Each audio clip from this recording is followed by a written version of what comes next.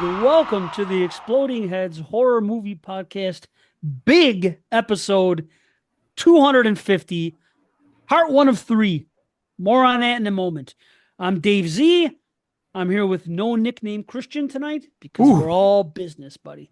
Yeah, no chainsaw Christian, nothing. It's just good old fashioned Christian. But I'm not that important because we've got two other guests, Dave. Yes, we do. Yes, it's really exciting because we do have one of our favorite people and one of our favorite podcasters, and little sis Carly is here. How are you? I'm good. How are you guys? I'm glad to finally be here. I feel like when this is all done, my life is gonna have no meaning left because I've been prepping for this. I was prepping for the 75 show for 22 shots, and that's done. There's no mention of 22 shots tonight. Yeah. There was a 22 shots free episode. I already screwed it up. Yeah. We have to start over. Yeah. I'm kidding. I'm kidding. That's a good segue. That's a good segue. That's okay because we're going to talk about JP in a minute. So you can't say JP without 22 shots. But before that, ladies and gentlemen, this has been a long time in the coming.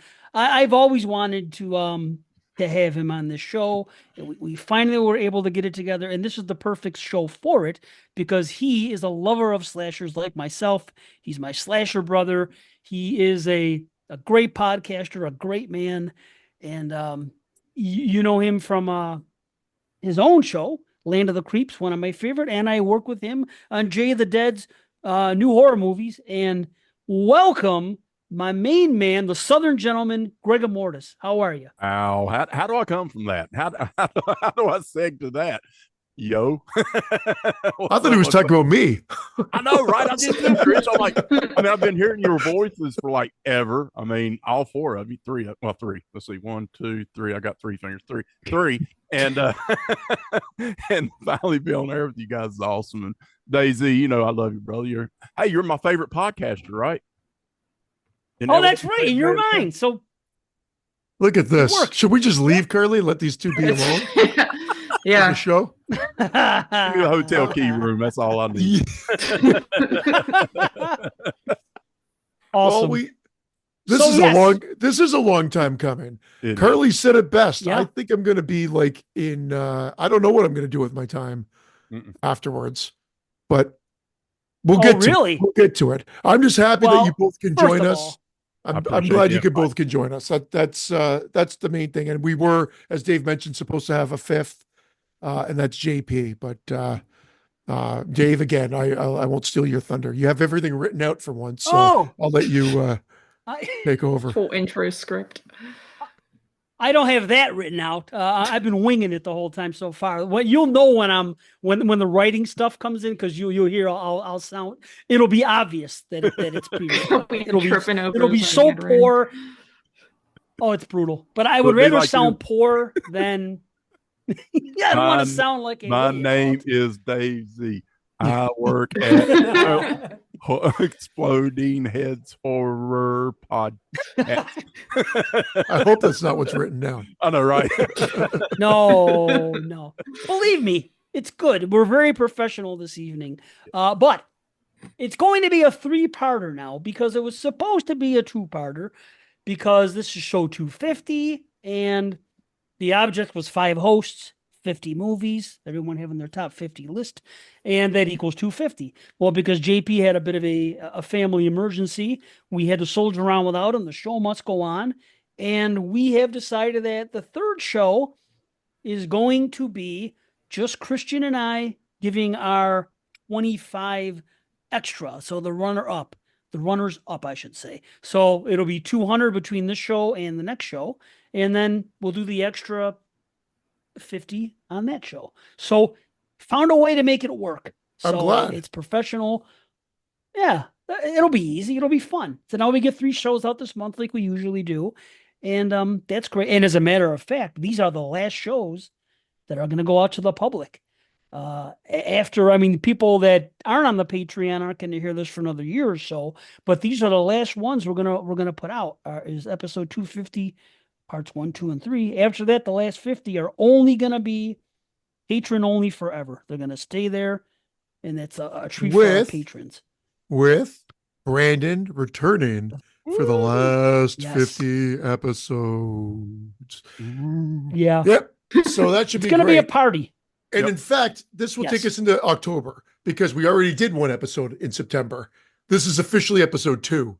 So this is episode 2 and 3 of September and our first one of October. So even better. So we can ease Brandon back into it. He doesn't have to come out of the gates right away. He can come out after Canadian Thanksgiving, which is at the beginning of October, like it should be, everybody.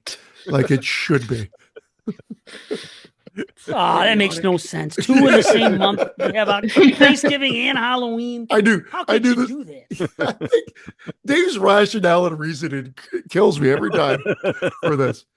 Well, it's a good point. What do you do in November? Like, you just sit there in November. Right. You at least have like anticipate Christmas. Well, yeah, but you can eat like a nice dinner while anticipating the Christmas if you were American. Yeah. Well. No. Yeah, like in the States, it doesn't feel like Christmas.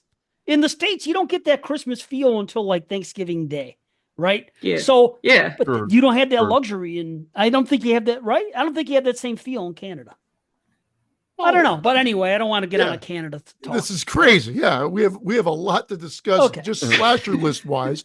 But are we going to do the rules again, Dave? What are we? Yeah, again, scripty. What are we doing?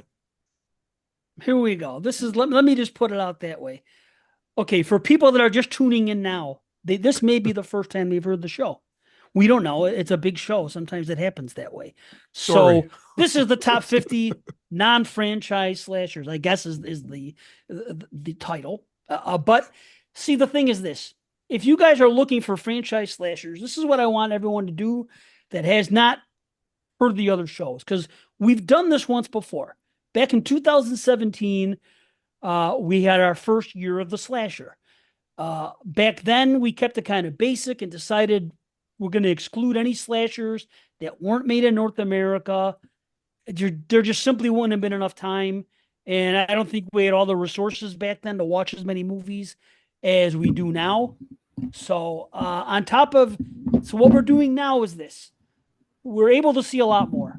And so this is what we've done. On top of adding foreign slashers, we also decided to exclude any slasher that are a part of a franchise.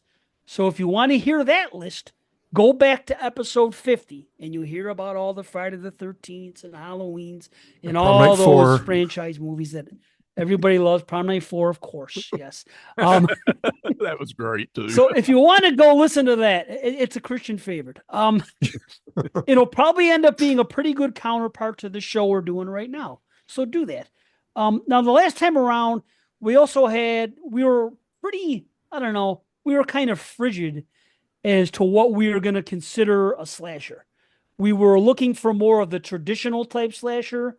And I think this time we're a little bit more, I don't want to necessarily say it's like fast and loose, but expanding the horizons a little bit for movies that clearly fit under the slasher umbrella. They really can't go anywhere else.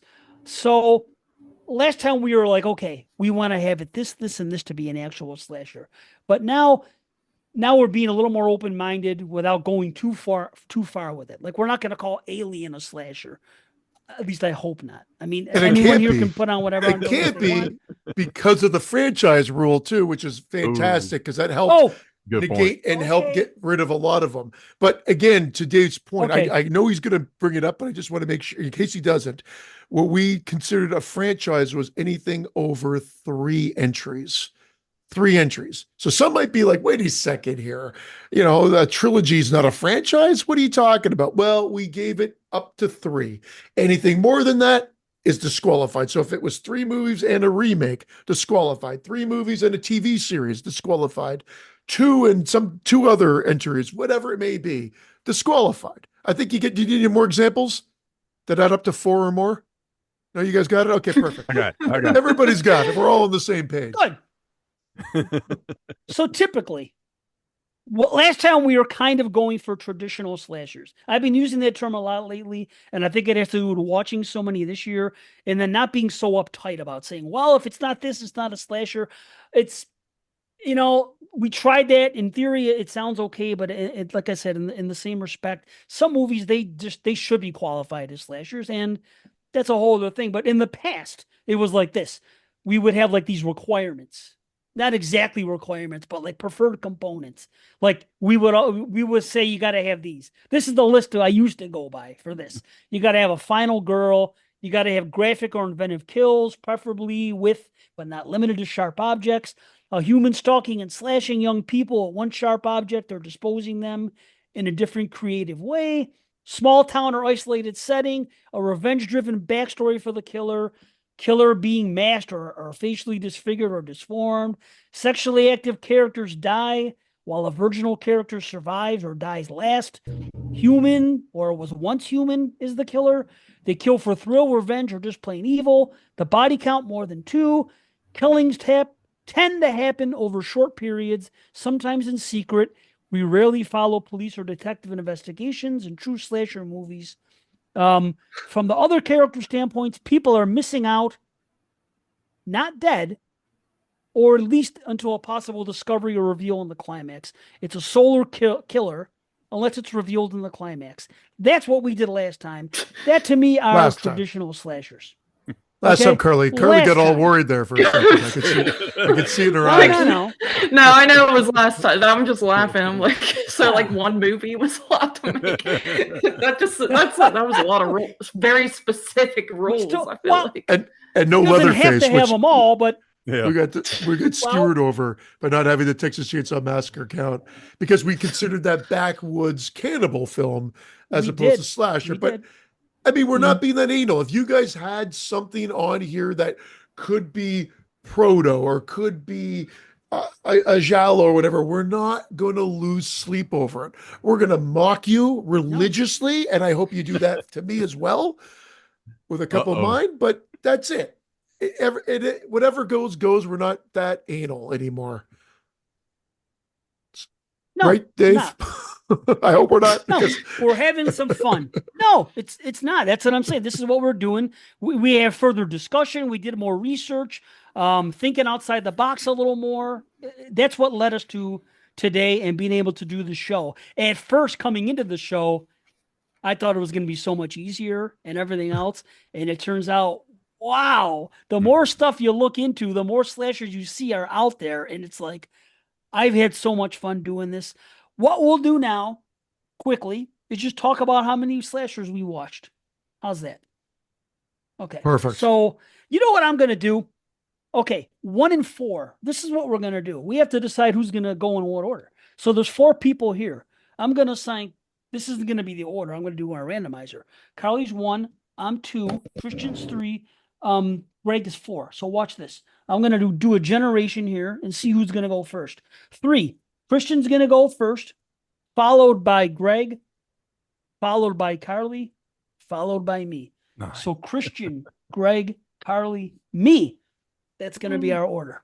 Woohoo. So, all right. Sounds Christian, good. What do you want to say here? I didn't. How many slashers have you watched? I didn't hit the goal, which was 250. I would have hit the goal, but we decided to do a major life change event here and put our house up for sale and move, and it derailed the last week and a half of stuff. And I also went away for the weekend, so there was some personal stuff too that got in the way. So I watched slashers on the weekend. Unfortunately, they don't count because they're both Friday the 13th movies with a couple of friends up at a cottage. So I couldn't get them to watch some of the ones that I needed to cross off my list. So I wanted to hit 250 for obvious reasons. Episode 250, I ended up with 235.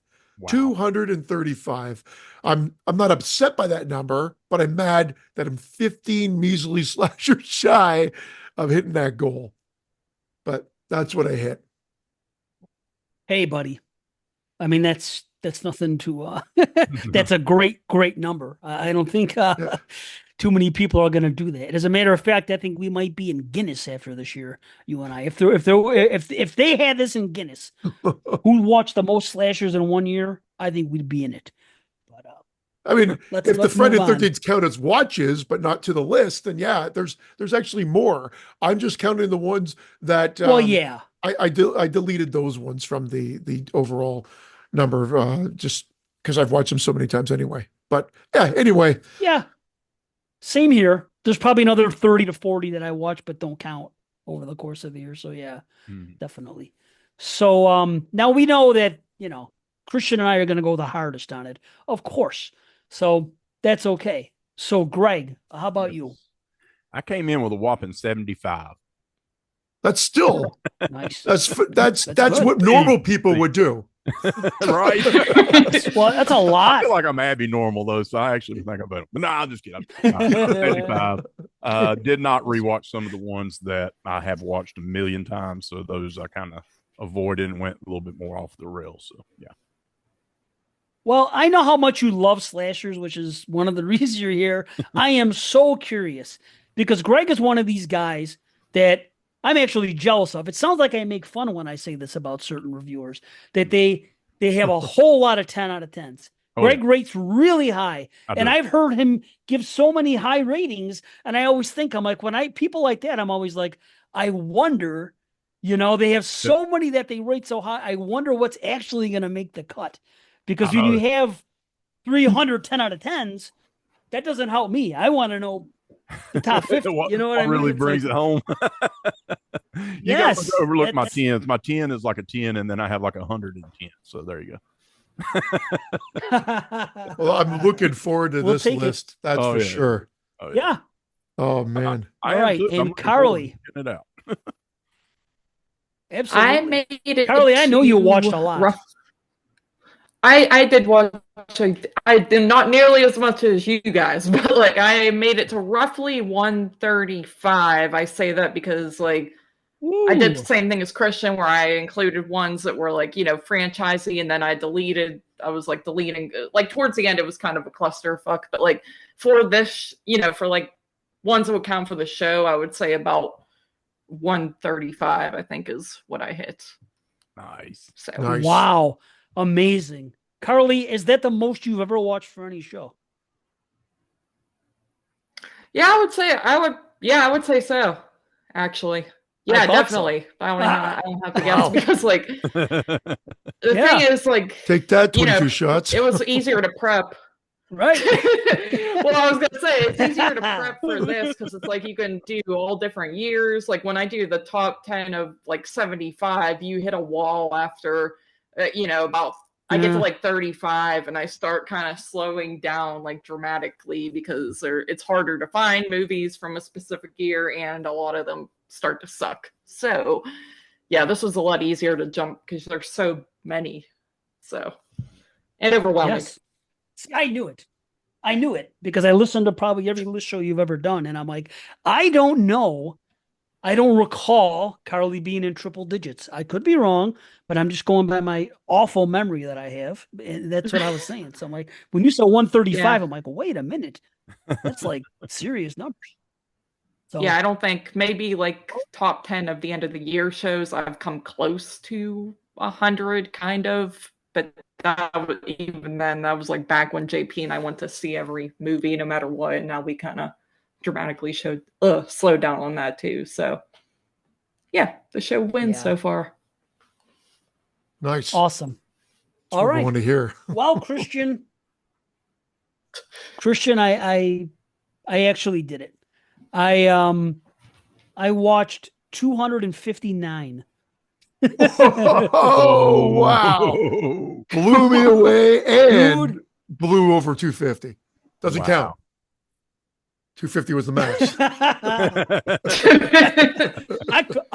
I couldn't stop. See, I do so much research, and I got towards the end, like Christian was leading me the whole time. Then all of a sudden, the last 3 weeks, I just went buck wild because I was kind of getting in panic mode, knowing the show was coming. Like, I don't want to miss a slasher. Like if there's a chance at making a list, I'm like, I'm seeking out everything I can. I'm going through lists everywhere on Letterboxd, on IMDb. I'm reading articles. I'm getting books. I'm doing everything I could do to not miss something that could potentially make the list. Now, of course, I'm not watching ones that I rated below a 5 in the past because I know, and I'm just doing the game that I usually do where I'm going to watch a movie based on what I see, what the rating is, what people are saying. And so I'm not watching everything, but if I think it is, as a chance to be on the list, I'm going to watch it. So I just went crazy. And I got to say, I probably watched about at least 30 that the only way I could watch them is on Plex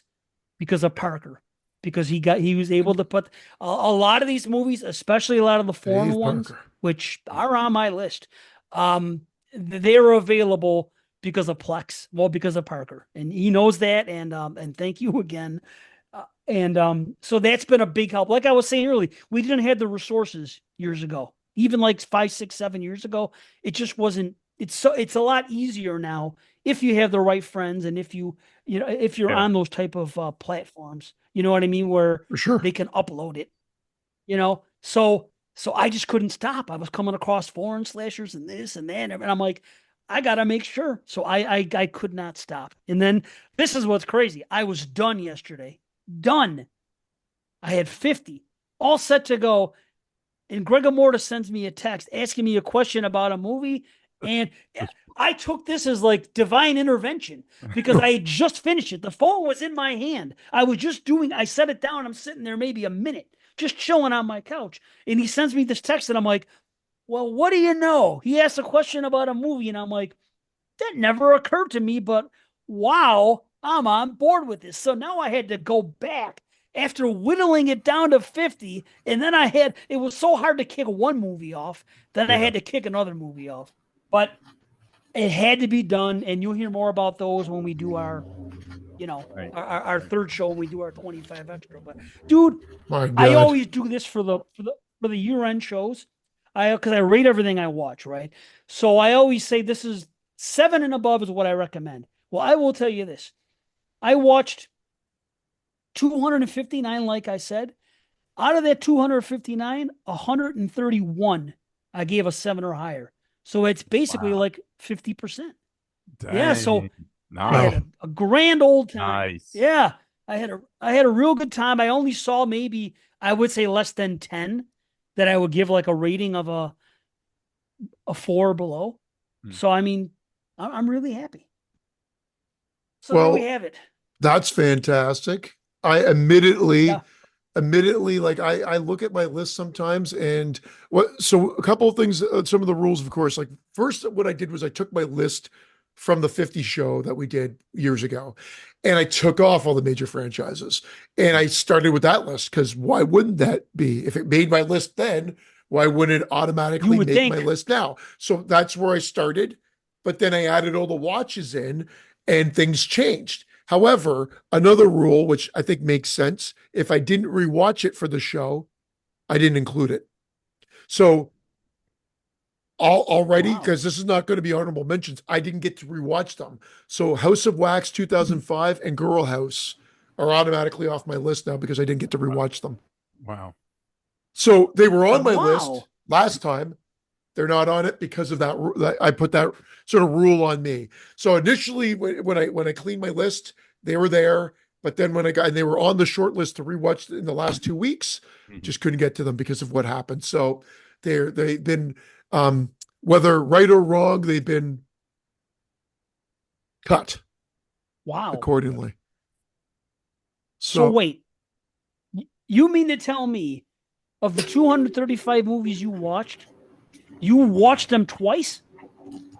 No. I'm talking about these were ones that were on my list from the last time. I didn't watch them for this show this time. Those particular two. I was saving them because they were on my list and I was going to rewatch them, and then everything got derailed. So then I'm like, well, I can't put them on my list because I didn't watch them for the show. So they're off. Wow. So this guy was literally watching friggin' Tubi turds from 2024 and 2023 and not watching House of Wax and Girl House. Yeah. I watched the COVID killer and the Omicron killer. Yeah. I watched Tubi turds left, right, and center. Are you proud? Okay. Yeah. and I'm gonna make fun of him. Even watch this. I mean, come on. This is a turd. The prey.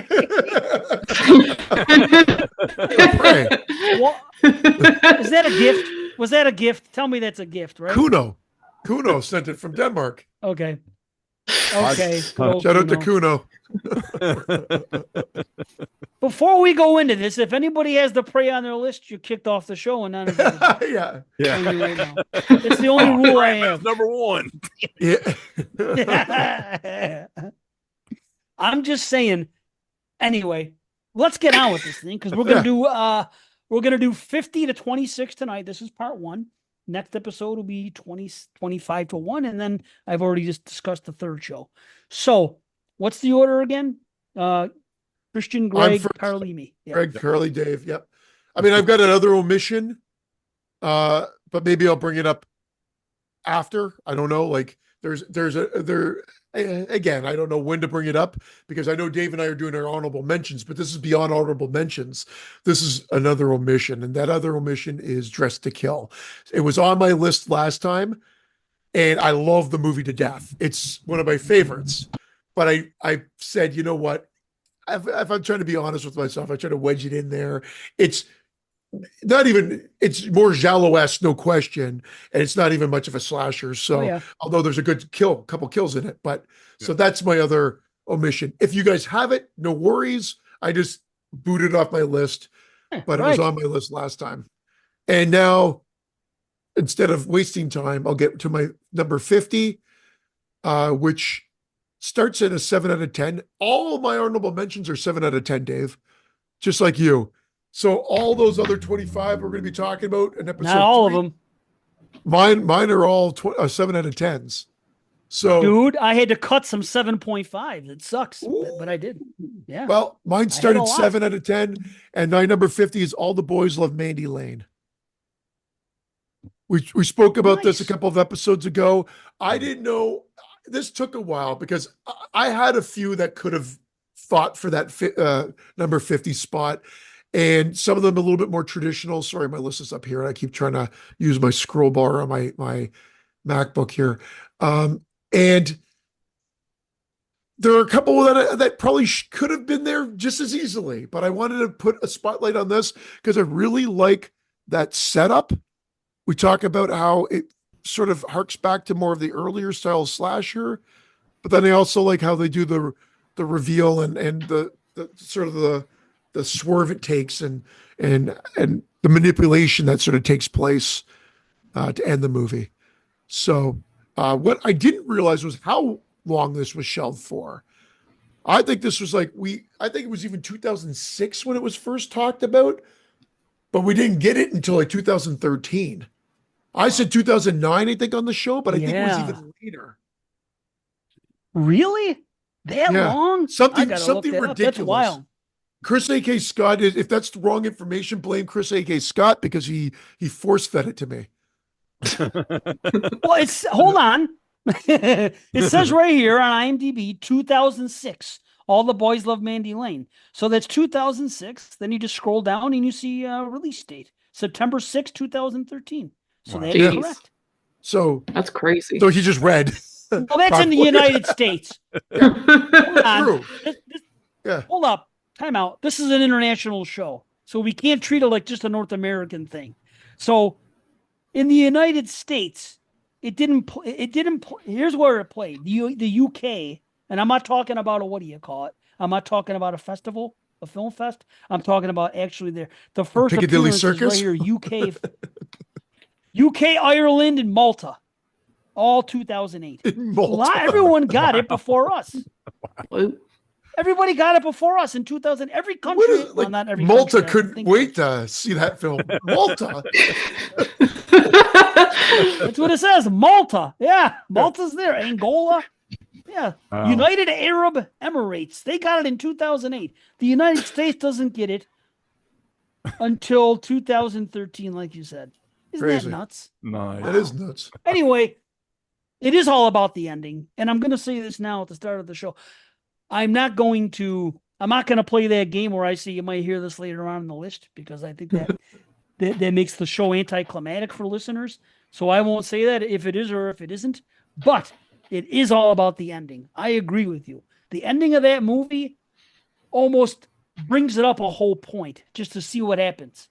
And just how all the characters in the movie basically kind of, their opinions on Mandy Lane herself and how they were. I don't want to get into it because it goes into spoiler territory, but yeah, and we've talked about it on the show, and I usually don't like to be too repetitious, and I want to keep the show moving because we all have 25 to get through tonight. So yeah, but yeah, that's my number 50, and that was a tough one because I kicked off some other contenders of movies that I've kind of even raved about, possibly even more so, which is interesting. But when it all said and done, I'm like, this is what I want to represent on the list.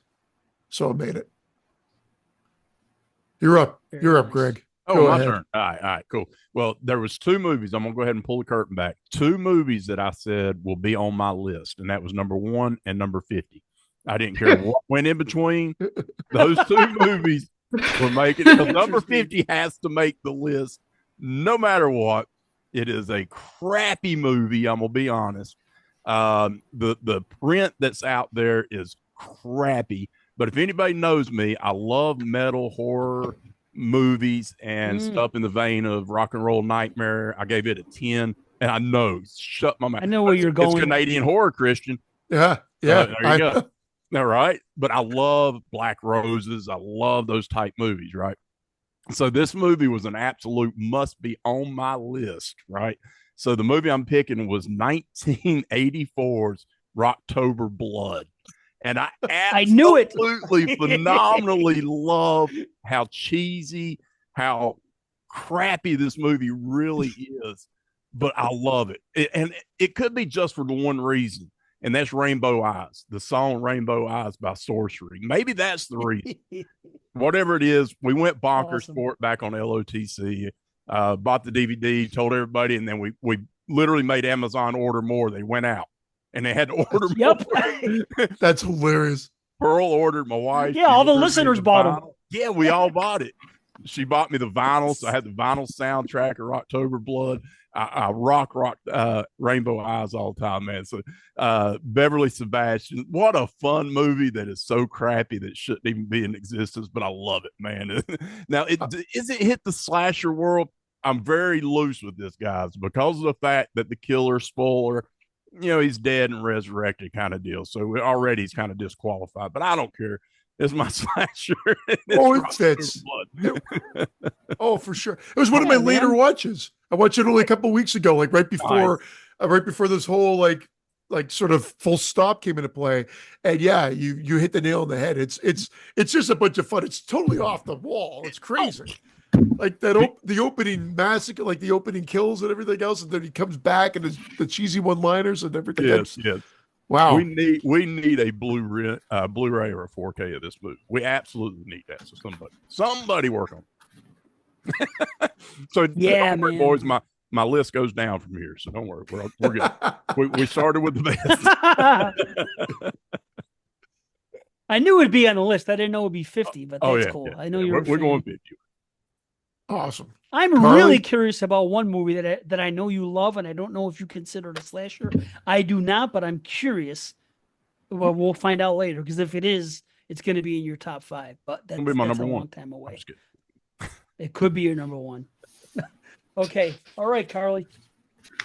All right. Well, I don't even know what that movie is that he just said. So that's a great way to start out.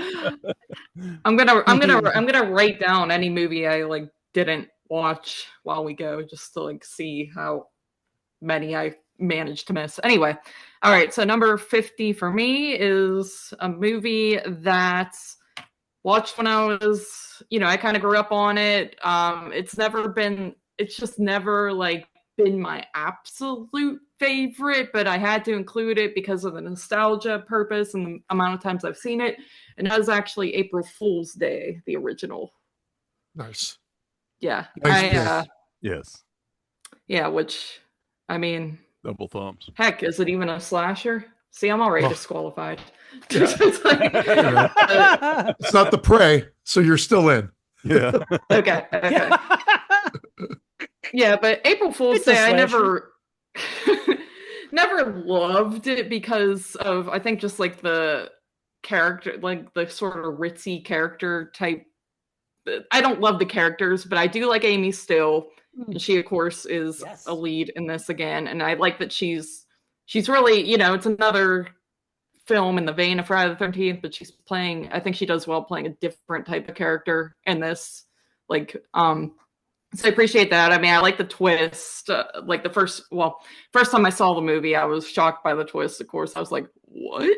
And now you hear the title and it's like, yeah, it's probably obvious that they were going to pull something like that maybe. But anyway, I like it. I mean, I think I gave it a 7 out of 10. I wrote down all my stuff on a piece of paper here, transferred Old from school. my phone. Yeah, I thought it would. I don't know. I thought for some reason I thought it would make it easier for me, which it didn't. I actually screwed up the numbers halfway through and had to like write over them. Anyway, but I give it a 7. I don't know if we're gonna rate these, but so 7 and ups is where I come in starting on my list. Yeah, if you want to rate them, we didn't. Yeah. Okay. Okay. It's not a big deal. They're on the list. Mm-hmm. No. Yeah. Right. They're on the list. Right. All right. Cool. So let's see. We've had a 2000 and 280s. Okay. So now here we go. Oh, don't start this, Dave. Oh my God. Here we go. Here we go. Don't start this. Don't let me. Just yell at me if I say it again. All right. Will. So number 50. This is from 2005, and it is from Thailand. And it is a movie with a very boring name of Scared. Yes, Scared. This is a movie about students. They're on a field trip in the woods, and they're left stranded when their bus falls through a bridge. And actually, half of the people die when the bus falls through the bridge. It's almost a little bit like a Final Destination type opening scene. Not as grandiose or anything, but that's just the comparison I can make. There's a couple of things that happen. And speaking of Final Destination, there are those type of kills in this movie. Not all of them, but after the bus crashes, they make their way through the woods and kills begin Final Destination style. So it's supernatural kills. We see a nice impalement. Something flies off, goes through the the guy's chest and everything else. And the first few deaths were the most gory, but either way, they remain entertaining right throughout it. And after the Final Destination stuff happens, we actually get a human doing the killing as well. So they kind of allude that this is like cursed ground, and they have like a place where you're supposed to put like offerings and stuff. There was like candles and some other like witchy type stuff on the outside of it. And the kids just kind of blow it off. So that's like one thing that maybe could have led to what happened. So you're thinking about that as the movie goes on, but it doesn't end that way. It's kind of interesting. But like I said, we get the human doing it, and we get a nice car window beheading, a clever phone booth kill. 2 deaths at once. 2 people are being killed at once in 2 different rooms. Nice. And it's really cool. It's really emotional, this one kill. Then a thing happens that's kind of insulting to me because of the emotion that I saw in that scene, and they kind of like pull up the rug a little bit after that.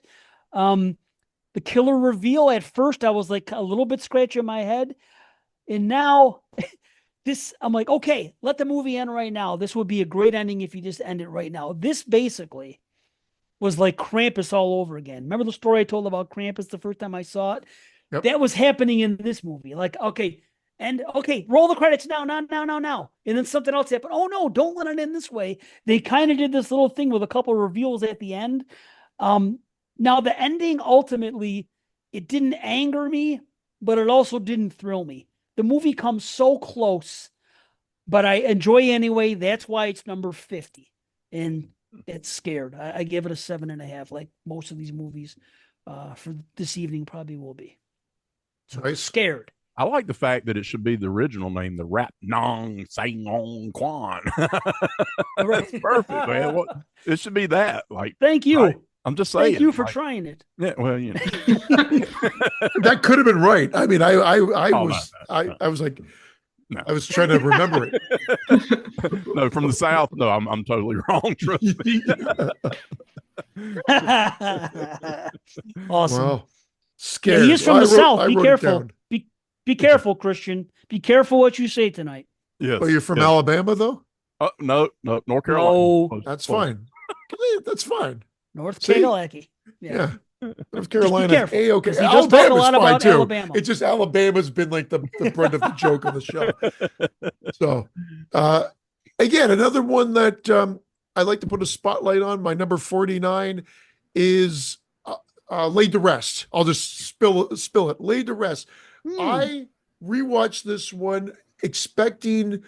I remember kind of liking it. And then we watched Chrome Skull, and I think we talked about these on the show years ago with Brandon and whatnot. And Brandon says Chrome Skull makes Laid to Rest a better movie. Well, actually, this time I really loved Laid to Rest, or really enjoyed Laid to Rest. It's my 49, and it's gory and it's fast paced and fun. And then I put Chrome Skull on, and I thought it was off the wall, and it was just kind of dumb, and I actually didn't like it much at all. So I don't know what happened between those first watches and the second batch of watches, but Laid to Rest, I think doesn't get talked about enough, kind of been forgotten. And since we're getting on all these like super, the Terrifier series and whatnot, and those seem to be so super popular now, I feel like, go back and rewatch Laid to Rest. It's a really good example of a low budget, super gory slasher. Oh, absolutely. Another modern one too. Yeah. Or modern. Yeah, good modern. Yeah, absolutely. Nice. That happened to me too, Christian. This time around, I watched it and I liked the first one, and I did not like Chrome Skull. And I think it was me, not Brandon, that said that. Because here's what I said: I had a problem with some things that happened in the plot. I thought there was like maybe some plot holes in part one, but then when I saw what they did in part two, explaining his backstory, that kind of like helped me understand part one more. That's what I said. I go, now the plot holes in part one make sense because of the way it's presented here. That's how this was possible. But going into it this time, I kind of had them like close to being equal. Same thing happened. I enjoyed the first one. In the second one, it was just dull. It just yeah. And that guy, David Austin Green, the guy from Beverly Hills, it just was like miscast. Brian Austin Green. Brian Austin Green. Just again, I'm nothing against the guy, but it did not work. It just seemed something didn't work with the sequel. But that first one, definitely worth a rewatch if you haven't watched it in a while. Heck yeah. Nice. Yep. All right, number 49 for me. I'm going to go to 2016, guys. I'm going 2016. And Mike Flanagan, I got to go to Hush. Really enjoyed this movie. The Katie Seagal, she plays a deaf character that just can't, she's stuck in her home, and we got a home invader. I mean, this does hit the home invasion more than slasher, but it does have some body kills and whatnot. And it's just really well told, man. We got the crossbow or whatever, man. This thing's got some wicked thoughts in it, man. I love the fact that there's a scene with her in a bathroom when the killer's behind her and she can't hear him. And, just those eerie, creepy moments, man, that I just thought they nailed it. And I love Mike Flanagan, huge fan of Mike, and Katie Seagal as well. So, yeah, Hush. Love that movie. Nice. Great pick. Nice. Yeah, I quite like fans. it. Katie's great in it. Actually, I didn't say this on my 50, but there were two that I ended up leaving off because I had them on the list. They were like legit in the top 50. And then I was doing this and that and the other thing, and I was like, just going through it. And I was like, you know what? I don't feel right having them here. They didn't feel slasher enough to me, even though I had them high in the list. And those two movies one ended up being Hush. I get why it was on my list. At the end of the day, I just didn't feel right having it there when I was thinking about the other movies. And there was another movie called Macabre. And I do have to recommend that movie too. Yeah. Yes. Very, very bloody and just mayhem, but just not enough for me to say it's a slasher. And I'm not trying to say that this list is all traditional, because it's not. I already had that spiel at the beginning. Yeah. But ultimately, that's what happened. But I mean, it's a great pick. I love it. Hush is great. Yeah, it does hit. Like I said, it hits more home invasion than it does hit. And that's that kind of that giallo slasher. You kind of in between. You're like, home invasion is kind of their own thing. But at the same time, I mean, it had enough kills in it for me that I was pleased with. But I totally get it. Trust me, I totally get it.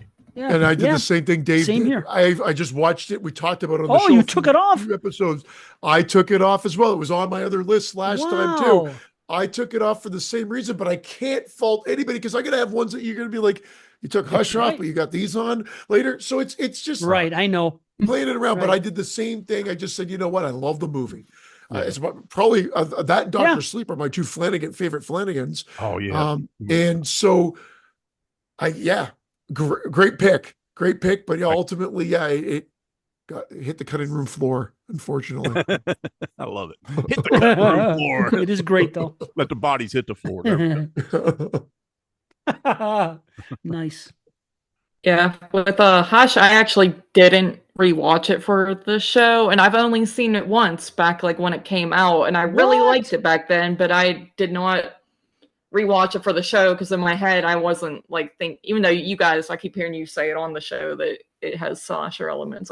In my head it just didn't feel like it would be a slasher, but now I feel like rewatching it again. So definitely a good pick. I mean, I think I really like that one. But well, there you go, Carly. You said you don't know what you're gonna do. Now you can watch Greg's 2 movies that he's already watched. All these keep watching slashers. Just watch Greg's entire list. Non-slasher movies. Imagine that. She has none. He has 50 picks. She has one. Imagine that. Oh god. Oh man. Over here. Oh, nice. All right. Number 49 for me is another one, which the common theme here will probably be a lot of nostalgic ones for me, unless they're like first time watches for this show. But this is another nostalgic one. It's not great, not the best acting, kind of cheesy, but one of the first movies I watched like growing up when I got into slashers. Those were pretty much the first films I got into when I was a kid, and my mom would let me rent them and stuff. But anyway, it's Shredder from, I think, 2000, 2001, something like that. But watching it back now, it's like super silly, pretty like over the top acting, just very cheesy lines and stuff like that. But again, it's very nostalgic for me. The kills always stood out to me. The girl, hanging from the ski lift and her body just like floating around like throughout the movie and stuff like that. That was always very memorable to me. And then the ending where the girl just gets shredded, if you will. Yes. Even though it looks pretty shitty now that I watch it, but and the snow, just the ski resort setting. I like stuff like that. Like it's a different pace, like with the snow and stuff like that. So yeah, Shredder. I think I would give that like a 7 as well. Nice. I like Shredder. Hey, Carly, do you have the Blu-ray? No, actually, I have a VHS copy of it that I've had since childhood. Oh wow. Yeah. Well, now you do. I don't know if you listened to my story a couple episodes ago, but I thought I didn't have Shredder. I didn't record it on my thing. And I saw it at one of these sales and I got excited. I'm like, I've been waiting for this movie to drop in price. And I ordered it and it came and I looked, and when I go to put it on a shelf, I already had a Shredder. So I got 2. So I'm sending it to you. This will go great next to my Shredder. Right. Next to my picture of Shredder from Teenage Mutant Ninja Turtles. I got a whole S section over here. But yeah, I'm sending you Shredder. That's awesome. All right. Oh, thanks. Cool. Yeah, sure. Yeah, I'm glad I found a great use for it. I was going to give it away on a contest or something, but I'd rather give it to you. Sorry, listeners, but yes. Listeners will get other things. Don't worry, I got other things. Okay, so what was I going to say about Shredder? There was something, for me, it's one of my favorites, and it's not nostalgia at all. I didn't see it until maybe in the last 10 years. And I just liked it. And for me, it was like one of those really good post-Scream era, early 2000 movies. Mm-hmm. I prefer it to like a lot of other ones. It almost felt like it was a mixture. And there's a couple other movies like that. They feel like they're a mix of 80s and 90s slashers. They were made in like the 2000s. Yeah. And that's one of them. Yeah. Valentine's another one. But anyway, I don't want to start. Yeah, all those slasher. In my head, like you just said, Valentine, Terry Falls, Shredder, like all those types of movies, are very nostalgic, and they all seem, because I was watching 80s slashers, 90s, and 2000s growing up, because my mom would just show me slashers, and it didn't. So I never like even thought about like, oh, this one's clearly 20 years older than, you know, Halloween or something like that. It didn't occur to me back then. Really, it wasn't something I thought about. So no, not then.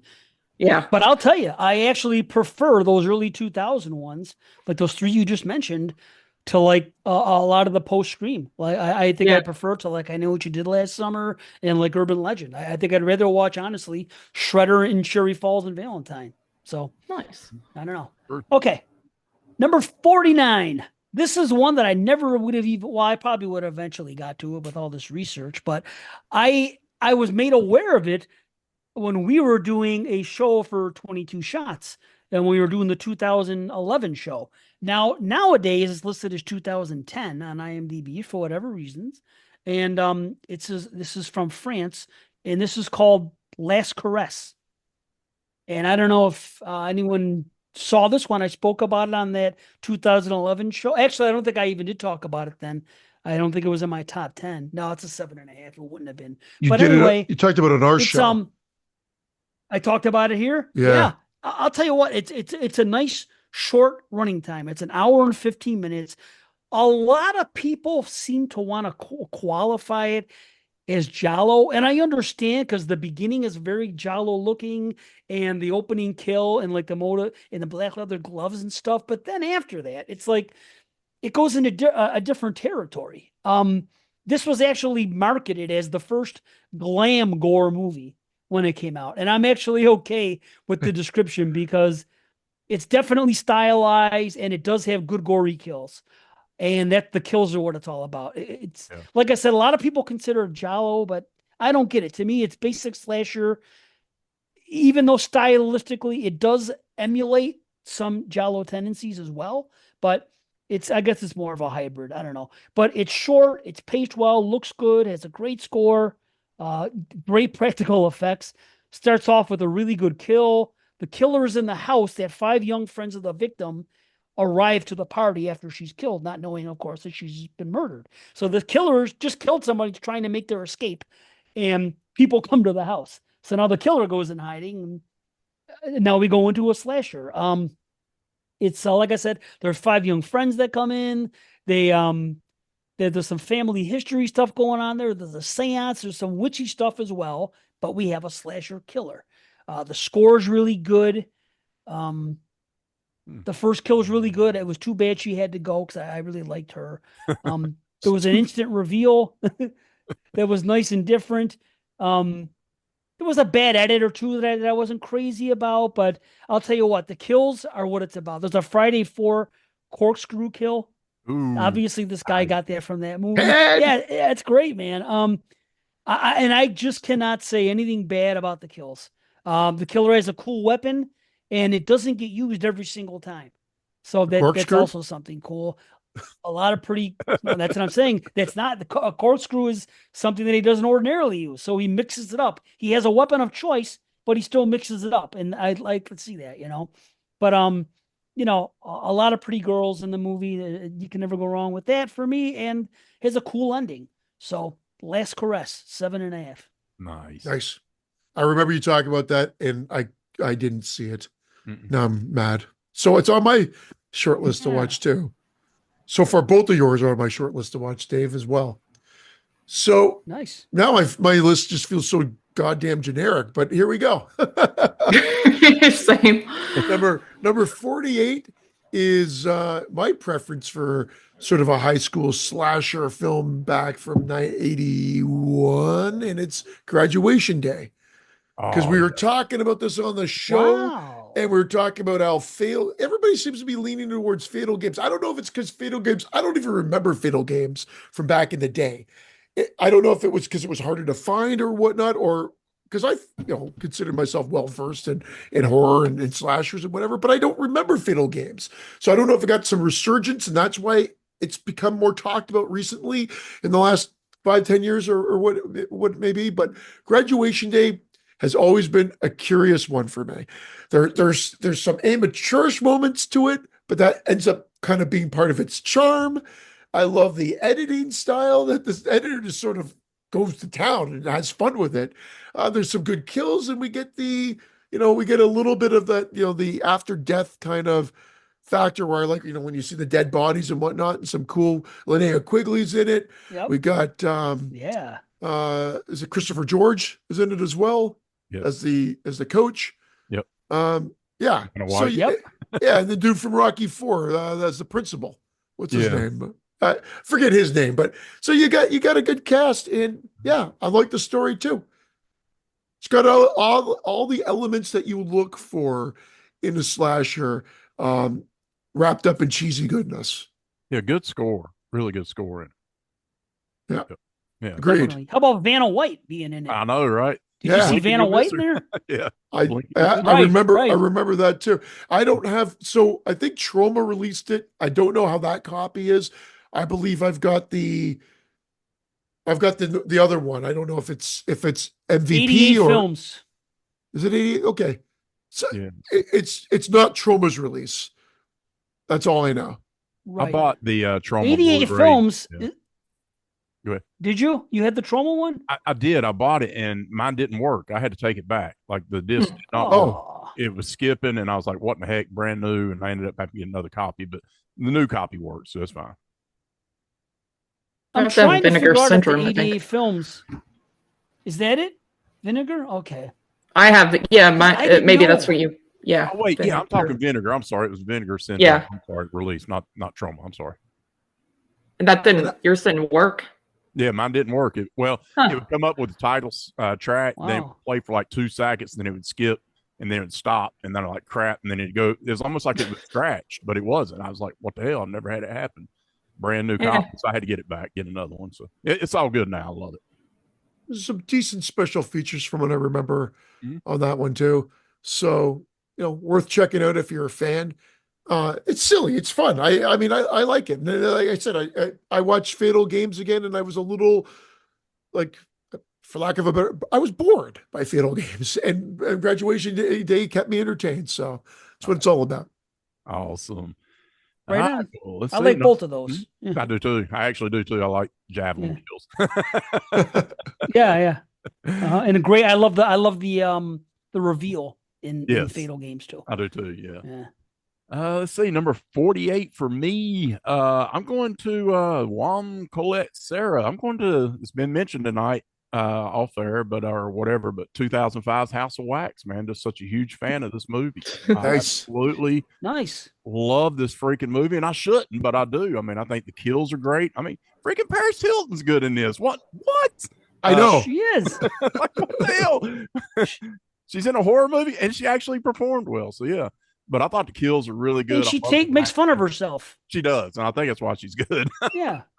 Make fun of yourself, you're golden. There you go. But no, I thought the kills were great. Score's good. Looks pretty. So it's just a movie that just looks good. I can't disagree. The only reason it's booted off was because of my stupid inability to rewatch it. Bummer. Damn it. I put it on there for you, so no worries. Perfect. That was for you, Christian. That's my nice gift. to hear us get props. Yeah, I love it. Yeah, I'm a huge fan. That one when they peeling the face off, the one that's already there, that scene is great. They already started on it, and that's done so well. And the freaking wax melting, the whole building towards the end, the climax. It's a little wild, but it's fun to see. Yeah, right. I mean, they're running up the steps and the wax is melting. But it's fun. It's fun. I mean, it doesn't look too cheap. Yeah. I like it. Yeah. All right. It's hot. It's hot. Sorry, it's cheesy. I know. No worries. Okay, number 48 for me is a sequel, and that is Urban Legends: The Final Cut. Nice. Beautiful. Yes. I'm so glad someone has this on their list, because I would have loved to put it on my list, but I won't talk about it since it's your pick.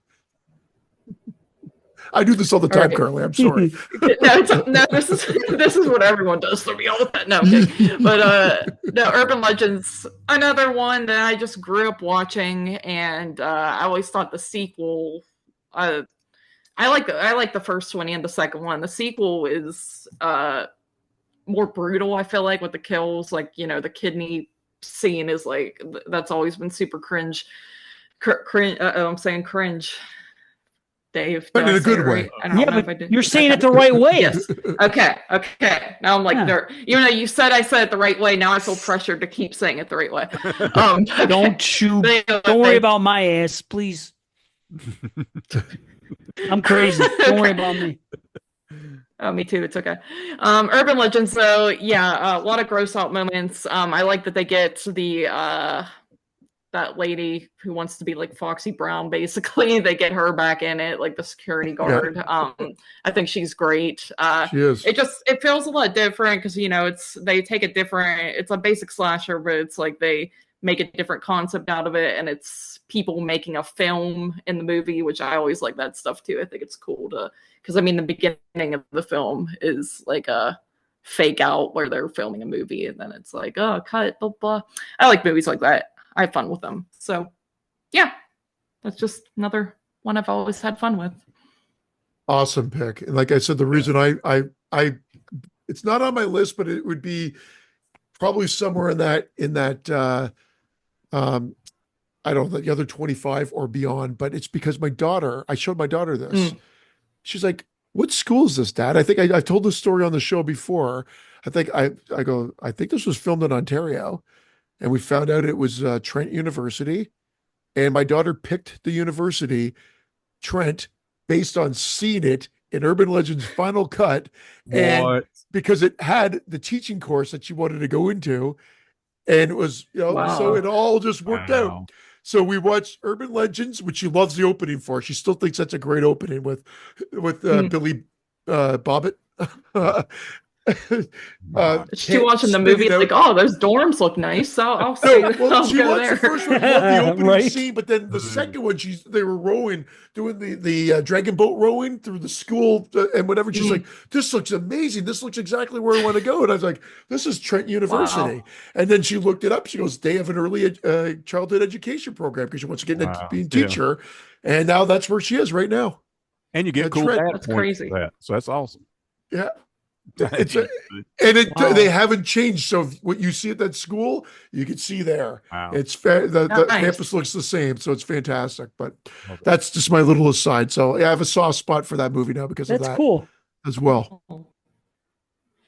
You know, I think I prefer to the original. To be honest with you, I'm not a huge fan of the original. Is one of those movies. I don't know if you guys had these movies, but certain times I watch a movie and just every time I watch it. It just gets worse and worse. I just enjoy it less and less, and I notice more about it that I don't like.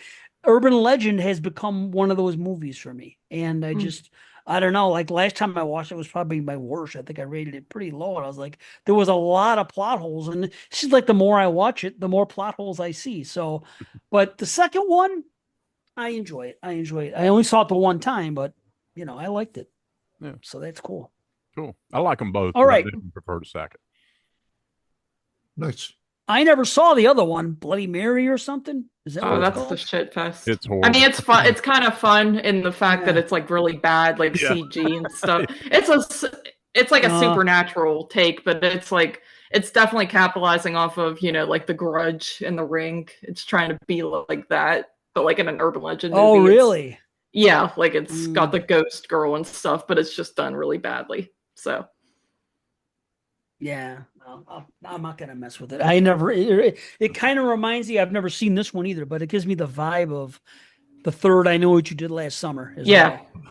Yes, exactly. And they both came out like in later 2000s. Like it's so weird. Bad. Both direct to video, I believe, at the time too, if I'm not mistaken. Direct to the trash can. Yeah, I remember that. Let's go back to the 80s. A tough watch. Yeah. Sorry. Oh, we're back to the 80s now. We're back to the 80s. Yeah.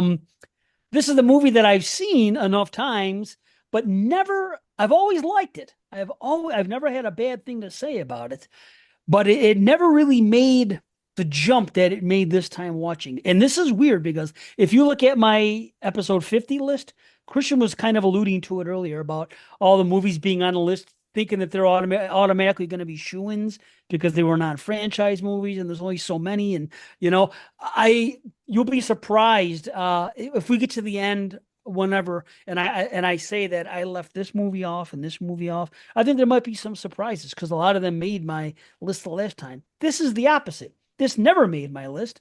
Seen it enough times, and it finally went up like a full point for me. It just everything hit, and I really enjoyed it. And this is the Funhouse.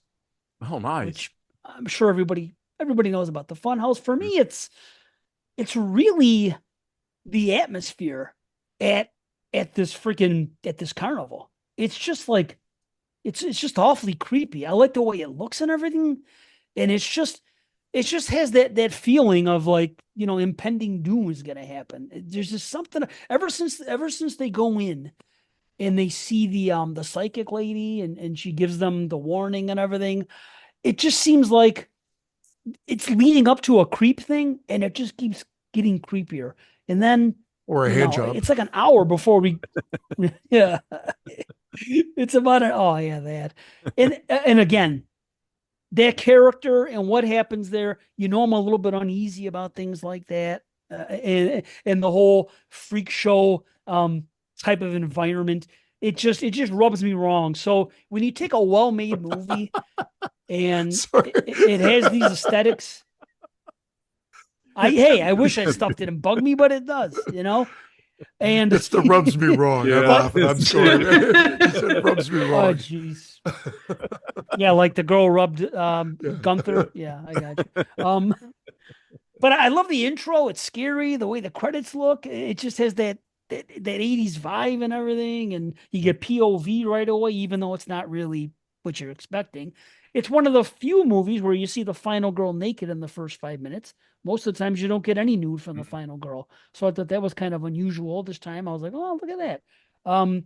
But it takes an hour setup, but it's good.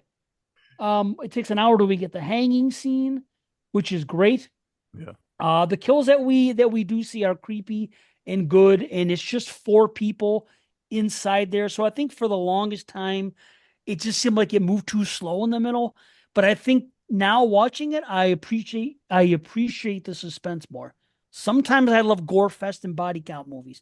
More often than not, I do, and a lot of movies on my list are going to be gory. But this is one that it's a lot about the atmosphere, and it's a lot about the killer. And I will say this, when she's all alone in the funhouse, and when we get to the climax, it's legit one of my favorite final chase sequences. It just creeps me out. Just knowing that she's alone with someone that looks that way and everything else has happened. I could just put myself in that position, and it's just terrifying to me. So all that stuff really works. And even the creepy ending at the very end with the freaking, and I don't know why they have a fat lady at I never understood the whole fat lady at the circus thing, but that thing that breaks that, and she's laughing and then it slows down. Man, what a creepy cherry on top to imagine surviving something like that, and then you get out and then you see that happening. I don't know. It just freaks me out, you know.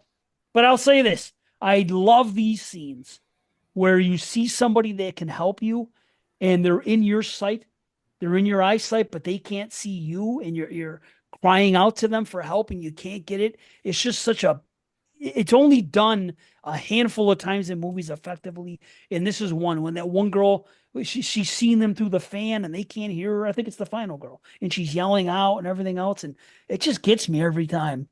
But yeah, the Funhouse, it finally hit on all cylinders. I may even buy the 4K. It's on 4K now, isn't it? Yeah, for sure. I want to say Scream put it out this year. Yeah, the Tope. They did, because I have the Blu-ray, and I'm like, do I upgrade or not? And I, you know what? I don't feel like I need to. We'll see, but so I know it's out. Like the colors. It's colorful enough with the Funhouse stuff going on and everything. It seems like a 4K. It would, you know, it would be a good choice to buy. But anyway, there you go. That's my 48. Nice. Well, moving right on to my generic number 47. Well, it's not actually that generic, because it's generic as in it's a well-known slasher, but I've always kind of come down hard on it, and I've just enjoyed it more and more for the same reason I like Graduation Day. It's cheesy, and that movie is The Mutilator. So once again, we've got Fall Break. We've got a wicked song that brings us in. We've got a really stupid setup. I'm being hard on it, but it's a silly setup. And then the dad goes from coming home from work to crazy within 2 minutes. And then he's crazy for the rest of his life. I don't even know, like, does he loves his wife with his friends and he's drinking, but the second these guys come home, he's on a killing spree. I mean, I don't get the movie, but it's got hide and seek in a brightly lit room.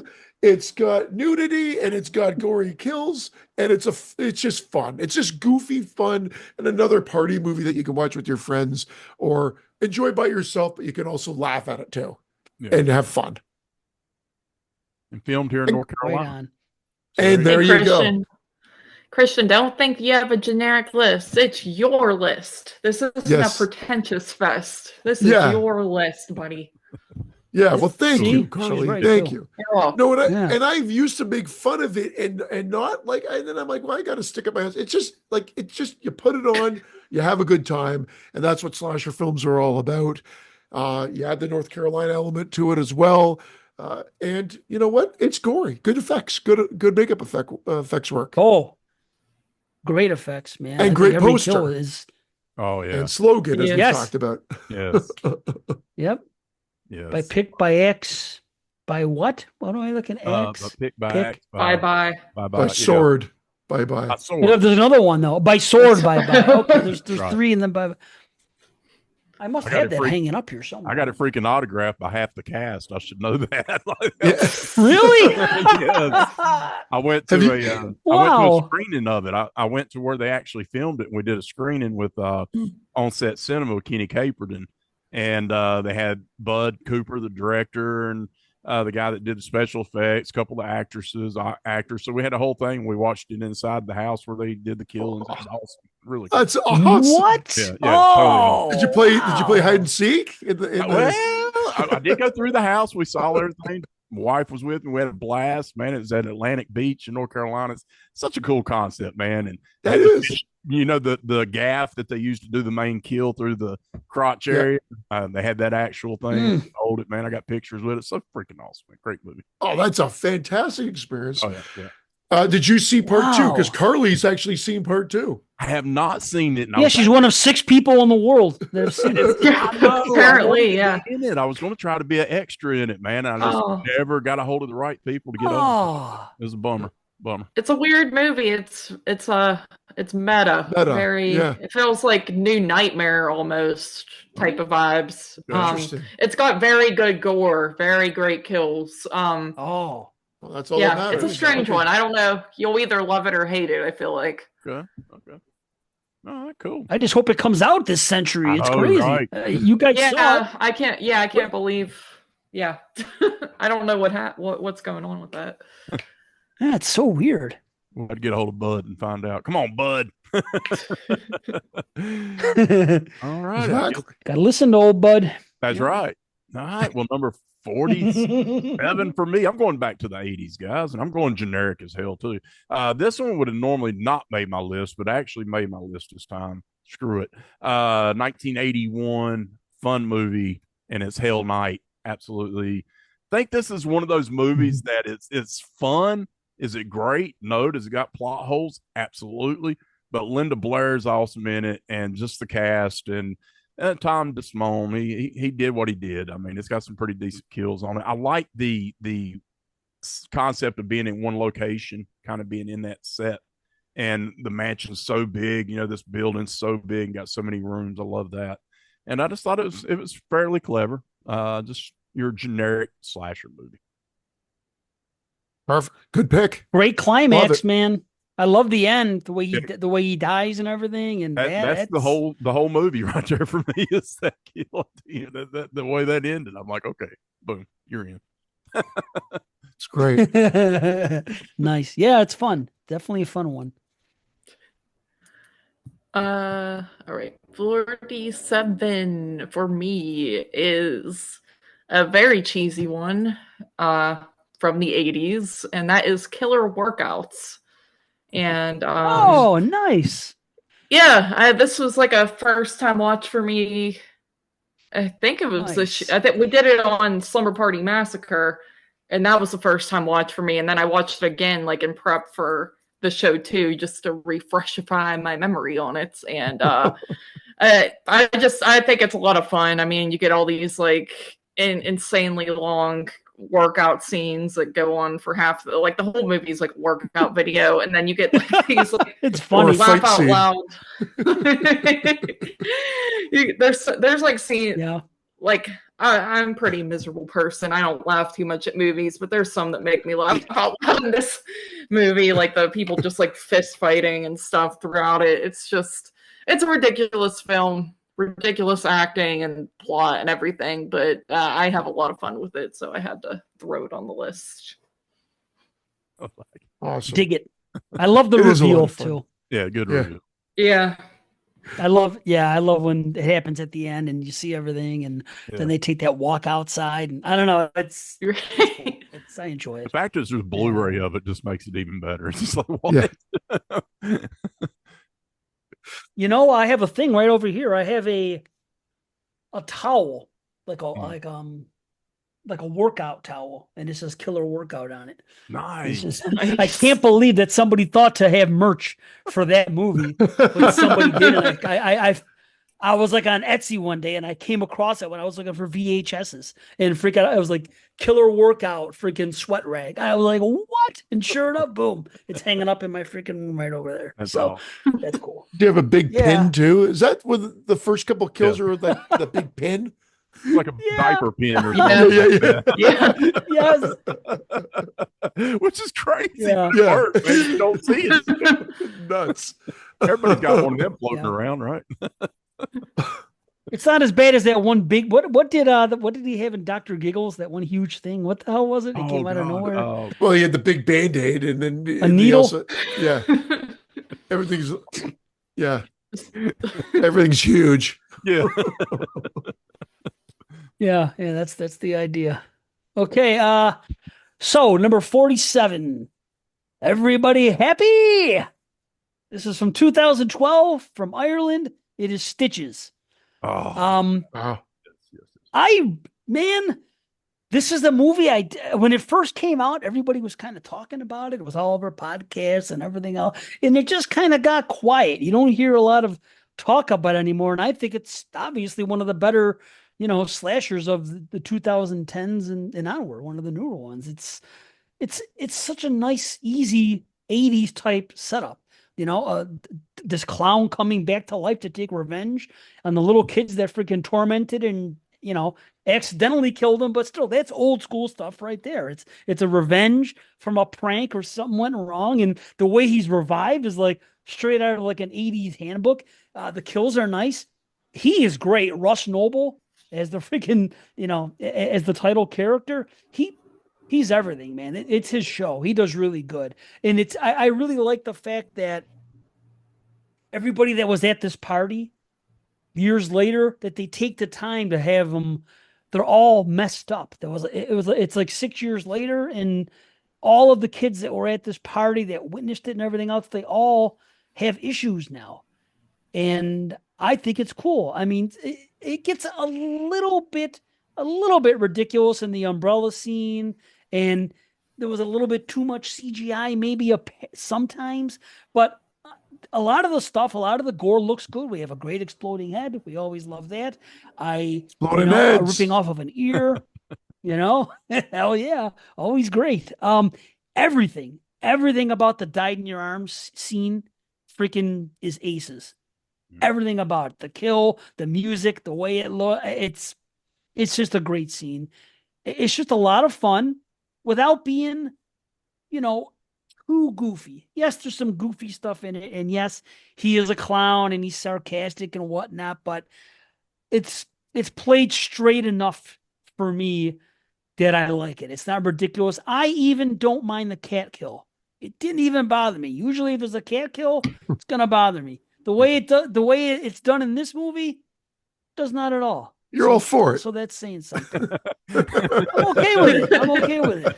It's not as great as the one in Benny Loves You, which is the best, great kills in there. The dog and then the cat are funny, but but it's good. And the thing about Stitches, it just looks so good. Jamie, it looks beautiful. She always talks about how beautiful it looks. And it's such a nice looking movie with the colors and everything else, the cinematography. It's a well-made movie. And it's a lot of fun. So there you go, Stitches. Nice. No, I've watched it. I didn't watch it for this show. So another one to add to my post-slasher show list. Could be a lot, I think.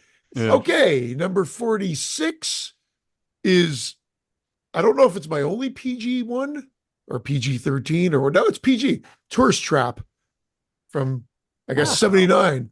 Yeah. You know what? We've done it on the show, Dave. We've talked about it a couple times, I think, on the show. This is about atmosphere. It's about those creepy ass fucking mannequins. It's about that soundtrack, and all that stuff. That is what gets under your skin. The supernatural element to it is bizarre, but it works. I don't think anybody's surprised by the reveal of the killer, but just sort of how we get there is what it's all about. And this is one that I think I found a little slow and not so engaging when I was younger, but I've really been drawn to over the last 10, 15 years. And I bought the Blu-ray, which is uncut, but I really don't know what the difference is. I really should read up on what it actually. It's probably not. It's probably not. There's like a huge controversy about this, actually. Okay. Well, Tubi seems to have both.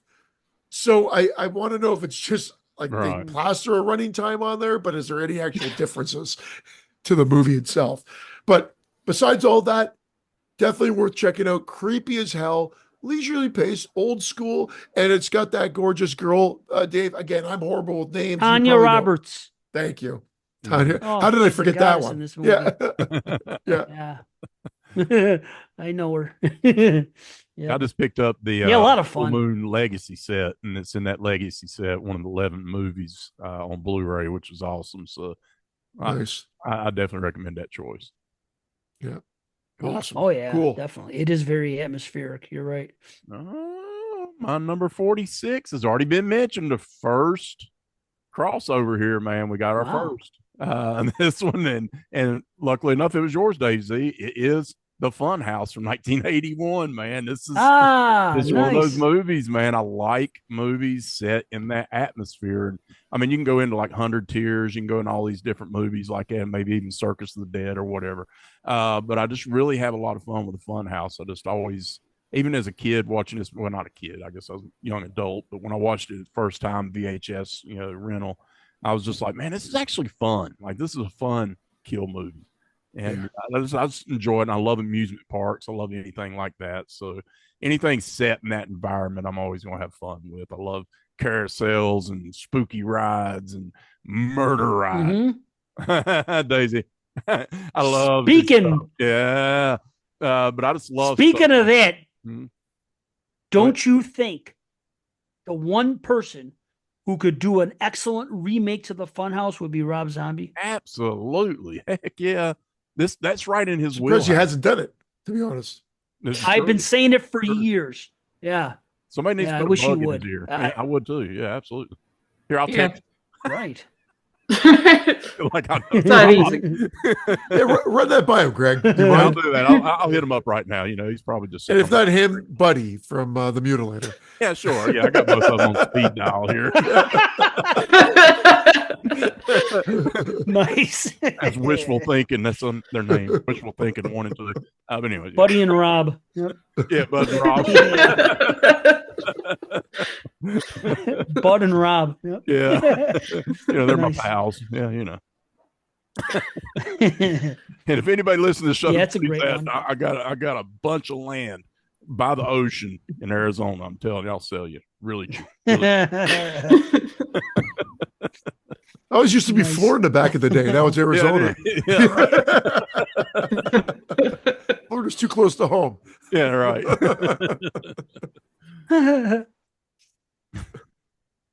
Nice. All right. Where we have 46, right? Yes. 6. Yes. Yeah. Yep. Yes. All right. 46 for me is Final Exam. You're off the show. Oh, nice. Wow. Hey, Final Exam and what was your last one? Freaking Killer Workout and Shredder. Yeah. All of those were in my freaking my 40 to 50 on episode 50. So we are in the same ballpark here. This is great. Oh, see, there we go. Yeah, good. Unlike some good people old Carly. Yeah, but no, Final Exam. It's another one. It's not like a great movie, but it's a standalone movie. I've come to have fun with it. I only saw it for the first time a few years ago, and I've watched it a few times since, and it grows on me more and more. And I just like, first of all, they have like that fake school shooting, which is just like hilarious in a messed up way to watch now. Yeah. Like to see that, like it's like that's not funny at all. But they're just laughing about it afterwards, right? The coaches and shit. Just like, it's college pranks. Yeah, nowadays, fucking they'd be expelled probably. Yeah. And I like the killer. It's like so random and stupid. And he's just like this guy. He's not wearing a mask or anything. But to me, that actually, he's like creepy to me. What'd you say? It's just you're right. I was just adding to what you said. It's so random. It's like in jeans. Yeah. Like, I guess I'll kill this weekend. He's just like a casual, casual fella, and I think just it's like Slumber Party. Yeah. And it's scary. Same thing. It's like he's like, I don't give a crap. I'm not wearing a mask. I'm just Joe down the street going around killing people. So it's fun. Right. Yeah. And it was filmed in North Carolina. Yes. So we got another North Carolina. Yes. Really? Look at this. I knew that. Damn. Yeah. I did not. NC with 2. Wow. I did know. How about Radish? You gotta like Radish, right? Radish. I don't. What's that? Who? Radish. She's the character in freaking Final Exam. That kid. I didn't know who she was. I don't know people's names. Sure, I like her. I love radishes. Sure. I thought he was Radish. Yeah. He's like a highlight of the movie. He was like radishes are big in North Carolina. I got who you talk about now. It took me till you said that. He's in the movie. Oh, okay, I got you. Yeah, good old Radish. Okay. So, Christian, your daughter didn't want to go to this campus? No, this one didn't win her over. I didn't show her this one. This is one of those ones that when I watched it on VHS back in the day, I'm like, I just got fucking duped. Like, what was that I just watched? Like, that was my first experience back when I watched it on VHS. And now I've given it a couple of chances. I watched it for the Slasher show, and I think I came down on it then. And I've rewatched it. And the last time I watched it for this show, I did rewatch it for this show. I didn't mind it. But it's like one of those it grows on you. That one, Sorority House Massacre, and a couple of other ones are on the bottom rung of slasher for me, and I just can't. I think I've just permanently stored them there, and I can't seem to, no matter how many watches, say, yeah, this is good. I've enjoyed it this time or whatever. I've liked them a bit better than in the past, but they're still not my favorites. But that's okay. This is what this show is about, because I'll be the asshole that voices that, and you'll be the one that has Final Exam, and everybody's like, yeah, Curly had the best list. And I'm like, fuck you, listeners. Poor listeners. Was the asshole. They usually did. Well, hold on. First of all, this guy, he usually wins the freaking vote for who had the best list. It's Christian. Sure. So now he's effing the listeners, but usually he's supporting them. You hear this guy? Reverse psychology I'm using here. They do that on American Idol. Oh, wait, never mind. I don't watch that. Never mind. Yeah. Oh, man. Awesome. All right. Number 46. This one comes from Austria, 2006, and it is called Dead in 3 Days. I really had a lot of fun with it. It's kind of like mixing Prom Night and I Know What You Did Last Summer and One Missed Call, which sounds strange, but those are the movies I was thinking of as I'm watching the movie. there's definitely some obvious inspirations in the movie that you'll see when you watch it. It's not the most original thing, but it all comes together nicely. It's really cool. It's basically there is a suicide in the beginning of the movie. We don't know why. It's like a cold open, something like that. And then we find that was like, it was one of those cold opens, and it says, okay, this is 4 days earlier we're going to go to, and they're going to show us how it got to that. And then it's people are graduating, and it's really weird because I guess maybe in Austria, the day they take their final exams is the day they graduate, or it's just a movie thing because it's a movie, whatever. But they all finish their exams. Everybody runs out. Oh, school's out forever, the whole nine.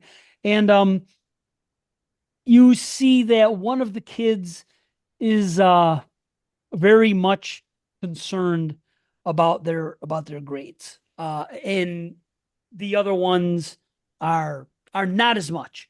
And there's something up with this. They kind of make it look like something is going on with this girl, and then another girl says something about they want to get away from some freak that was looking, just some kid, you know what I mean? But they how can I tell you this the right way? I don't want to give anything away. I'll just say this, that something goes wrong and they get a text and it just says dead in 3 days.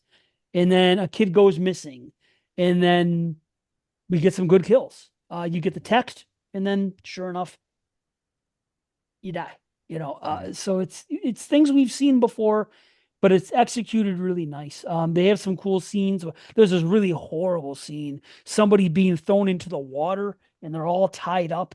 And I just have trouble with things like that. It just hits me harder than, a good old slit throat or a beheading or whatever. And those are all great, but it's just the impact of drowning and being tied up and shit. It's just one of those things that, it just gets me. There's a real sad scene that they show with kids' parents, which they don't usually show in movies like this. The girl keeps having dreams about things going on, so she actually has a drowning dream when one of her friends is drowning. There's a really good, I don't want to say that, forget that because that's spoiler. There's a good kill in the aquarium. It kind of reminds me of, what the hell? Actually, I'm not going to spoil it, but there's like 3 or 4 scenes that you could tell where some of the inspiration was coming from, and it works. You got a couple red herrings, and there was one good death. Somebody jumps and they jump to safety, because they're clutching on to life. They're getting away from someone, and they jump and they freaking get impaled when they land. And it's done really good. Nice. Yeah, it's pretty cool. There's a good climax, and I'm watching it and I'm like, oh man, is this going to happen? Is this going to happen? I'll be shocked.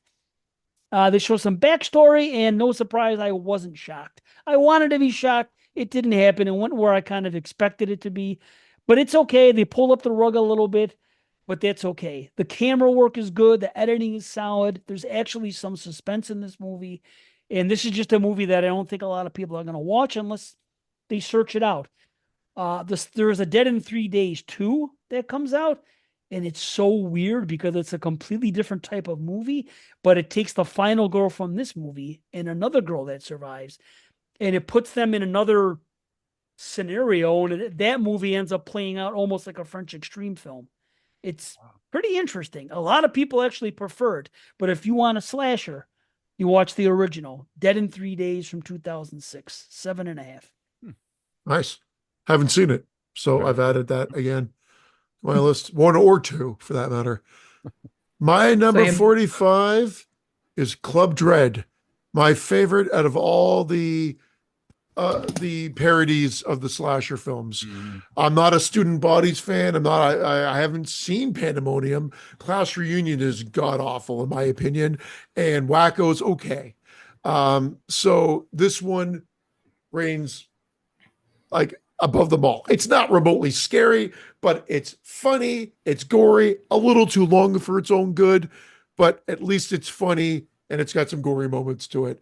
That's what it's all about. It's got a good cast, attractive cast. And the last time I watched it, I was like, yep, this solidifies it's the best.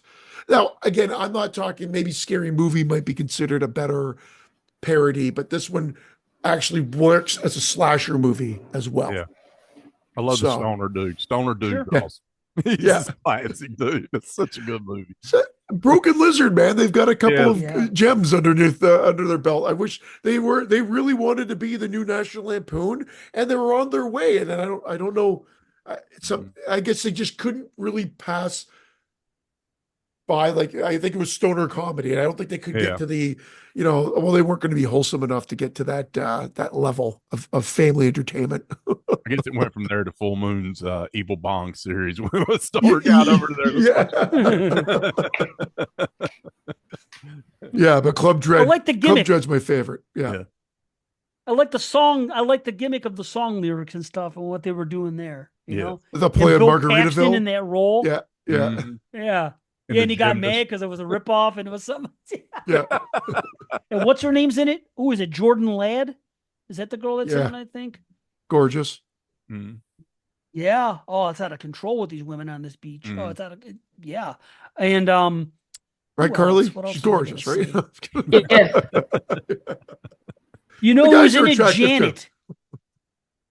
Yeah, they probably are. Janet from 90210, the one that dated Steve Sanders, like the last 3 seasons of the show, was on there. The Asian girl. So I picked her out right away. But yeah, I like this movie too. It's a good one. It's just it just seems like it goes on a little long to me. That was that's what held it back. The running time was a little bit too much for me, I thought, for the movie. But I agree. That's probably one of its faults, but it's still quite enjoyable and more successful than not at what it wants to be.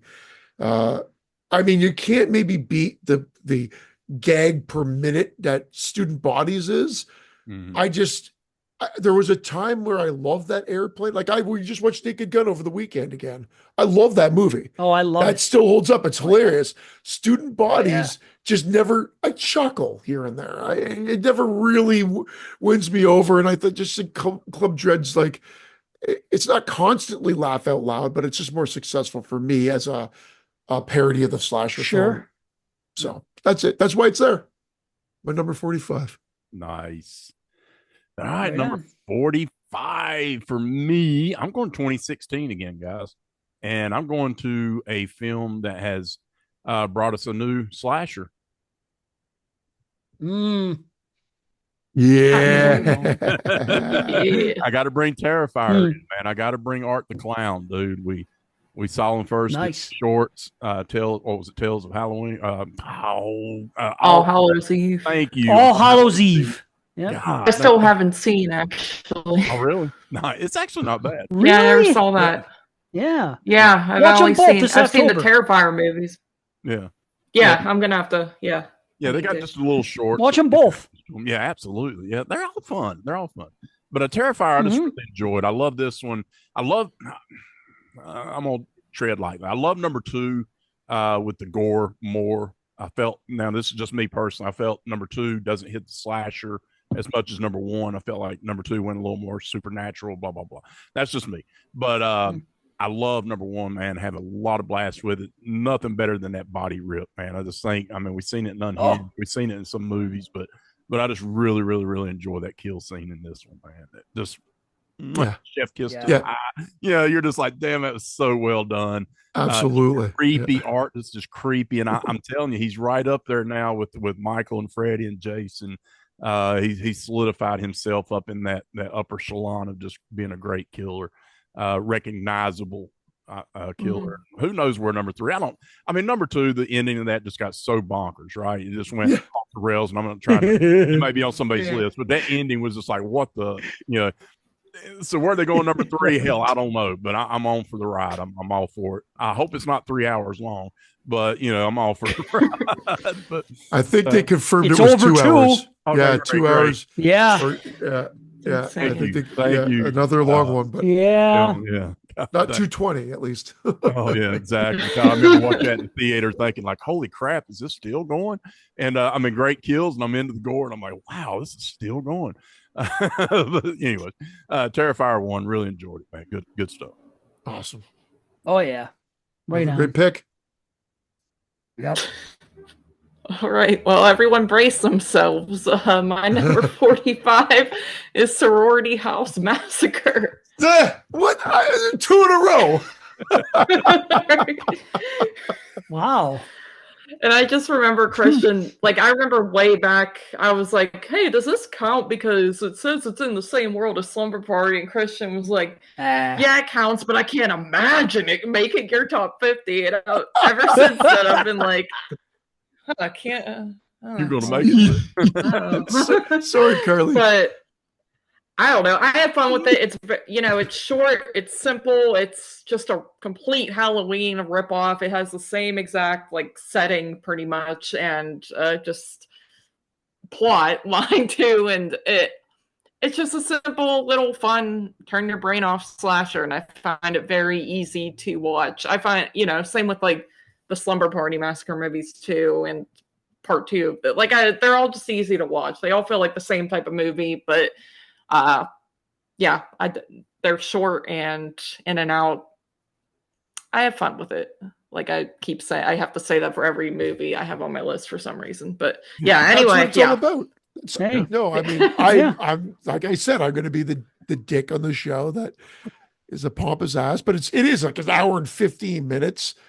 And I prefer Nighty Nightmare because it's just so ridiculous. God bless Jim Wynorski, because that's a bonkers. That's a bonkers sequel that I love. Yeah. That's not on my list, but this movie's funny. You love it. This movie makes me laugh. It makes me laugh. There's some like ridiculous thing that like they rip a teepee to shreds, and like they're actually staying in it. They like make some decisions, and I'm like, some girl says that somebody's suddenly gone from the house, and the others say they can hear them through the wall at the same time, and like I don't know. There was like, what else happened? Was there something with baby kittens or something that I'm remembering? Yeah. Kittens. Yeah, that's some weird thing involving. Yeah. I don't know. There was just some funny, like oddball things. Yeah. But it's fun. It's one that I would watch with like friends, I think. It's just, right. Yeah. That's me too. It's silly fun. Yeah, definitely. I'm going to stop we're talking about what was it? Slashers that should be on the list now moving forward. They're in Christian's abysmal now. Abysmal. That's great. He always says that, and I just think it's so dramatic. Anytime Christian hates a movie, he's like, it was abysmal. Abysmal. I have my go-to words. That's great. That is great. Wow. Okay, I'll continue on with the sorority talk, actually. 1983, The House on Sorority Row. Nice. An old 80s classic. Good movie. Lots of fun for me. I really, really love movies where it's a slasher and they're keeping a secret. And I know it's been, by this time, it's been done to death. It got really popular after, like, I Know What You Did Last Summer. But again, it was also there in the 80s. There was a handful of movies, and it's like they're keeping a secret. I think Prom Night might have been like the first one I could think of, with a group where something happens. And I love movies like this. You have likable leads, some attractive women, and the backstory, which always like threw me for a loop about the house mother. And I don't know, was this just a me thing or when they're having the discussion with the doctor, did you realize that they were talking about somebody else? I always thought they were talking about her, and I thought that was the intent of the movie. And I thought that they kind of like pull the rug out halfway through the movie when you find out more. Or I could just be a dumbass. That's quite possible. But I always recall the conversation. She goes to that hospital or whatever, and she talks to the doctor, and they say, well, the treatment didn't work the way we wanted to, and this and that. But they don't mention, like, I think they do it intentionally. They deliver lines a certain way, so you're supposed to think that they're talking about her mental condition, not somebody else's. And I hope I'm not wrong about that, but that fooled me the first time I saw it, and I remember that when I watch it now. But it does take a little bit of time getting to the kills, but I love just prank gone wrong revenge stories. I don't mind that they were actually creative with just one weapon. I was saying earlier how sometimes, the killer has one weapon and they just stick to it and it's the same thing all the time. Where this one, it's the same weapon, but they're creative with it, and I like it. But for me, it's really in the third act, when she's tripping out for whatever reason. I don't know why a sedative gives her like hallucinations, but it does, and stuff like that. You get a couple reveals, but in the finale, with the whole Jack in the Box thing, I really wish the killer just wore that the whole movie. I thought that would have been great. They take too long trying to. Well, I don't want to say take too long. It just seems like the point of the movie is to make it like a reveal. And so therefore you're not really, you're supposed to think that it's the mother, that it's the house mother doing it. So that's what I think it is. But I almost wish we could have just gotten a whole movie of this guy as like the Jack in the Box type character killing throughout. And I thought maybe they had an opportunity to do that when they did the remake. Not to be so. They didn't do that. But it's 80s. It's fun. The kills are good. And, I'm on board with it. I don't get bored. It has a good running time. And it's just a classic. So there you go. House on Sorority Row. It's another 7.5. Nice. Like it. Or it's 44. Yep. And I don't know if this is considered a cheat because Dave and I talked about this, but trust me, there are some cheats coming later. I'll just tell you that right now. But 44 is the Fear Street trilogy. Oh, man. All three. There you go. I liked these the first time I watched them. Like, here and there, had a couple nitpicks, but overall enjoyed them.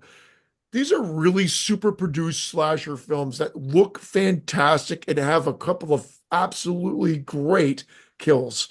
And so for that, I love them. I mean, yeah, they really want you to know when it's 1994 and when it's 78 and whatever, and they're going to go overboard with that. You got to let that go because it will bug you. But one of my friends said he turned it off because he was like, okay, I get it.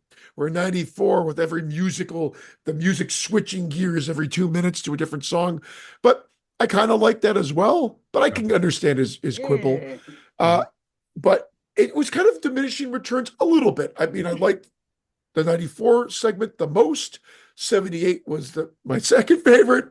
And then 1666 or whatever it was my third. It was a diminishing returns. All in all, I give the whole thing a 7.5. Definitely worth checking out because it is one cohesive story and it was released within a week at a time apart from one another, like 2 summers ago or whatever it was. And it definitely should be seen by horror and slasher fans. Agreed. 100%. The kills in this one, especially 94, the head slicing. Oh my God. Oh, that's a chef kiss kill too. Yeah. Yes, that was beautiful kill. So good. The music, I love the music in 94, man. I was all into that. Yep. Every song I used to rock out to, so I was okay. And then 78, of course. I mean, come on. Yep. It is. For sure. But I love the kills. Same thing. Yeah. And I love how they reuse the cast in the different timelines too. Yes. So there's a lot to really like or love in this. But I mean, again, we know everybody's got different opinions. Slumber Party or Sorority House Massacre, Final Exam, etc., right? We all are going to like different things, which is why this show is so fun.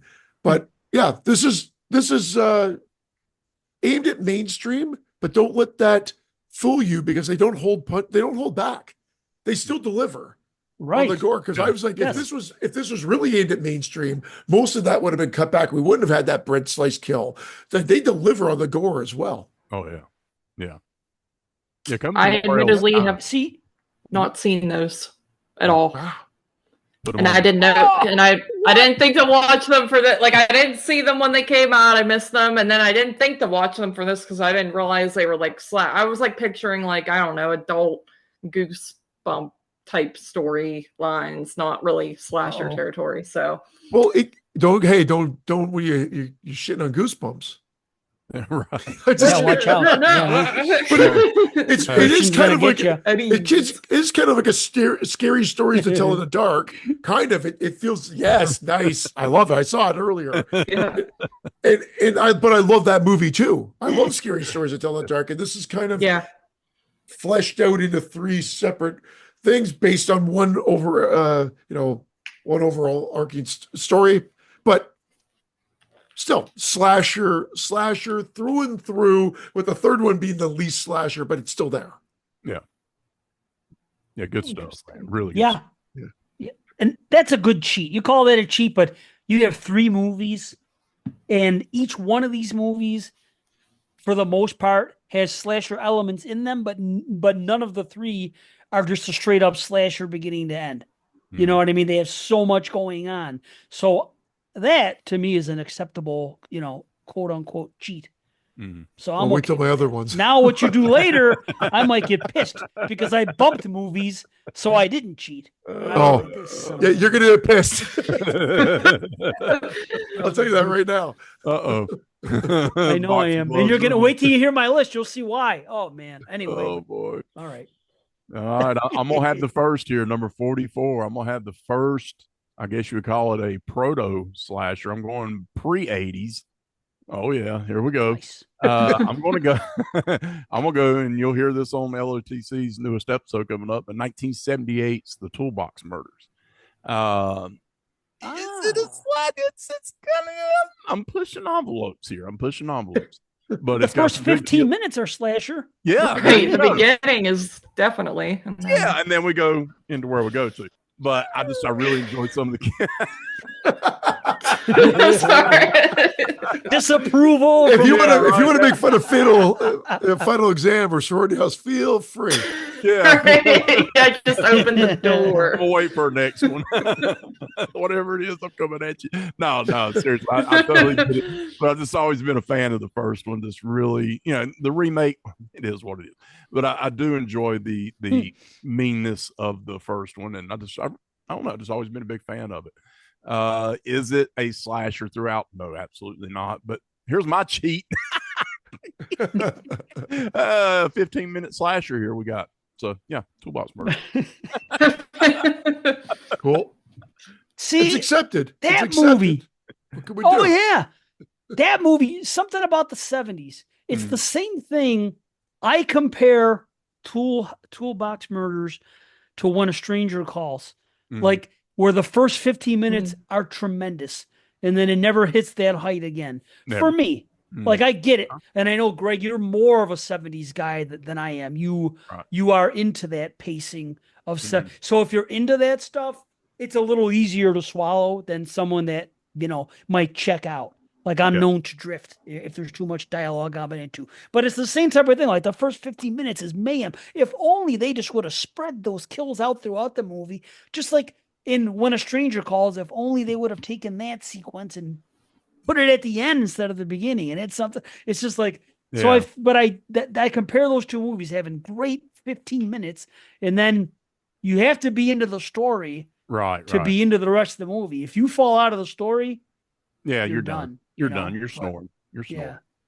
Fortunately, I watched this at such a young age, and it was impressionable to me. And then I've watched it 5, 6, 7, 8 times, however many times I've watched it since.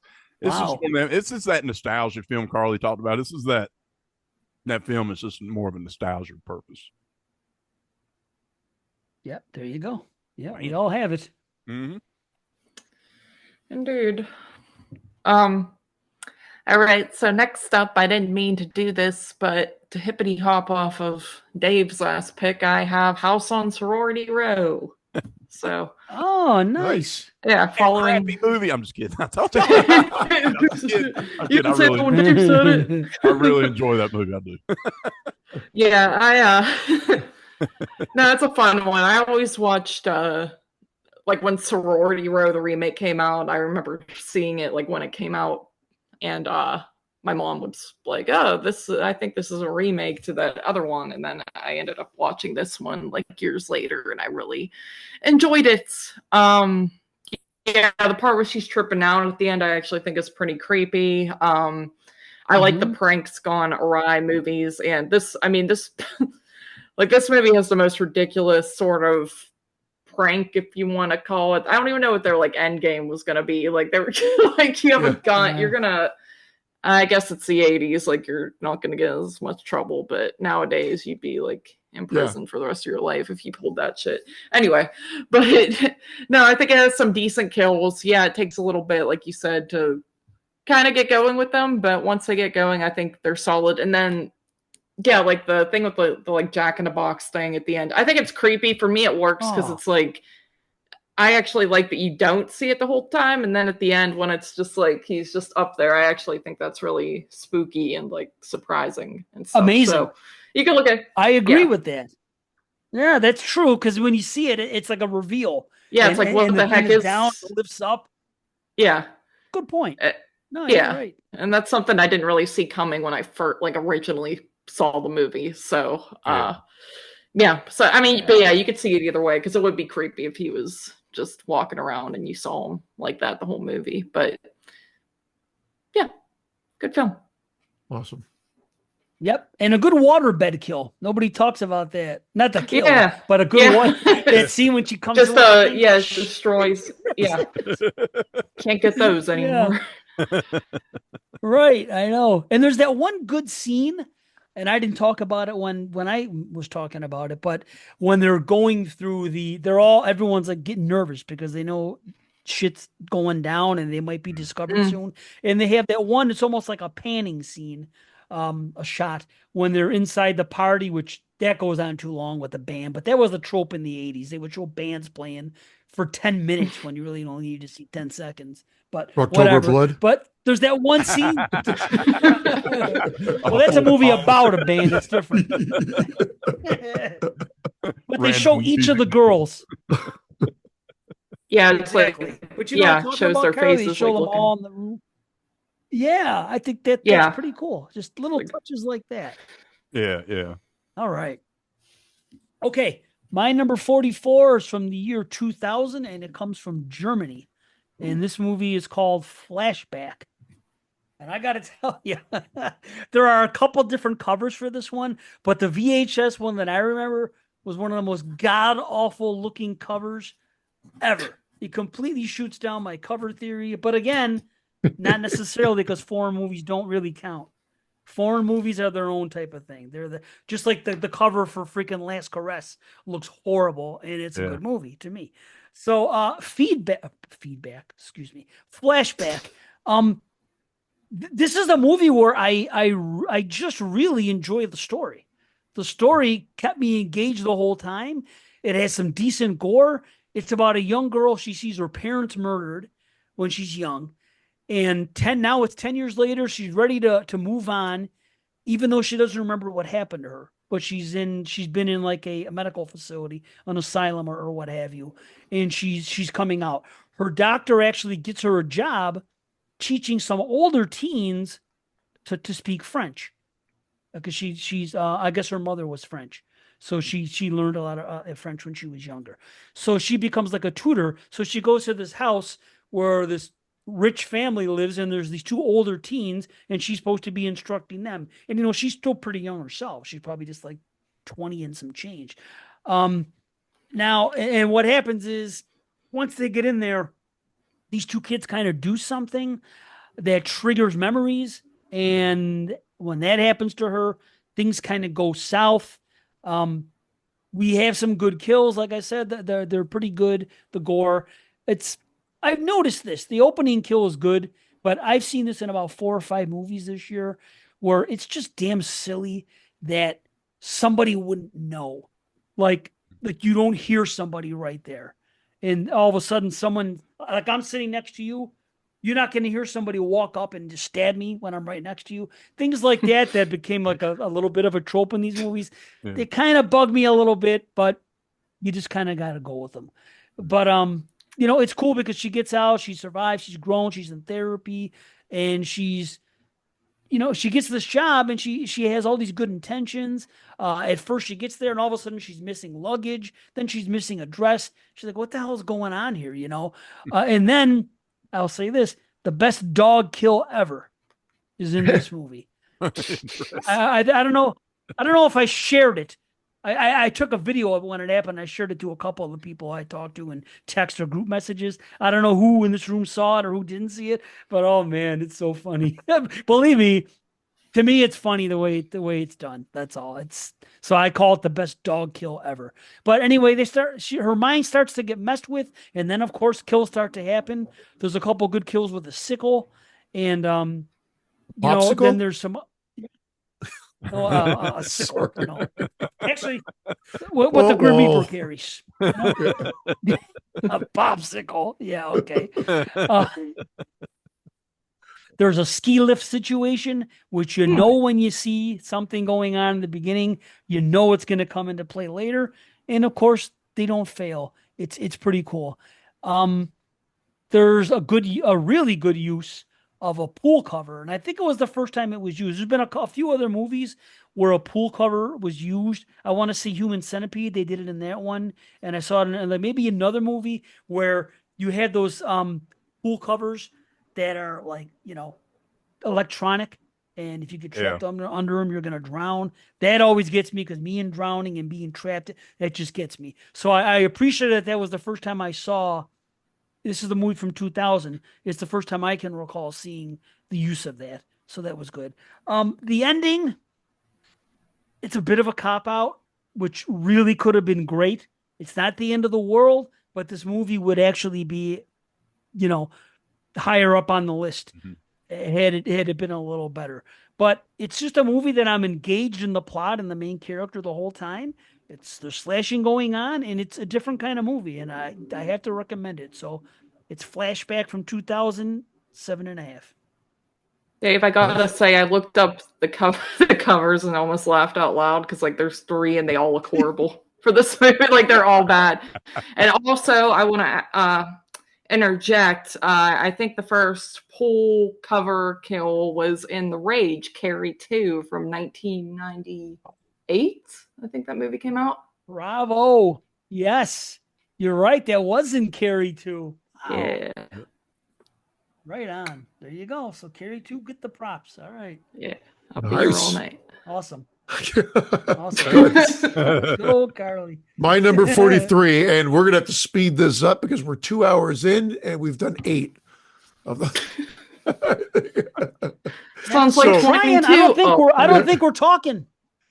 I don't think we're talking too much, though. I think we're rifling, but I don't know. I know. It's just I've just noticed. I was like, holy crap! It's 10:10 already. Anyway, Night School is my number 43. Is it a slasher? Is it an American giallo? I just said, you know what? Screw it. It's going to go on here as a slasher. This one I have a lot of fun with. Yes, there is a lot of detective stuff. So if you say, Christian, this is an American giallo, then yeah, I can't necessarily argue with you. But ultimately, it's got kills, beheadings. I do love the reveal. I'm a sucker for that type of killer. And so they usually end up on my list. I'll try not to spoil it, even though I think I spoiled it through and through when we talked about it on the show. But definitely worth checking out. It's not talked about as much as some of the other ones. It seems to get forgotten. It's another one that has really shitty cover art, to be honest, as well. But it's worth checking out. But there is police procedural that kind of weighs the movie down a little bit as well. But it's not an overwhelming amount of the running time. Sorry, Greg, what were you about to say? I was going to say the same thing. Yeah, I'm totally with you, but definitely a good movie. Absolutely. Yeah. For sure. I think it's a slasher. I think now. Yeah. Yeah. I've gone back and forth. It's kind of a hybrid, I guess, with the investigation, but it qualifies to me. I'm with you there. Yeah. Nice. Cool.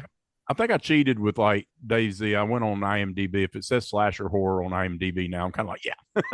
Yeah. Same. Right? It definitely piques my interest. Yeah. For sure. Like, okay. For sure. You did, but yeah. All right. Well, cool. Well, number 43 for me, I'm going pre-80s again, guys. I don't have many of these. I don't have many, but I really feel this one got outshined because of another movie the same year. I'm going 1960s, Peeping Tom. absolutely love the atmosphere of this movie, the POV killer head, when you're looking through the killer eye shots. I just love this freaking movie. And I think had Psycho not come out the same year, this would have got taught so much more. But I think it got outshined by Psycho clearly. I mean, clearly a better movie. But I love Peeping Tom, man. I think it just works. It's got some good kills in it for 1960. Love the killer. We know the killer. It's not a surprise. So it's really, really fun to watch. Awesome. I didn't get to it for this show. So it was another one that there's a couple handful, like those said, that handful that I was hoping to round out that last 15. So that's awesome. I made it. I should have watched it. I really should have. I didn't.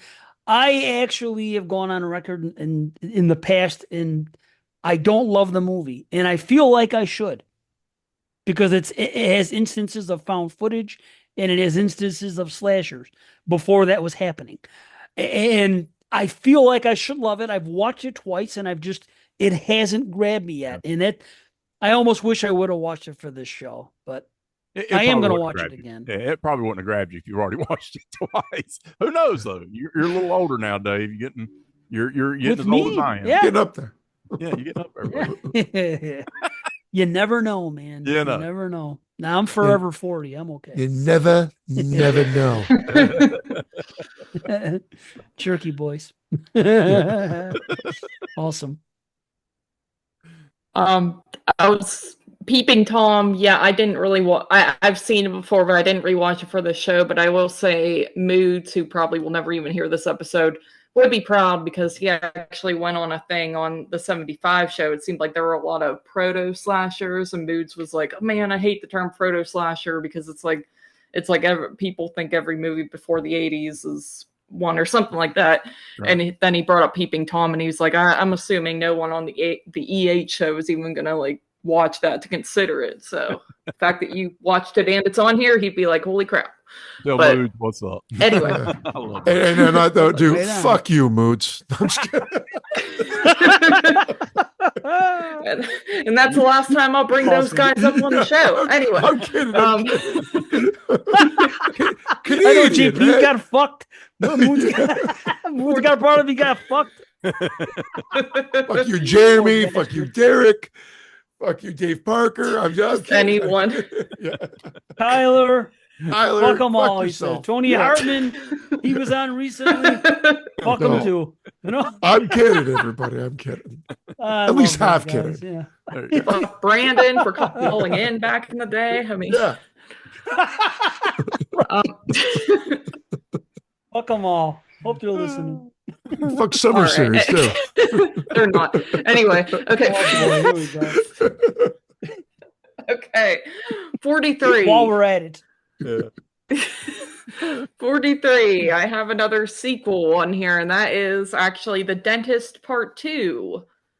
And interesting. Yeah, that was, and I watched that one for 22 shots because I know.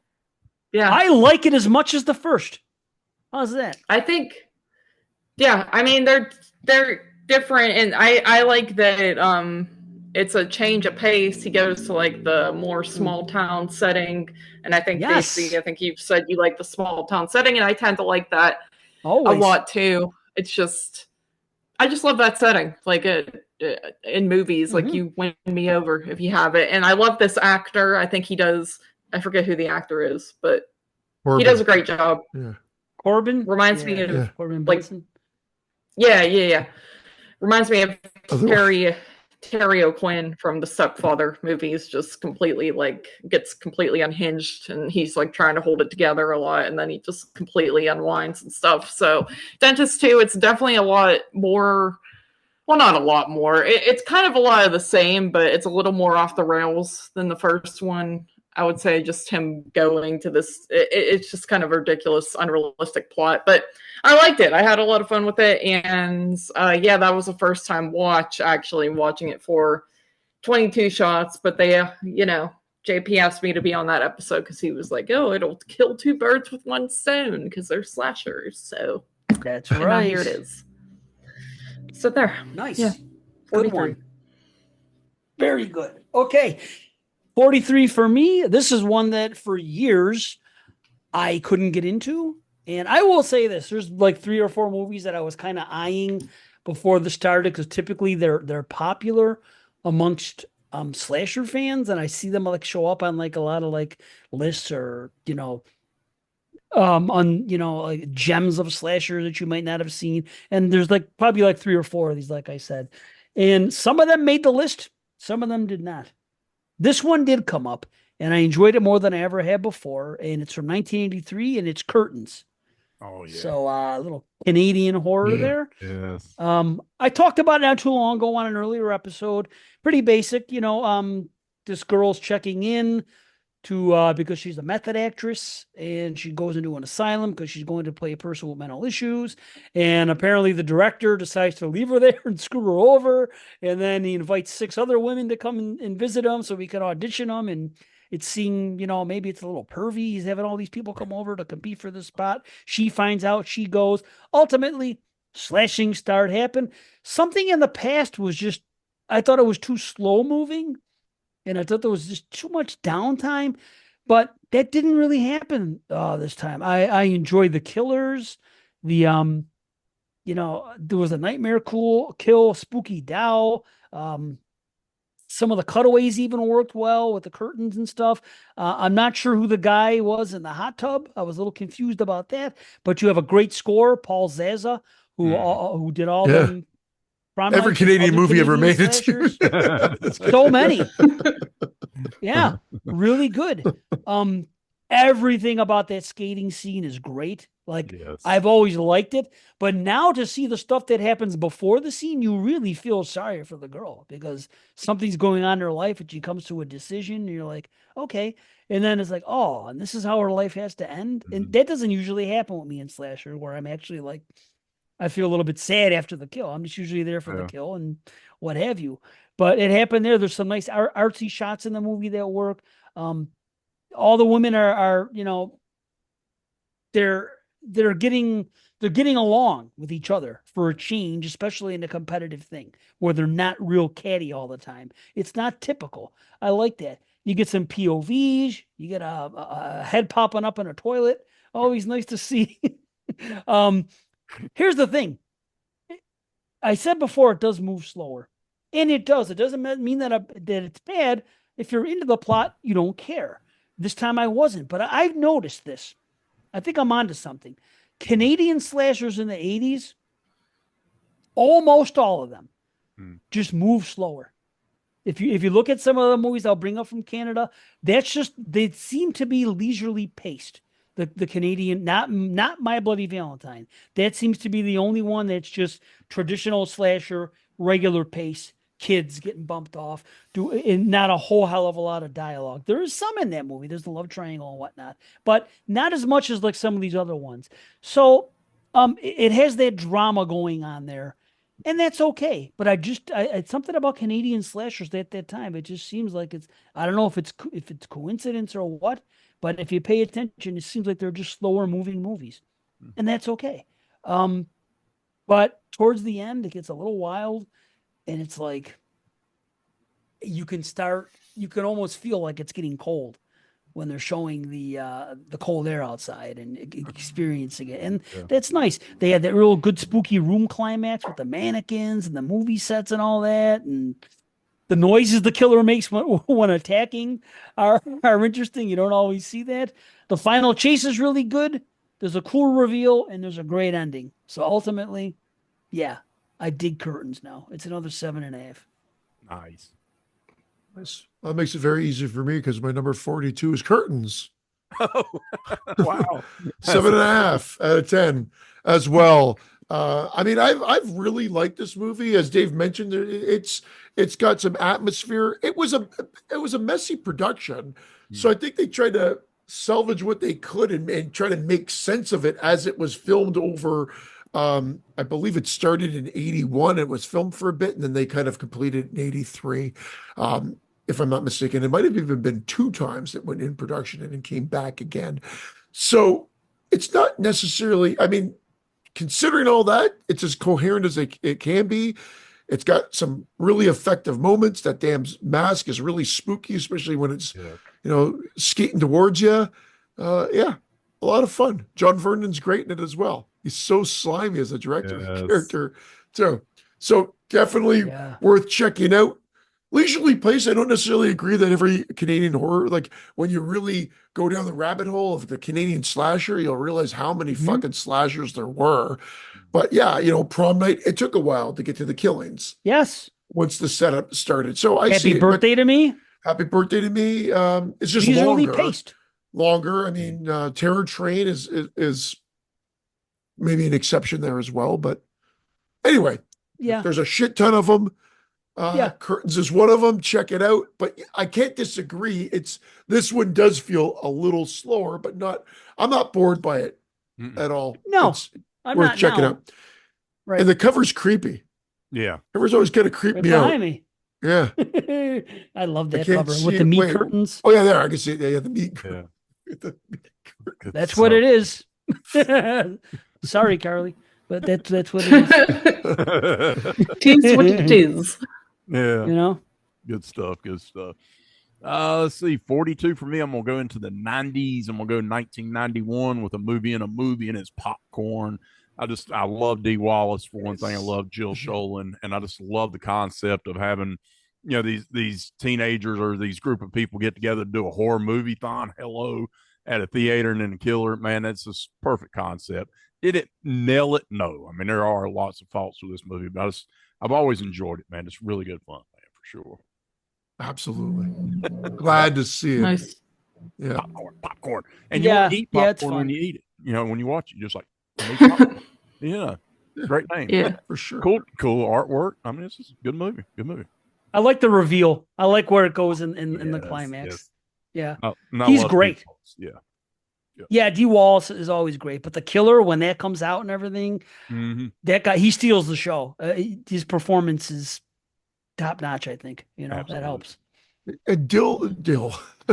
Dee and Jill, I combined them. Yeah. Dee and Jill are both unheralded scream queens. Yes. Maybe Dee Wallace not so much anymore because we brought up on the show, and I think a lot of people have, like, the sheer amount of horror films she's been in, but Jill gets often overlooked as well.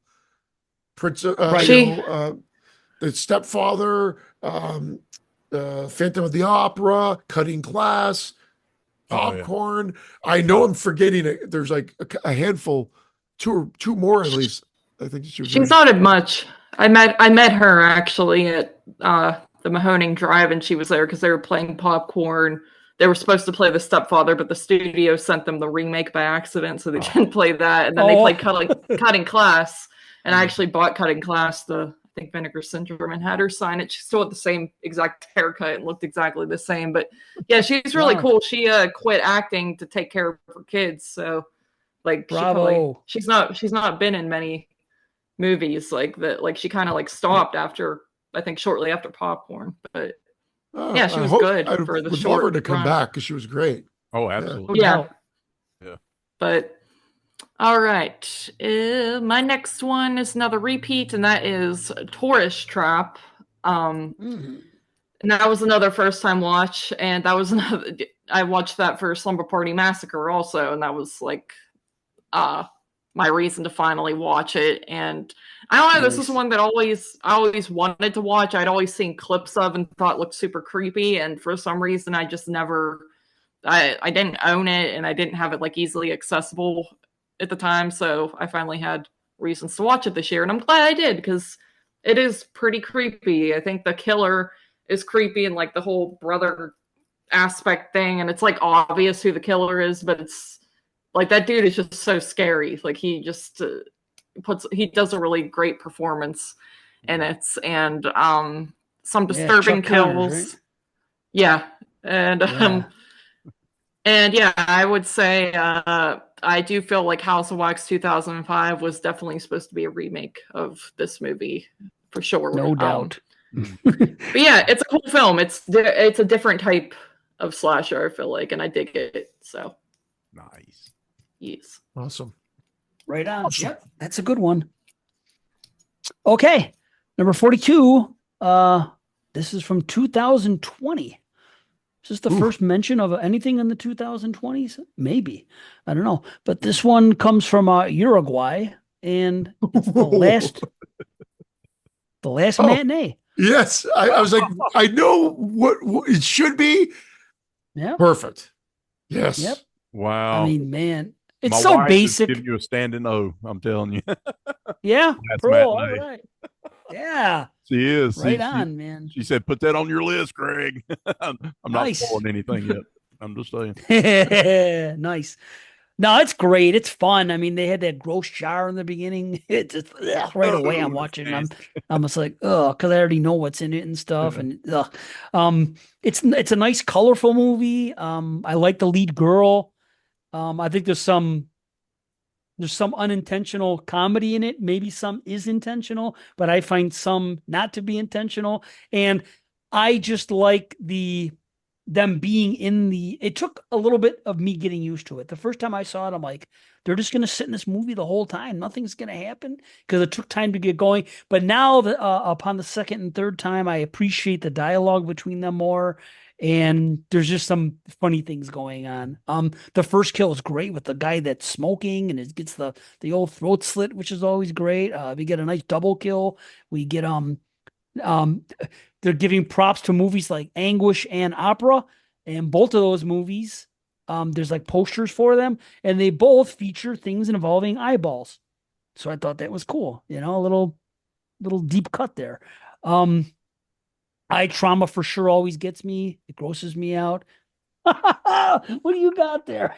Opera glasses. You said opera. Yeah, that's awesome. Awesome, man. Awesome. Wow. Good old opera. Eyeball thing. Wonderful. You get blood on the screen, looks good. The score is good. It's simple. It's fun. The atmosphere, which is part of it's kind of like the whole vibe of being of the film is almost like it's kind of calming, because you're in a theater and it's quiet and it's mellow, mixed with the freaking disruption of the stuff that's going on. I think is cool. It takes time. It took time for me to get used to that, to really appreciate the film. And it took the second view, which happens a lot with me. But their vibe, it kind of steals the show. It's the movie playing in the background is really good. There's good kills in that movie sometimes. It's almost like Demons, where they're watching the movie there, and that works. Just that feeling of being in the theater late at night, and the colors, and it's the contrast with the freaking the darkness of everything else. Yeah, it's cool. It's trippy, good kills, and just it's what you want in a freaking slasher. It's very simple, but it works. And it's just one of these things that it almost frustrates me, because it's not too difficult to make a movie like this. It shouldn't be. When you think about when we say it's simple and it's fun, why are there not more? But anyway, this is one I really enjoy. Last Matinee, 7.5. Nice. That's a great pick. 41. See it again. 41 has already been mentioned, and that is Hell Night. Nice. There you go. Again, I grew up with this one. The cover used to scare me before I got into horror movies. I'd see it in the video store or whatever, and be freaked out just by that cover of I guess Linda Blair at the holding the gates. The gate. The movie itself it's about atmosphere, because it takes its time. But what I love is they usually they make more heel characters, and although they're here, they seem to have a game plan, and they're kind of dispatched, and they're secondary, and the main group are actually likable, or I find likable. So then when they get into trouble, one guy ends up taking off, and I'm like, oh, he's gonna hightail it and just go home, or he's gonna get killed on the way. Oh no, he goes to the police, tries to convince him to come help. They're not listening to him, so he decides to steal a gun and go back and help. Now it doesn't work out so well for him, but at least he tries, and I like that about it. Yeah. And the reveal of the characters, and there's some scares, but it's about atmosphere, and that ending is great. And yeah, I really like this. I think Brandon mentioned, I'm getting things mixed up. I think he had a problem and thought it was a little bit boring or whatnot, but I don't have that. I once did too. It's one that I've come around on more. I'll say that. Yeah. Yeah. So I really love that one scene when you see him rising up in the background like that. The killer. Yeah. Coming from underground, coming from underneath that trap door or whatever it was. Oh man. Awesome. I want to know who lit the candles in the house, if it was all locked up. And there's the typical horror movie questions that you'd have, but it's fun. And definitely worth checking out. And if you're in the right mood, scary, which, for some, and not for everybody, but it provides some good scares too. I like it. Great choice. Nice. Right on. 41 for me, 1980, the golden year. Big fan of this one. Here comes the shit talk. But 1980, Uli Lamels, I love the Boogeyman. I absolutely. And it's one of those movies that really it's a family thing. I went to my uncle's house as a kid and he showed it to us for the first time and it scared the bejeebas out of me.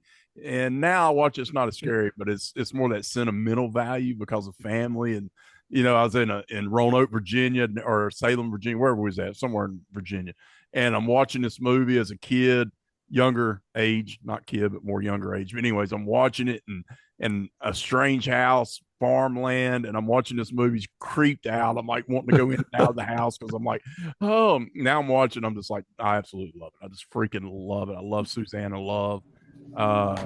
This is such a good movie, man. It's so fun. If you've not seen it, you probably won't like it, but I do. I absolutely love this movie, man. I love the image of the mirror, like the whole mirror. Yes, things, a shattered mirror, and it works for me, man. Watch. Cool. If you ever break a glass or a mirror, don't ever let it stick to your foot. You just never know what happens. that was ridiculous. Whatever. It stayed with them for like. It just stayed with me. Yeah. But yeah, I like it. I like the movie. I hadn't seen it for a long time, and then I watched it like last year when we did the 1980 thing on 22 shots, and really appreciated it. Then I was like, "Oh man, this is cool." And I'm a sucker for mirrors anyway, and mirror horror. It's just something I've always liked. So you got that aspect going on. But horror. Like mirror horror. I say that, but in my head, I rolled off like 4. And there's other movies that just uses mirrors in it sometimes in a scene or two, and it always spooks me out. Even a little thing like in freaking Evil Dead when he, or is that 1 or 2 when he puts his hand, you know what I mean? Just I don't know. That stuff always wigs me out. Something about mirrors. It's just otherworldly to me. It's kind of scary. So, but yeah, I do like the Boogeyman. It's good stuff. All right, next up for me is The Funhouse. Hey, all right. Yeah, this is another one I didn't see till a little later in life, but I remember seeing I think I was watching some compilation thing on the Chiller channel back on when that was on TV. I used to love watching that Chiller TV channel, if you guys remember. And I think it was just one of those compilation shows like Terror in the Owls or something like that. And then I remember them showing the clip of the Funhouse where he's hanging there and he's stuck there and he's all and I was just so creeped out by that alone, and I was like, what's that movie? But I was too scared to watch it, and then years later I watched it, and it is a little bit slow, I guess you could say, but I think nowadays watching it, I just like it for that atmosphere and the setting, and the killer himself is super scary to me once he does start doing stuff. Like Dave said, it's a creepy movie. It's more of an atmosphere type. It's more about the atmosphere than the kills. So I like it for that. Right on. Cool. When the ladder drops, that one scene right when it really kicks off the final chase, and all of a sudden that ladder just drops and hits the floor, and she knows it's him. And he just screams for no reason. He comes face to face with her, and he goes, "Ah!" That's scary. What really creeped me out when I was a kid, seeing just that clip, his scream. Yeah. And I was like, ugh, it's a killer that makes noise. So right. Good choice. Oof, yeah, definitely. Okay, 41 from 2014. This is Girl House. I can't believe you didn't get a chance to watch it again. See, man. Canadian slasher. Canadian slashers, correct? Yes. I love the start with the freaking prank by the two little girls, and I love that kill. I just cheer when I see bullies get killed. Of course, I see when I see children get killed. So it's a little bit of both going on there. Love that. And dogs. She landed on a dog too, so it was like just an added treat. That would have been something. That'd be a freaking, not a trifecta. What do you call an exacta? What is it when you pick the one and the two? Either way, I don't know. I haven't bet the horse. It would have been great. Yeah. It would have been great. Yeah, it would have been two for the price of one. Yes. Now you get the girl who's our lead. Here's the thing: you have all these girls who are doing this stuff for a living, that as cam girls, and when you see them at first, they almost seem like they're one-dimensional. But the movie actually takes a little bit of time before we get to the kills. It's like 55 minutes until we see anything else except from the beginning, and you get the build-up and everything, and it really works. But the characters, I actually find myself giving a shit about the characters, and they're not just, this one is the druggie and this one is this and this. There's a little more to them, and they're actually not bad people. They come off at first you're not sure, but they're actually pretty decent girls in this movie. And of course, Kylie's the most likable of them all. You feel for her, what she's going through, and she signed up and does the thing, and she ends up being really good at it, and it's basic. I mean, Loverboy is a guy that gets, made fun of, and he's a regular, and he finds out about it. And next thing you know, he's like a crazy hacker, and he could do things other people can't. And that's good enough for me. And he makes his way to the freaking place and starts picking people off. It's good kills. I like Devin's slow death and everything that goes on there. That takes a little while, and it's cool. But there's just good kills, and it's just old school type slasher. And he gets down there and he just starts freaking taking people out, and it's a lot of fun. Simple stories, just like the 80s. There's a good score. There's good kills. Yeah, you might have to suspend your disbelief a little bit, but it's nothing egregious. A great final kill, and there's a bit of comic relief there. So yeah, it's and there's good nods in there. There's nice nods to Black Christmas, The Shining, and I really like that the technology looks legit. It isn't like that BS technology that sometimes you see in horror movies, and it's like, wow, nothing can happen like that. This is like pretty much the way it is. And I have to appreciate that. And the killer, God, that guy's great. And he's like a rapper or something. He's nothing like the character. Obviously, he's an actor, but you know what I mean. He's the furthest thing from what you see this character in this movie being. And done really well. And yeah, it's one of the better movies 2000 in the 2010s. So it's another 7.5 Girl House. Nice. Awesome. Well, for my number 40, I'm taking us back to 1982 with Pieces. Yes. Aha. Yes. Absolutely. We talked about this just recently on the show too. Absolutely ridiculous. I mean, the guy's a serial killer because his mom didn't let him put together a naughty puzzle when he was young. Nice. There it is. Nice. There it is. Yeah. And again, Dave, you love that. The simple boom, setup, he's done, and now he's going to exact revenge and in gory ways. And there's that crazy kung fu scene for no reason whatsoever that has to be seen to be believed because the producer needed it to be in the movie. Once again, you got cast of members that you're going to recognize. It's gory fun. It's batshit crazy. You have to have fun with this. If you look at it as a serious movie, you are going to just tear it to shreds. But I've liked this more and more as I've gotten older. I've got the Arrow, but I've got the Region B version, so I have to put in the region free player. But it was great.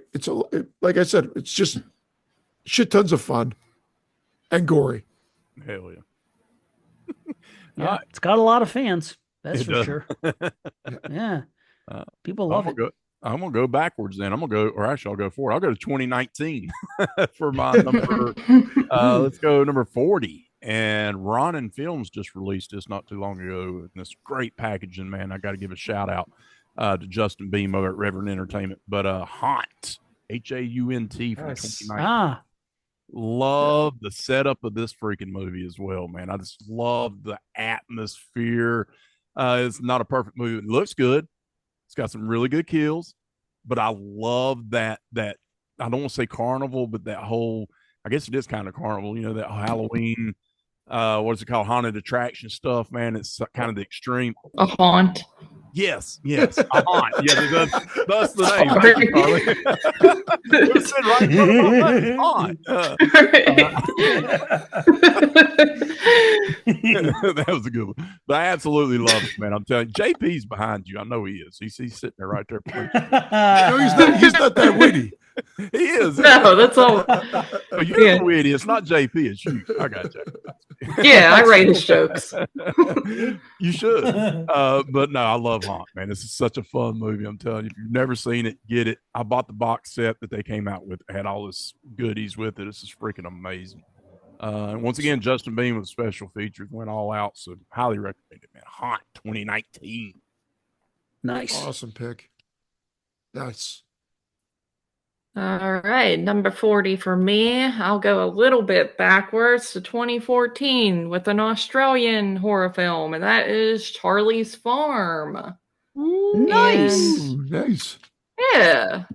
That's one I've always enjoyed, and I feel like it's kind of underseen, underrated. I mean, it's nothing like you haven't seen before. It definitely takes from a lot of like 80s slashers and also like Texas Chainsaw Massacre. I feel like it's definitely heavily inspired by that, but I just think it's a solid little, another easy to watch slasher, just following the very basic format. It's not trying to be anything crazy or do anything wild with the storyline.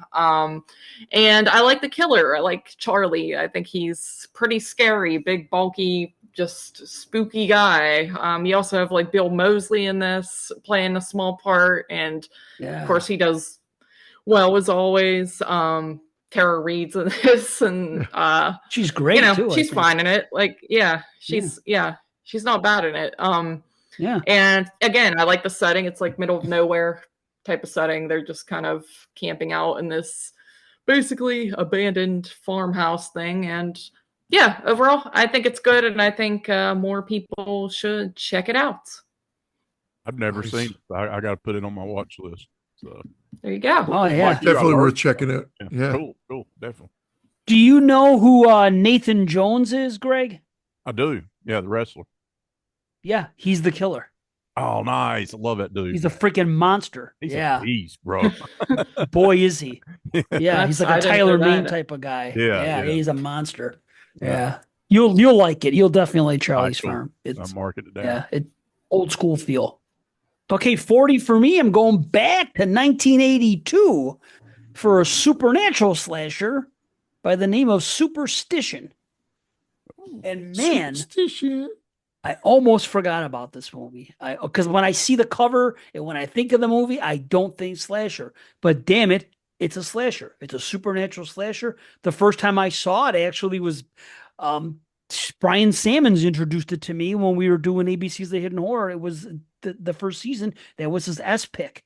And I was like, son of a bitch, how did this one get by me? I don't know how. But man, I'm glad I got into it. It's got a great beginning. You get a couple kids busting into this place, and they freaking one kid gets his head blown up in a microwave. Another guy gets cut in half by a window. And then shortly after that, we got a good circular saw kill. And this is all done supernaturally. We don't see who the killer is. We don't know what's going on. And there is actually a pretty good story going on here. And I'm not going to get into the whole story, but they believe that because the church owns this house, there's a caretaker there, and he's a mute, and they think that he's the one that's doing the killing. And then a priest moves into the house with his family, and there's some other things going on with the police, and they want to drain there's a pond next to it, and they want to drain it because one of the cops goes missing in it, and they come across this crucifix, and there's some witchy stuff going on, and it seems like there's a curse, and they talk to the caretaker's mother. She has all this history about things that happened way back in 300 years prior, and at one point they go back and they show us stuff like that, and it's really cool because it's kind of like it takes place like in a short period of time, like a day and a half, 2 days, and but there's some good friggin' kills. There's a wine press. If you know what those things are, those old school wine presses, and it crushes somebody. Oh, it's great. There's spikes. There's hammers and heads. There's a great ending. It's gory. It's fun. There's a good score. Some parts are a little too cheesy, but in a good way. And it honestly kind of feels a bit like a Fulci movie, if you want to compare it to something. It just has that type of feeling. So if you haven't seen Superstition, I really recommend it, and I'm glad I remembered to watch it because I almost forgot to. But it's a 7.5. Superstition from 1982. Nice. I've seen it, but I didn't watch it for this. Totally. And you're right. You don't think of it as a slasher when you look at the cover. And when I think back to it, but now I'll have to check it out again. My 39. I already know Dave's take on this. Diminishing returns each and every time he watches it. But I go back to my experience when I saw it in 2009 in the theater, in 3D, being a huge fan of Harry Warden and My Bloody Valentine 3D. I still like that, even though they, pretty much aped Scream and decided they had to do it, even though it kind of took from that original idea of who's the killer and the love triangle and whatnot. They use that, but then kind of injected it with a Scream. But I thought it was brutal on its own. It was a shit ton of fun watching it in 3D in the theater. I've got it at home in 3D. It's a shit ton of fun to watch it in 3D at home. It's a fun slasher movie. It's not perfect, but it's gory. You get like almost a mini slasher movie at the beginning, and then the movie kicks in, and you get another slasher movie. So it's fun and definitely recommended, and especially if you're a fan of the original. I don't think it's an insult. It's just a different take. Agree. Right on. All right, cool. Anybody? I always feel like I need to wait for a minute, make sure nobody's going to say that. And then, no, I'm just kidding. I do the same thing. I'm just like, all right. Number 39 for me. I'm going to a pre-80s once again. I'm going 1976, and it's Tobe Hooper's Eaten Alive. Nice. Is the shark the slasher? But you got Buck in here, and you know what he likes to do. Man, it's so much fun in this movie, man. I just absolutely love it. Atmosphere once again, man. It's kind of feels like Texas Chainsaw Massacre's right next door in the woods, man. He's just right there. Let's just knock on the door. Love the hotel scene of this. I love the alligator sequences. I'm a big alligator guy. This is a fun movie, man. It goes all ape shit crazy in this movie, man. I love it. Love this movie. Yeah, he is great. Yeah. Yeah, he is great. I watched it for the first time for this, honestly, and I enjoyed it. Okay. And I forget the guy's name, the actor, but man, whatever. He is great. He, like I said a few weeks ago here, he's like a combination of the freaking of Nubbins, the hitchhiker, and yes. and the cook from part one. Yep. He has like instances of both of their personalities, and for me, he steals the show. I had a lot of fun with this one. It was, like I said, it was a first time watch, and I'm glad I watched it. Cool stuff. Sweet. Yeah. Another one I did not get to, and I wish I would have Eaten Alive. I'll add that to my list. I just couldn't. You'll like it. I wanted to get to it, and I didn't have it like readily accessible. But all right, my next one is also, it's actually a remake. A 2000s remake, and that is Black Xmas. Wow. 2019? No. I'm joking. Nope. Not at all. Would anybody say that? Maybe Christian. You know. No, but I know, like, this remake, I feel like it's shat on quite a bit. Like a lot of people do act like it's an insult to the original, and like they think it's just so over the top cheesy, which it is. I mean, that like they go really hardcore on like that backstory and the jaundice, like the yellow liver disease skin, oh my lord, yeah. And him making the cookies out of but that grosses me out. Like that whole backstory, I have to look away. That actually really disgusts me because anything with eating people skin, I don't care how fake it is, it grosses me out. So yeah, I like it. I like this is one that, you know, definitely it takes the original concept. It has pretty much, you know, same characters. I like that the house mother is the original Phyllis. I think that's cool that they got her to be in this movie playing one of the characters and not just like a small little walk-on role. Like she is an actual character in it in a way.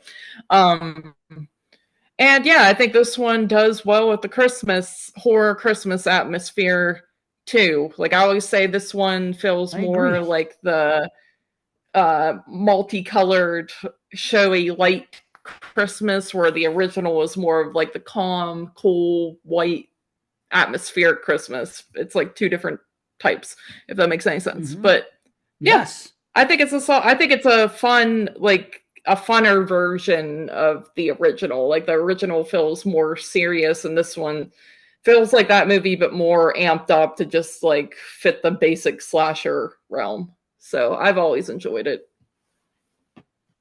I think I like it as a slasher film, you know, separate from Black Christmas or whatever. I just think it's a fun slasher film, and it's gory.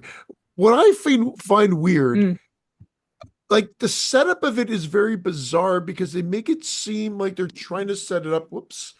That there's not two killers, yet we see a killing happen before the killer gets out of the fucking insane asylum. So then you're kind of like, what was that? Like, was that just an error or an editing faux pas that they decided that we need to have this opening, or was that the setup for you to guess who the second killer is? I just was like, I've always been confused by that. It always seems weird to me that they start the movie with a killing and Billy's not even out of prison yet.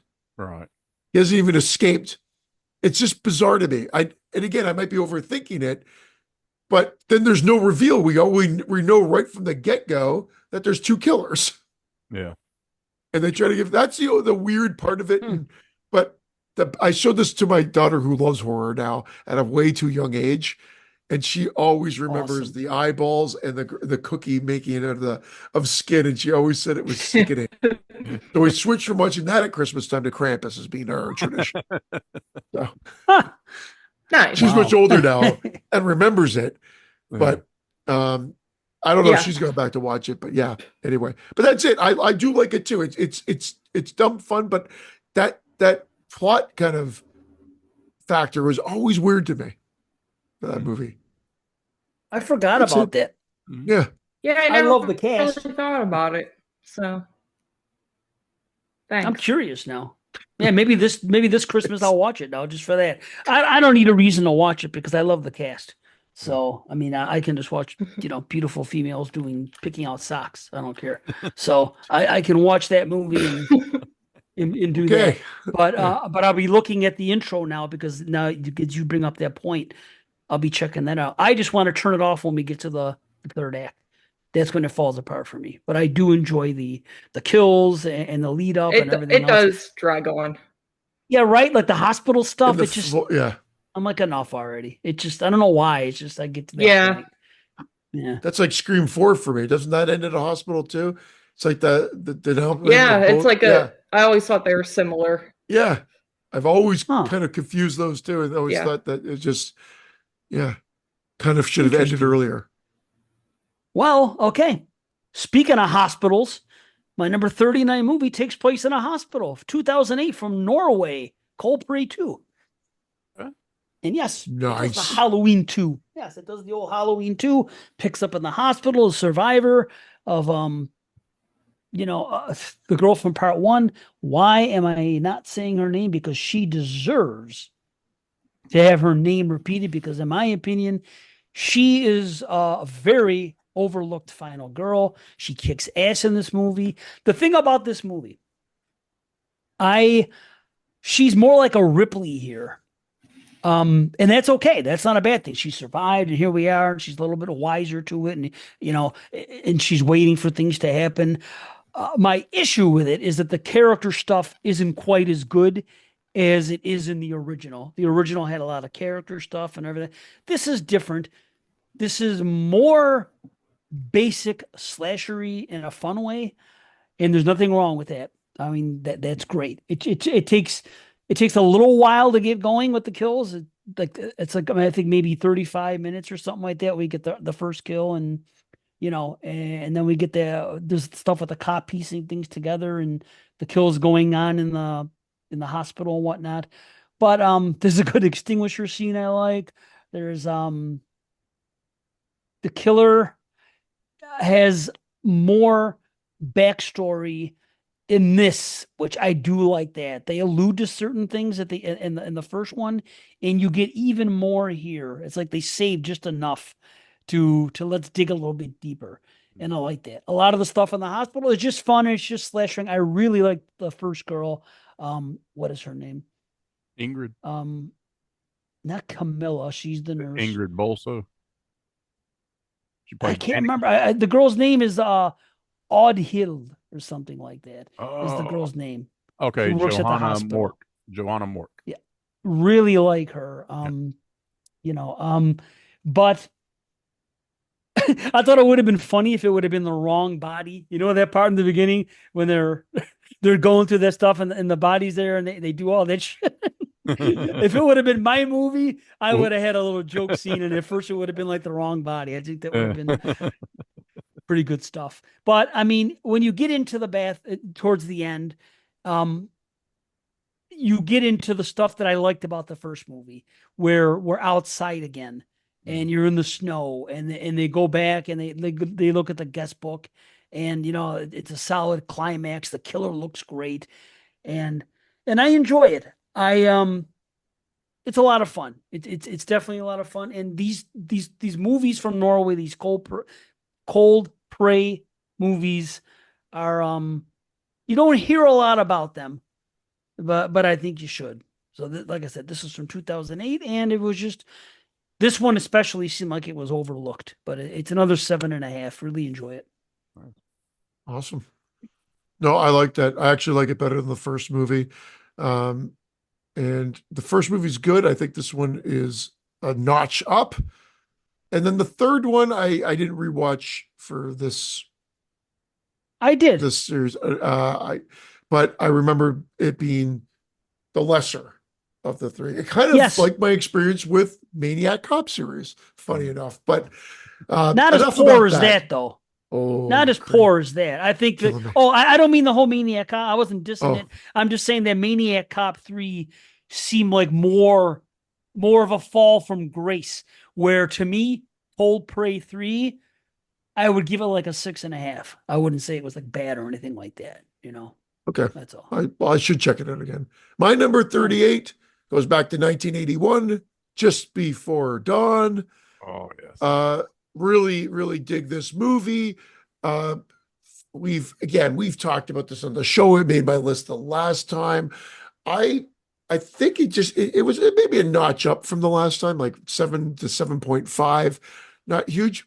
I thoroughly enjoy this. What I love is you get the killers, we get the kills, we get the atmosphere, but then we get the sort of reversal of roles at the end that I think is just really unique, considering it happened in the heyday of the slasher film. It's not like something that happened 10 years later, looking back and making this comment. This happened in 81, when we're kind of now really in the height of the slasher film. And that's interesting. And what I mean by that is the sort of the emasculation of the male character and the female, although not just becoming the final girl, but really becoming the male, quote unquote, character in the scenario. Like, she defeats the monster and he breaks down and cries. It's very interesting how they've done that, and so early in the thing. But besides all this, this craziness, and from a slasher film standpoint, you can just enjoy it from the build-up, the atmosphere, the George Kennedy being the park ranger that says, just fill out the form so I know where to find the bodies or whatever. Or something along those lines. I'm not quoting it right there. It's so good. And that scene where they're playing around in the water, and she's like, and that's great. And sees her boyfriend is out getting out of the water. Creepy as shit. Yeah. So check it out if you haven't. I'm sure most of you have seen it, but yeah, if you haven't, definitely check it out. I like it. Let's see. My number 38. I'm going 2003, 2004, and I'm going with a movie called Malevolence. Big fan of this one, man. I love the sack head of almost like a Jason from part 2. I mean, it's atmosphere is cool. I love the concept of it. I love that they're in the house, and it's so much to love about this movie, man. And I will give a little shout out to Bereavement, the prequel. Bereavement, not as good, but I do enjoy the Bereavement as well. But this one's just notch up, man. I just really had a lot of fun watching this movie, and I just recently rewatched it again for the show, and I was like, yep, it's still there. I still really enjoy it. Nice. Always been a fan of that one. Did you see the third one? I haven't seen. Well, what's the third one? It's called Killer, Malevolence 3. No, watch it. Yeah, I have not. Watch it. It's, dude, what you see in like the second half of this movie is basically what the entire third movie is, where it's just old school slasher, Halloween inspired, TCM, inspired stuff through the whole. That's how the whole movie plays out. All right. Yeah, I just pulled it up on IMDb. Cool. 2018. Watch it, man. It's very overlooked. I enjoy that entire trilogy. I think Bereavement is the lesser of the three, but Malevolence and the third one, Killer, are I'm a big fan of them. But it's a nice trilogy that nobody seems to talk about except maybe the first one, Agree. Nice. Yeah, but check it. Right on. Good pick, man. Always. Okay, my next one is, once again, I did not do this on purpose. It's just kind of how it fell, but it is Jack Frost. So another Christmas-themed horror film.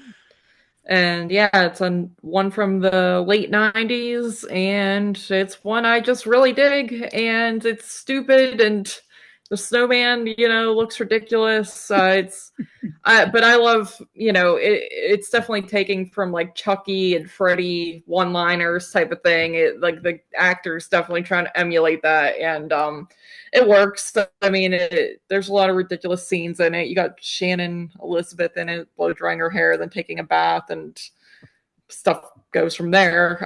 It's just, I like the main guy too, the dad. In the movie, who's trying to, take this guy down, and I like the way they defeat him at the end. It's just a ridiculous little film, and one that I enjoy. I tend to watch it every Christmas time now if I have the chance to. So, yes, Jack Frost. Wow, that's. Have you ever seen the sequel? Yes. I actually rewatched the sequel for this show. I'd only seen it once before, and I remember JP being like, "That movie's so bad," and I was like, "I thought it was fun when I watched it," so I rewatched it for this show, and I'm like, "Yeah, it's pretty god awful." But I mean, I like the little snowball guys though. I'm not gonna lie, like I think they're cute. So, but it's pretty bad. I might watch the first one this Christmas season. I've seen this movie like once years ago, and that's it. But yeah, I don't know. You might think it's too goofy. I know I will. I definitely don't watch part 2. Like, definitely, you hate part 2. Oh, I know that. If you guys all hate it, they did it on 22 Shots, and they all tore it apart. I'm like, no, if they don't like it, I'm definitely not gonna like. I don't want any of that goof shit. But no, I know what I'm getting into with Jack Frost. Goof shit. All right. Number 38. I'll make this quick. 2006 from Norway, the original Cold Prey. There you go. I didn't cheat. I put 1-1 and then 1 on the other. He's gonna hate me. I know, because I could have brought another movie in. I was sitting there yesterday for freaking 15, 20 minutes pondering. I had to stop, take a shower, try to figure out what freaking movie I'm going to cut. I was all business about doing this. And what movie am I going to cut now? What am I going to do? And I could have just cheated, but I didn't. Not but that's okay. Anyway, Coldplay. 5 friends travel to a remote mountain to do some snowboarding. They don't have to deal with the crowds of the resort areas. Sounds like a great idea in theory, but when it happens, when things go wrong, now what are you going to do? And of course, everything goes wrong. One of the boarders falls. They break their legs. They're far away from their car. They got to seek shelter in an old hotel. They go in there. They're half buried in the snow. The characters are actually likable, which is nice for a change. The setting is perfect, and a good setup and reasons why they can't reach the outside world with cell phones and everything else. They're isolated. It's good. I really enjoy all the characters. I think the girls are pretty, and the guys are cool, and it's fine. And it's atmospheric. It's very atmospheric. I enjoy the snow. I enjoy that whole thing about, them being isolated in the snow. I love movies like that. And that's what I think I miss. That's why I say at the end of part 2, we get out again and we get some snow, and you can almost feel the cold. And I was happy to return to that, is what it was. So I really like the atmosphere of that here. And you just get enough. You get good kills. You just get enough relationship stuff. The characters are cool. And you get enough of everything, and it's just done so well. It's just a well-made movie, and a lot of people, I think, are aware of this one. But there's a great appearance of the killer at the end. He looks freaking great. The body dumping stuff and everything else is cool, and you get enough of the information that you want about the killer. And it's just enough to keep it there, like, okay, something's amiss here, and what have you. But man, I have a lot of fun with it. It's a great final girl, like I said, and it's kind of a sad revelation. They make you kind of feel for what happened to the to the antagonist and stuff. But yeah, just a really good movie, and definitely recommend it, especially during the wintertime. So there you go, Cold Prey. Awesome, man. Yeah, I'm not cheating yet, but there will be cheating. There will be cheating. This one I'm going to be watching in just shy of a month for the proper Thanksgiving time, and that is Blood Rage. There you go. Nice. Absolutely bonkers little movie that has some pretty crazy moments, over the top gore, but still fun to watch, and a good performance by the guy that plays the brothers. Yes, he is good. I think it's actually underrated because it's so batshitness can come across as just bad acting, or you think it is, but then he does the other character and he plays him quite well that you're just kind of torn. You're like, well, it's really kind of interesting. The funniest part, the craziest part for me is the mom who just sits in the room trying to call the boyfriend who's like 5 fucking doors down or something. I don't know. I don't get that. Yeah, Dave is always like, no, he can't be there. I'm like, yeah, he's like the head of the complex. The guy went in, chopped his hand off, left, and is like in the same complex. I don't know why she's trying to get him on the phone and not just getting out the door and going to see him, but who cares? It's lost gory, her mind. It's silly. Yeah. It's fun. And like the narrative, like it's a shoddily made movie. You have to admit that it's shoddily made, but that's its charm. She was too busy doing cranberry sauce. That's why she couldn't go down there. I'm just saying. That out. Cranberry sauce. I do love that. I love the narrative. It starts God. Like when a movie is not working right. Well, they throw like a voiceover over that doesn't even carry over for the rest of the movie. Really, it just is there to explain what's happening. Just throw exposition out there so we know what's happening, and then get the movie going. But definitely worth checking out. Bonkers movie, Blood Rage. Nice. At my number 37. Right on. Sweet. 37 for me, 2004. I'm going to one of my favorite watches. I've championed this since day one it came out, and this is Jeff Lieberman's Satan's Little Helper. This is, man, I absolutely love this movie. I love the concept of a little boy playing a video game and Satan's in the video game, right? And then all of a sudden we have this masked killer. It looks like Satan. He wants to be his protege. I love it. I love the kills in this movie are fun. I love one of the scenes where the killer goes up to the house, and he kills the body, and the boy thinks it's a game the whole time, right? He's not really putting two and two together. Oh yeah, let's go do this. Let's go. This killer's like turning him into a hoodlum, man. Like, come on, we're gonna knock over this grocery store. We'll do all it. Love it, man. I love Jeff Lieberman's vision in this one. So fun, man. Great movie. Awesome. It is fun. It's fun to watch in Halloween time. And I wish the sister was in more movies. What happened to her? Right. Totally, man. Yeah. I don't get it. How do you have a girl like that in a movie and I don't know, and then she doesn't make movies anymore? You're just like, you make money. Just put her on camera. Yeah. Anyway. All right. My next one is a movie that does the whole movie within a movie type of concept, and that is Midnight Movie. Nice. I forget when this is from, like late or early 2010s, late 2000s, something like that. But late 2000s, I think. Yeah, I think this is like one of the first ones I picked up on Blu-ray when I first bought a Blu-ray player when I moved out, and because I think JP recommended it to me, and I've always dug it. I'm a big sucker for the movies that take place in a movie theater, and I like the concept of the killer coming out of the movie. I always call this as like the reverse Final Girls, kind of, because it's like the killer comes out of the movie instead of them going in it. Mm-hmm. And I like how they are watching a movie within a movie in this, and it feels like a Texas Chainsaw type ripoff, basically, that they're watching. And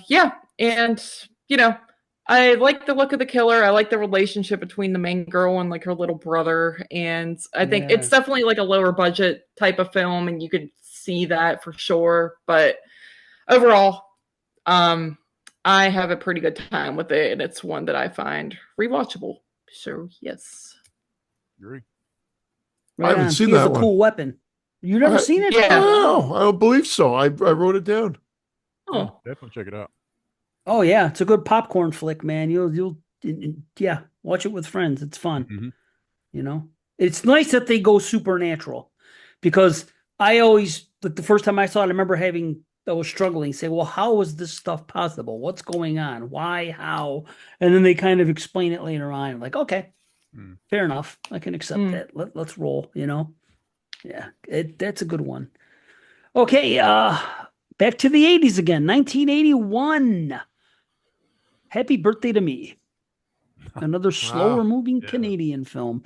But I'll tell you what, pretty influential if you think about it. And we've talked about this. I don't know, do we ever do a full review on this? I do not know, but I know we've talked about it plenty. It just seems to come up a lot because we always talk about, We have done one. Okay. All right. Yeah. Then we did. Okay. Because we definitely talk about it. It's actually kind of inspiring. This is the movie with the the killer is known by everybody that they kill. You don't see that a lot. You don't see that, oh, it's you, the whole movie. Sometimes you see it.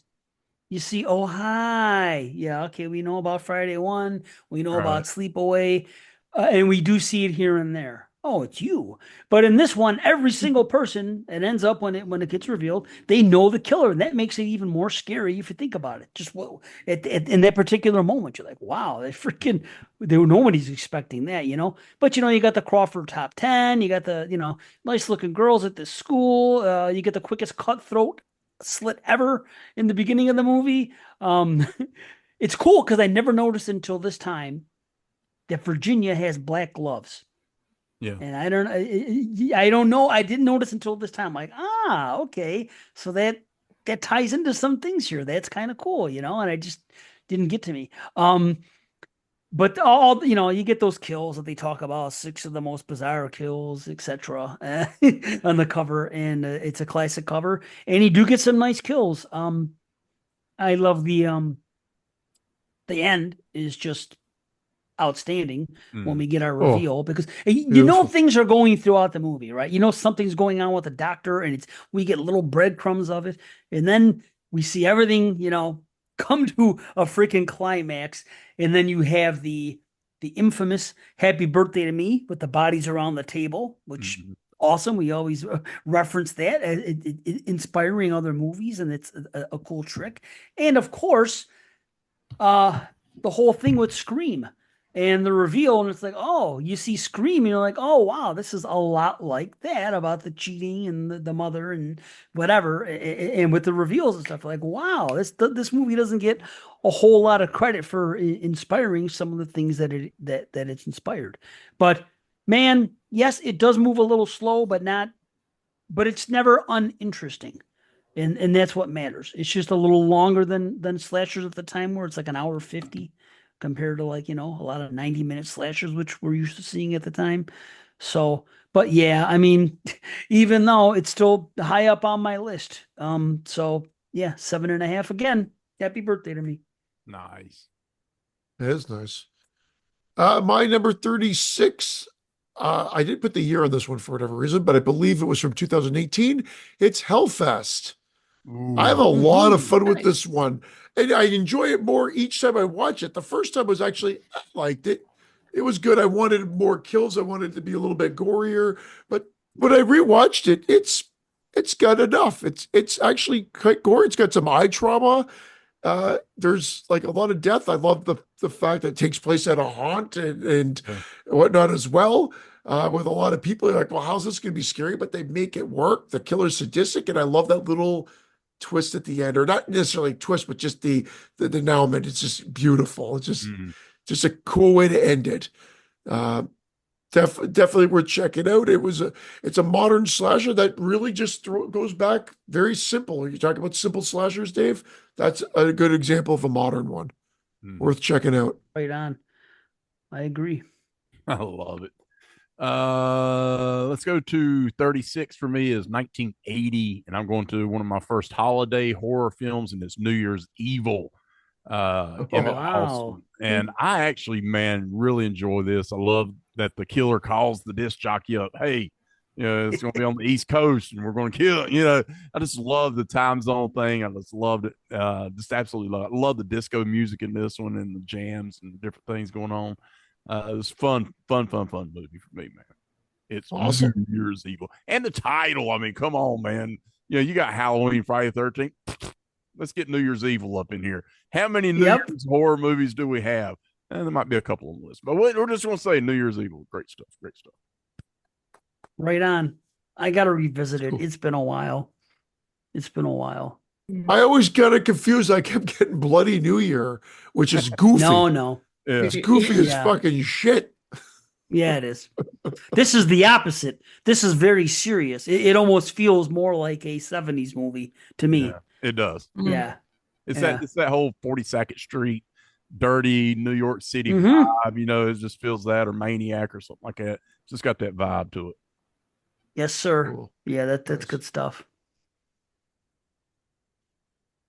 All right. For me, I believe this is a 2016 film. I haven't really been keeping track, but it is Fender Bender.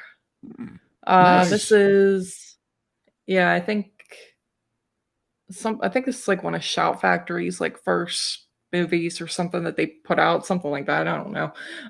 But I actually watched this one for, I think, Derek B show like years ago. They were doing like independent slasher films, and someone brought this to the table and I really liked it and revisited for this show and I liked it again. It's pretty simple. You know, a girl, she gets into a fender bender that's not her fault, but she has garbage parents and they're mad at her for getting into the fender bender, which does annoy me in the movie. I hate stuff like that because it's like the girl didn't even cause the wreck. You know what? Never mind. I hate this movie. Screw it.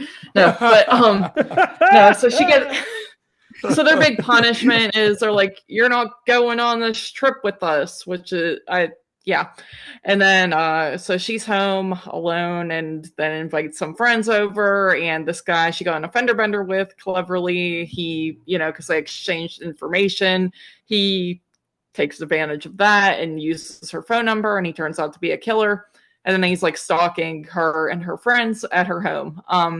Yeah, pretty basic concept. I like the look of the killer, and I just like the setting of helpless little teenagers stuck at home, and the idea that this guy wrecks, his MO is like gonna just wreck into people and then steal their information and go to their house and kill them. I like it.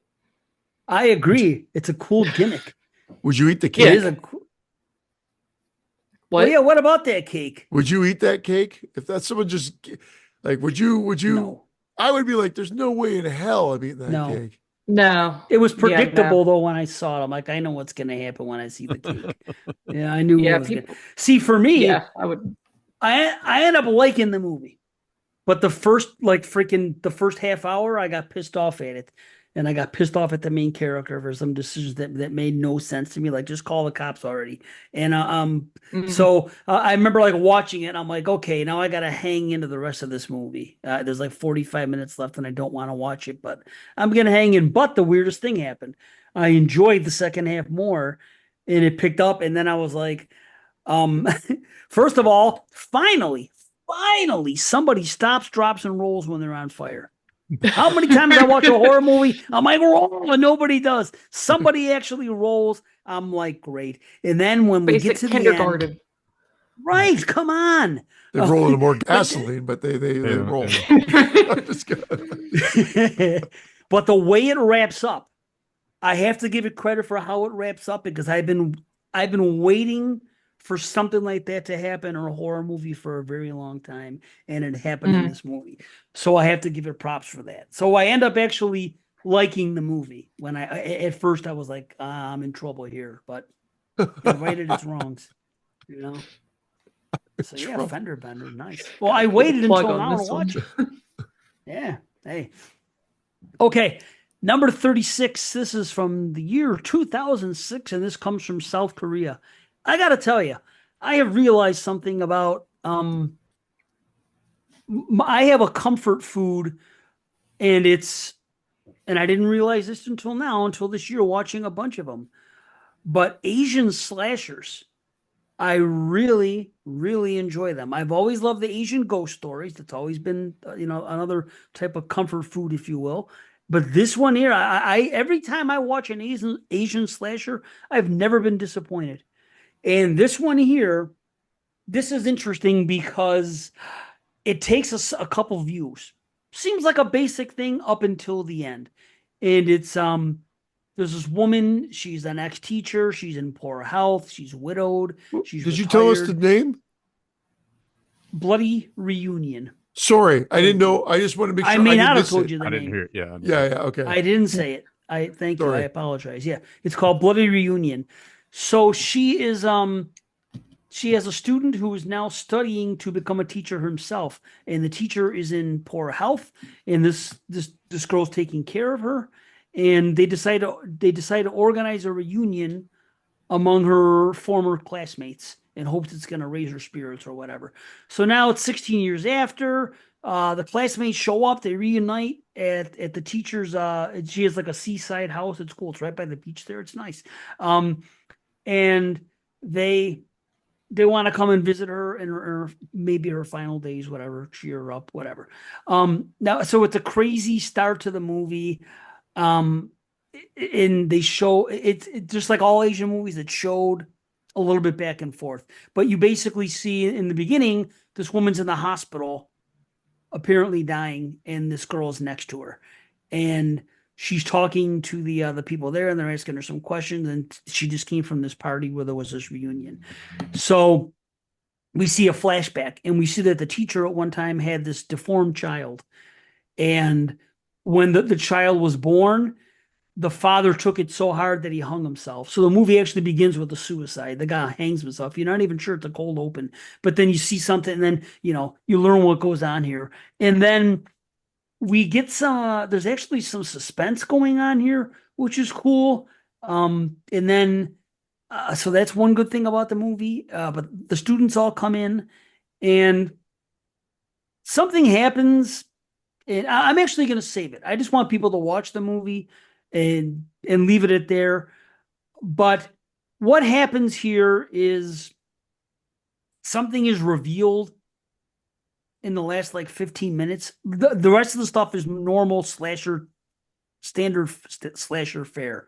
And then you see something, and it's almost a predictable thing when you see who the killer actually is. You're like, oh wow, I thought it was like one of two you thought it was gonna be. And then ended up being the one. You're like, okay. But then the last 15 minutes, things change. And the first time I saw it, I walked away from the movie saying I was really enjoying myself. And what the hell did they do these last 15 minutes? Watch it a second time for this show. Almost had the same reaction. Started looking things up online and was like, a lot of people were in the same boat as me. And then I saw some people that actually weighed in on it. And I don't want to compare it to the movie that they liken it to, because if I did, that would give away this reveal. So I won't. But no, with that knowledge and seeing that, it made me appreciate the movie that much more. I'm like, wow, that's clever. So this is what happened. Okay, now I get it. It was one of those things. So I'm not going to say anything else about it, but I would like people to check this movie out. Bloody Reunion from 2006. Another 7.5. Nice. Has anyone seen it? No. Nope. Okay, check it. Carl? Carly? Carl? No, I haven't seen it. All right. 35s, everybody. My 35 has been mentioned twice. So is this the first thrice? Repeat? I think so. No, I think we had the Fun House, right? Oh, you're right. I believe. Yeah, all three of you had Yeah. Fun House. Yeah. Okay, well, then fuck it. This is just the second time it's happened. House on Sorority Row, 1983. Nice. Yeah, I've liked this, but I've always kind of hovered a little lower than what I am now. But then I bought that MVP Blu-ray. It's good. Had good features on it. Good transfer. Interesting enough. Now I can't remember. I'm going to confuse it. I believe one of the ones streaming has that opening scene tinted in blue, which is just interesting. And then I believe the original is black and white. Oh, feel free to weigh in on that, but I'm pretty sure the original is black and white. But I remember mentioning this on the show, and they tint it blue for one of the streaming services for whatever reason. I guess they maybe didn't think people would want to watch black and white. Just a very weird choice. I'm bringing that up because we've talked about the movie. I like it too. I admit, the whole point was to make her seem like she's back from the grave, exacting revenge, and that's why we never really get to see who the killer is. But I love that reveal at the end when he's in the room and he lifts his head up, and it's a really cool sequence. But yeah, I was surprised at this. Sorry. I was gonna say, I feel like I always remember it being in blue. Now you just like mind warped me. So yeah, I was thinking that too when he said blue. Yeah. Yeah. So yeah, just an interesting sort of take. And then yeah, I'm surprised this got a remake. Honestly, it's funny that they when they were going down that route that they chose to do this one. The remake's fine. I've watched it. I don't mind it, but yeah, this is okay. Something about this one. It's gritty. I agree with Carly. The prank is a little bizarro, but you buy it. It seems to work, and there's enough gags to keep you going to the end. And the cast is likable, other than that one gun-toting sorority sister. Darn gun toter. Yeah. Leave her alone. She was probably my favorite. Leave her alone. Awesome. 7.5 out of 10. Nice. And that's it for me. Sweet. 35 for me. I'm going to 1996. William Lustig's Uncle Sam, another one of the holiday horrors. We're going 4th of July. God, really? I really should not like this movie, but I always have. I've just always had fun with it. Wow. Bratty kid. Love some of the kills in it. And I'm a big William Lustig fan, so that kind of helps too. Give me a little nod, but this is really fun. Nice. I really enjoy this one. Uncle Sam. Wow. He it's kind of like Terrifier wants you, but no, Uncle Sam wants you too. Oh, there you go. Right. Is Greg gonna have? What's that? I'm just trying to figure out if you're gonna have 3 William Lustig movies on your list, because that's something I didn't see coming from anybody. I just know, or more. That's true. Yeah. Or I'll fall on the ground and crack my head open if there's more. Yeah, right. I'll tell you that. But we'll see. Cool. Oh man. All right. Let's see. All right. My next one is one I guarantee no one here watched, and that is actually my friend's movie Spirit Animal. My friend Madeline Deering, who I am in her movie Bathtub Shark Attack. Yeah, Spirit Animal was her first feature movie from 2019, I believe is when it first premiered, and I genuinely like it. I've watched it several times. It is shot on video, so there's that, but I thought it was like a cool... Ew. I'm joking. I know. I'm open-minded now. No, I'll watch this one if it's this high on your list. I mean, I have fun with it. I think it's a funny, it's got like one-liners in it. It's basically like it's supposed to be set on New Year's, and these kids are going up to a cabin on New Year's, and there's this dude who was said to haunt the woods, and he was like at camp like when he was a kid, and the camp counselor says you can only pick one spirit animal to be, and the kid's like, that's bullshit, and then it's just like one of those stupid things. He becomes a killer when he gets older, and he's dressing up like all these different animal masks, and he kills everyone in a different mask. So it's just funny. Like there's a part where he's like pretending to be a dog, and he's just like it's just him in a mask, and he's like bow wow arf arf, and they like and he's just, and then like he dresses like a whale at one point, and he goes like, well, he didn't last long. Like he has like a bad pun with every kill. Like Brandon's in it.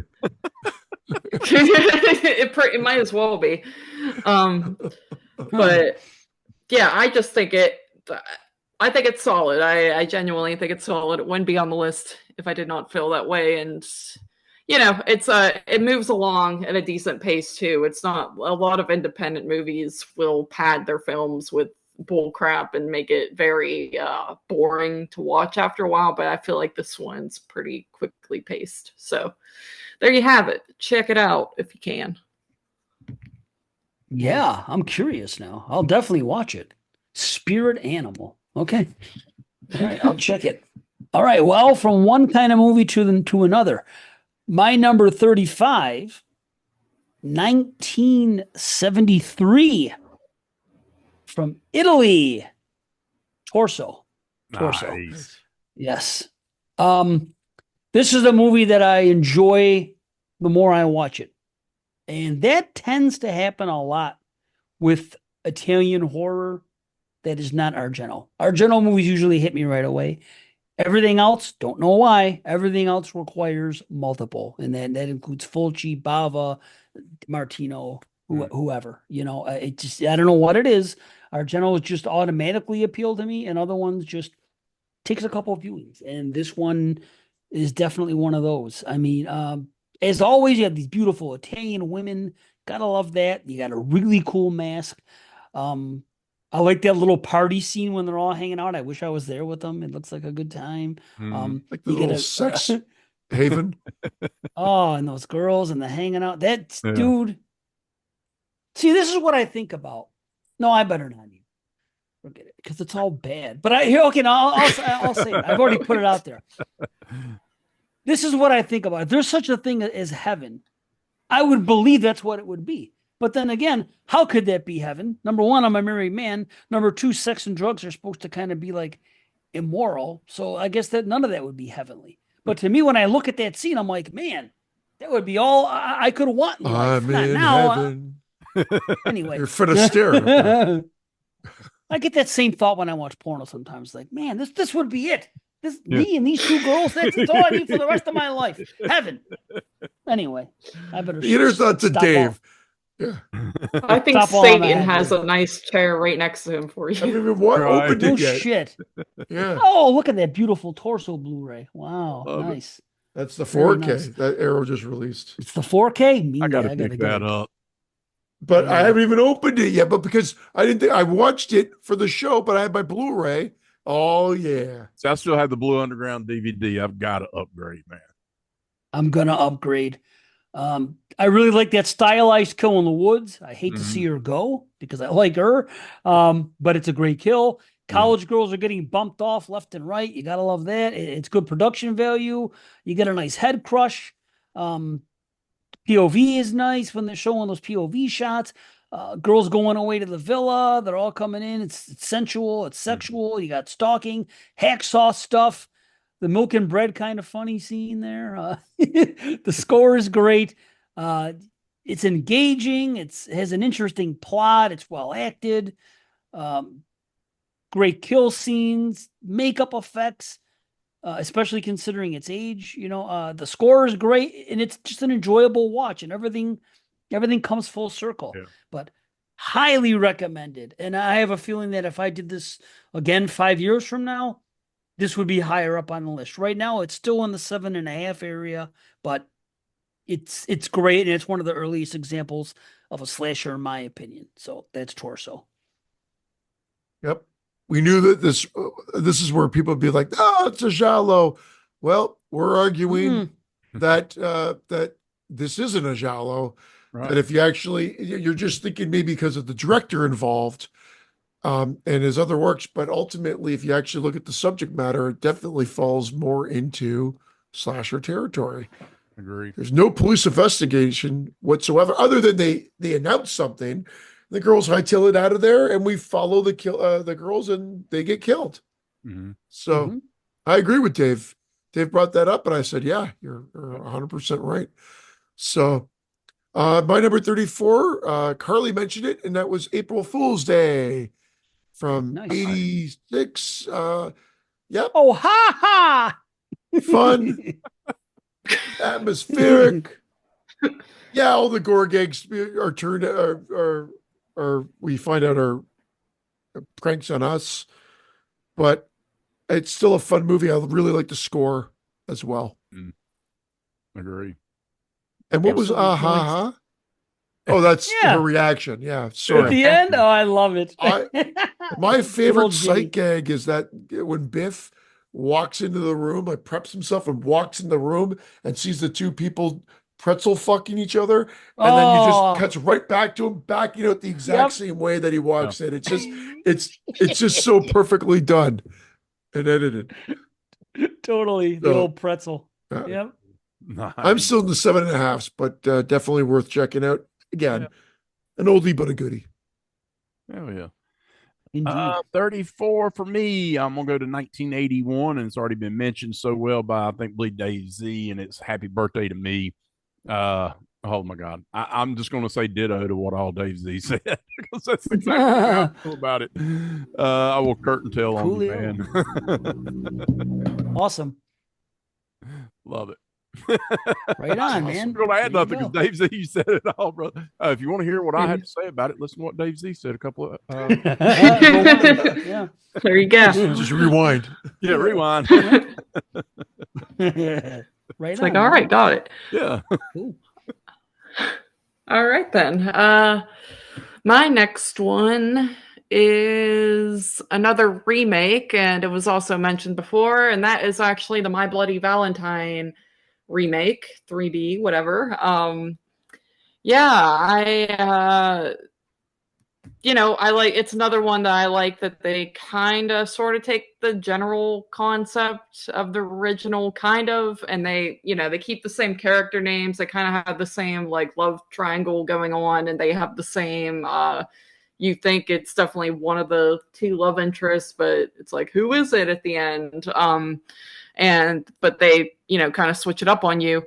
Yeah, I enjoy this movie. It's very of the time, feels super 2009. Like it just reeks of it, but I had a fun time with it. I think it's pretty gory, and I think it's definitely solid. It's not as good as the original maybe, but I think it's fine. Like it holds up. It's not one I've seen a million times in a row, but anytime I do go back to it, I'm like, you know what, I actually like this, and I think it's serviceable, and yeah, the 3D element is fun with it too. So yet. Right on. Awesome. I love the Tom Atkins kill. Yeah. Yes. Actually. Yeah. That's probably the best. That's the most memorable moment for me, I think. Yeah. It's still one of the best experiences I ever had, going to the theater and seeing anything 3D. It was fantastic. Yeah. So I'll always have that. Okay. Number 34. I believe that this is going to probably be a big surprise to people knowing my tastes, but actually, everything I'm going to talk about for the remainder of this evening, for this episode, is an 8. So an 8 exactly. Now I'm into the 8s. But this one, I gave this movie an 8. I've seen it 3 or 4 times, and it hasn't gone down. So it's got to be on this list. And it's from 2018, and it's called "You Might Be the Killer."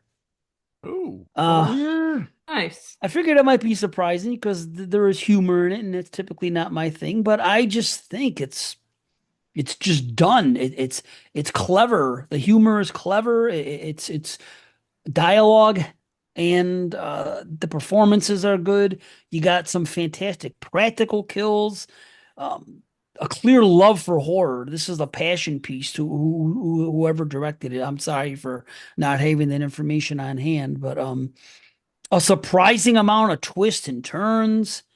It's really cool, and the characters are relatable. You like the girl in the store, and you like him as the lead, and you feel bad for what's going on. It's kind of cool for once to see the campers doing offense and defense simultaneously to go against the killer. You never see that in a freaking movie. You just see people running around like chickens with their heads cut off. Nobody can get on the same page. It's mayhem. They even try to organize stuff. I'm not saying it worked out any better, but it was nice to see the effort made. There's a couple excessive kills that are really good. One issue is that, isn't it enough? We can't see the kills as clearly as I'd like. Something with the lighting. That's really it. But there's a nice head chop and a half. Like I said, I like both the leads a lot. It's kind of silly that nobody got that mask and knife before, but I just looked the other way on it because they weren't buried very deep. It's just like, okay, go here. But I was like, really? That's all it is to get that knife and that mask? It's freaking, what, 6 inches underground? Okay. All right, whatever. But whatever. Everything else is really good to me. Like I said, the humor isn't over the top. It's not over the top type of comedy. The kills are taken seriously. The meta stuff is good. There's a scene where both arms are cut off at once. That was a new one that I don't recall seeing. There was a cheap kill, and at the time I was kind of frustrated with it, but then I find out later that it ended up not being a kill at all. So that was cool. I like that girl, Imani, is his ex-flame. She's really cool. There's a nice little swerve that goes on in there, which I didn't see coming. It's a meta slasher that plays on the genre convention and flips the script in a different way than you're used to seeing. You know, it's straightforward. You know what you're getting into. Yeah. But yeah, I really enjoy this movie. I don't know what other people think of it, but like I said, I've watched it 3 or 4 times, and it hasn't gone down. I enjoy it every single time I see it. So here it is on my list. You might be the killer. Nice. I like it and forgot about it completely. Mm-hmm. Oh, wow. I don't know how. I was okay with it the first time, but then we rewatched it because someone recommended, I think it was Randman, recommended that we do it, and Dave, you and I did it again, and I really enjoyed it. And I totally forgot about watching it for this one, shockingly enough. Number 33. Might be the killer. Sorry, it's got that That's song okay. too. Yeah, sing it. Hi, Dave. Jamie. Number 33 was mentioned by Greg earlier. It's Popcorn. Nice. Again, I saw this back in the theater way back when, and it was a great experience. Went with two buddies, and we had a blast. It's fun. It's another one of those troubled productions, kind of like we're talking about Curtains, and there was another one I feel like we were talking about as well, where something had happened or they lost some money, but they still managed to salvage the movie. That's why, there's things that don't make sense. Like Dee Wallace, when she goes to the theater and suddenly possession just appears on the screen, like that doesn't make sense, but I don't care because the movie still works with it. And you don't really think about that until you rewatch it again. You're like, wait a second here. That doesn't make any sense. Yeah, that's weird. But the movie, it's fun. There's some great songs. The movies within a movie are all hilarious. And I just love that because, as Carly mentioned, I'm a sucker for, I too am a sucker, I guess, for movies that take place in a theater. And this takes place in a theater with all the tropes of the old movies where, I can't remember if it's like House on Haunted Hill, William Castle ones where a skeleton would come out at you. So they have all these things flying out at you, a giant mosquito, a bunch of other things. It's smell-o-vision. So, and while that's all happening, you've got a killer running around. So it's a lot of fun. Check it out. Popcorn. Love it. Hell yeah. 33 for me. I'm gonna go to 1992 and go Manicato, and I'm going Dr. Giggles. I can't do it right now, but Larry Drake. There you go. I love that dude, man. I absolutely love this movie. God, dude, so much fun. And it shouldn't be fun, but it is fun. The killing the needle or whatever y'all talking about, classic. I'm telling you everything about this movie. So much fun. If you haven't seen Dr. Giggles, man, it's just a fun 90s film. In a decade of 90s where there isn't a ton of great horror movies, this one to me, it's right there, dude. Yeah. I have a lot of fun with this too. Good cast. Good cast. I like it. I bumped it off my list though. Dave, again, we might be talking about it later. I'm going to break your rule, but not on this show, but on our follow-up show, at least on my end. There you go. Makes so sense. I dig that too. And Larry Drake, he became that freaking character. Like he gave it all, and he didn't seem like he was like upset by playing it. He just fucking did it. That's what I love about it. It's just not as goofy as I thought it was going to be. That's what I liked about it. I mean, there are some goofy things, but you hear about a guy named Dr. Giggles and he's laughing and stuff, and you think the whole thing is going to be one big schlocky freaking laugh a minute instead of horror. And it's really not. So I appreciate that about it, Yeah, I dig it. It made my list last time, I'll tell you that much. I do like it. It surprised me because I waited all those years to watch it, Greg. I never wanted to see it. I was turned off just by the name. I was like, but I watched it for the last, and I enjoyed it. Nice. Yeah, it's good. Ooh, all right. Hang in there, Kyle. You're not too much longer. I'm tapping out. I know. Now I'm an old man nowadays. No, I'm okay. But number 33, I'm having a good time. 33 though is another one that was mentioned, and that is Hell Nights. And Hell Night. This one's really creepy to me. Like it's one I've always kind of thought like, I don't really love the characters too much, but I think the atmosphere and just certain things that happen, like the whole ghost, like how they're trying to scare the kids on the inside, and they have like that projection of that ghost. Like I actually think that's pretty creepy. Yeah. That's actually what this movie kind of reminds me of like the whole set design and everything. And right.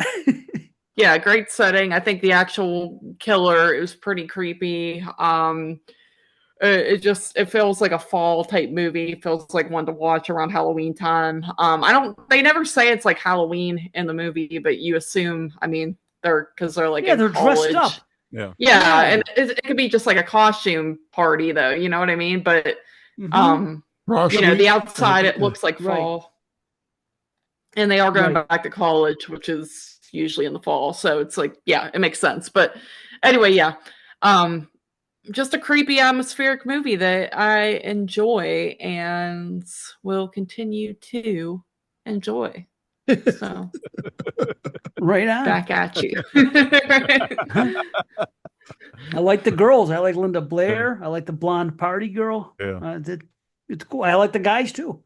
You know, I do like the characters, so that's something. Okay. Number 33. This one is from 2016 and it's from the Netherlands. And I am alone in this boat. I don't know what it is. I looked online and nobody likes this movie as much as I do. And I don't understand why, because it has exactly what you want in a slasher. But it's called The Windmill Massacre, aka The Windmill. It's about these people. It's really interesting because these people are going on this like a sightseeing thing, and one of the things they're going to be seeing is windmills, amongst some other things. But the thing is, it looks really good. Like the production values are really good. The colors pop. It's shot well. It's really good stuff. We have these different characters arriving for this trip, and they all have like background things going on. Like we learn a little bit about them before they get on this bus. And basically, when they get on the bus, they go, "Oh, there's room for one more sinner," is what the girl says. And you kind of get like a little vibe there. Like, okay, is there something supernatural happening here? What's going on? And like I said, we have what do we have here? Different characters. They introduce all the characters one by one. It starts off with this one girl. It's this Aussie girl, and she has some kids, and you have a father and a son. Something happening in Germany. Introduction of many characters by one photographer. One's a part of. Let me rephrase myself. I apologize. We have many characters being introduced one by one. Somebody's from Germany, someone's a photographer. We have an Asian grandson with her young grandchild there. And then the windmill being the common denominator. There's different things going on involving windmills. And it's really hard to explain it, but they have Happy Holland tours. They go on it. Every character has bad memories. And it's a good cast of characters. They have car troubles. And the bus breaks down and they're near a windmill that isn't all that far away. People start getting bumped off. First kill's pretty good. We get some local folklore about the witchcraft and about the windmill. And there's some cool stuff because when blood spills, the spilling of the blood causes the windmill itself to turn and churn. So it's kind of cool. There's actually a nice sad reveal there that works. There's a few more decent reveals. It would be really cool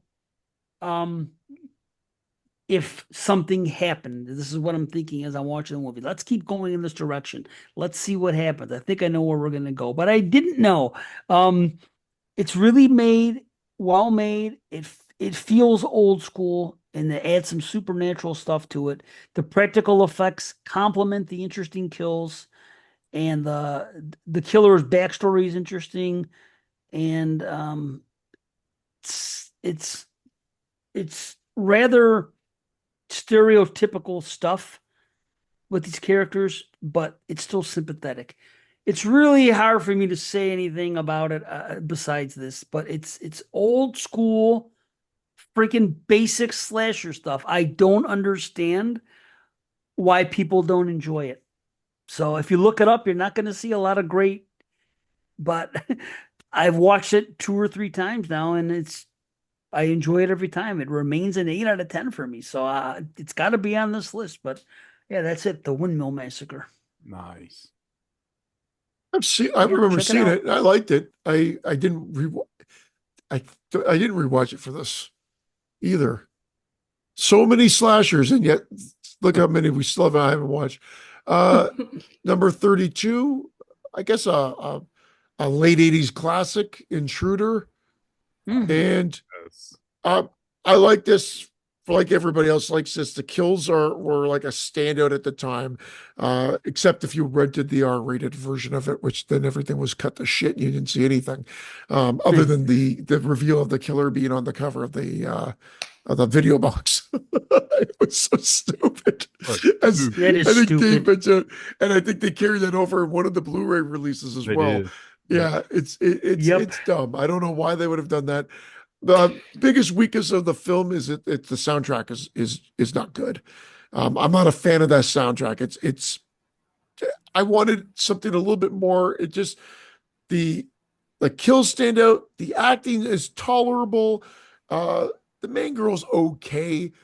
She runs horribly at the end. There's this one scene, if you remember, she runs this guy in running lane to lane.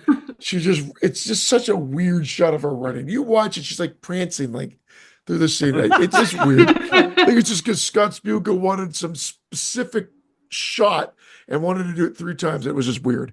But those are my nitpicks. The gore is great. It takes a while to get to that first kill, but once it does, it goes. You get Renee Estevez is, I think, victim number 1, and it takes off from there. I believe she's victim number 1, but takes off from there, and it's fun. And it's I think the only way you can watch it now is unrated. So check it out. Intruder. Yeah. Intruder. Love it. 32 for me. I'm gonna go to Robert Duvall's 1982, The Girls' Night Out. Huge fan of this movie. I love the setup of the scavenger hunt, and then we got a killer dressed in the bear mascot costume. Holbrook is in this movie as like a little, or was he on set for like 30 minutes or something, whatever he was. Right. It was crazy. They just brought him in for the name. Hey, it worked. I love this movie, man. It's so fun. And like all my movies, and of course I love it. Kind of like what Carly said earlier. It's on my list. I got to love it. So right on, man. I really enjoy it. It's so fun. Yay. Hey, dude. It sucks. That's why I put it on my list. No. Yeah, I hate it. I hate it. It's number 28. No, 32, Girls' Night Out. Man, definitely check it out. Love the Arrow Blu-ray release of this one for sure. Good cast in that movie too. Oh yeah, definitely. Yeah. And that fun soundtrack. Do you believe in magic? They play the same like 3 songs like 3 times. That's all they could afford. Right. If they even afforded it, that's probably a little pirated. No. Right? No shit. All right. 32 for me is actually Pieces. And wow. Pieces. Yeah, this is actually one that it's funny, we were just joking, but I feel like every review I keep giving, I start out being negative. I'm like, yeah, I hated this. But no, this is one I actually did not like for like the first time I saw it, I just didn't really I was like, I don't get why people love that so much. And the whole, you don't have to go to Texas for a chainsaw massacre. I was kind of like, I don't know. This didn't really, I felt like it was a hyped up movie that I didn't care for. But then upon rewatch, it's a film I think you just have to enjoy and not take too seriously, and you'll have a good time with it. It's really has some really good gore in it, and I like the music throughout this one too. I think it has a decent score, and I don't really notice like scores and soundtracks too much, but in this one, it always has like this good like bass like boom type noise throughout it. But yeah, I like it mainly for it's super gory. It is a very gory film, and I've come to enjoy it over the years. So that is why it is here on my list. Nice. I plead my case. And it's got a Bluto in it from Popeye. Yeah. Good point. Good point. Great movie. Yeah, that guy's great. Yeah. Okay, here's another one I don't expect to be in anyone else's list. But it's one that I've always brought up as like a hidden gem type of movie. And from 2007, this is Boogeyman 2. Has nothing to do with the Boogeyman from Italy. This is the sequel to the freaking Hollywood whatever one that came out in 2004 that was a basic kind of supernatural movie, and this one is completely different. Yes, this is completely different. I've never seen this one. Oh, you must. Okay. So honestly, this is kind of like a poor man's Nightmare on Elm Street 3. And I say that in a good way. I'm calling it a poor man's, but I mean Nightmare on Elm Street 3 is a freaking masterpiece to me. So whatever. But it's a lot like that. You basically see that in the beginning. There's it's a flashback. There's a young brother and sister, and there's a kill that happens. Their parents get killed. They live. It's 10 years later. She's 18 now, and her brother was discharged after 3 months of spending some time in this place, like Elm Street 3, like a asylum, if you will, to help kids with problems. And now she's actually going to move away, and now it's her turn, and she is actually going to go and sign up for this because apparently it worked wonders for him. So they go in there, and Tobin Bell was the hospital's administrator, so that's kind of cool. It's a group therapy session, just like Nightmare on Elm Street 3. And then kills start happening. We get a kill in an elevator, or we get roaches coming around and swallowing stuff, and a power outage, and maggots, and it's almost like a Hellbound type thing where the guy's cutting himself and he sees things. Get off of me! So it's like a supernatural thing. It appears like it could be supernatural because you don't know what exactly is going on, but people that are having issues with things that they fear because they discuss them, in this place, they are having to face them, and they're getting bumped off. And it keeps you guessing the whole movie. What's going on here? There's a great weapon. There's a good method of killing here. Lots of cool kills. The practicals are good. We get towards the final girl. There's 24 minutes left in the movie, and it's all her. And she's being chased, and then we get a couple good reveals. A good hedge clippers kill. I didn't love the mask, especially when there's another mask in the movie that they actually show that would have been better looking. It does have a great ending, but if you haven't seen it, I'll say it again. It's a hidden gem. It's a movie you're going to sit down. You're going to enjoy your time with it. And it's what you want out of a slasher. It's good, gory, inventive kills, basic and fun. It's another 8 out of 10. Boogeyman 2. Has anyone seen this movie? Never seen it. No. Okay. Well, you better know. That's all I can tell you.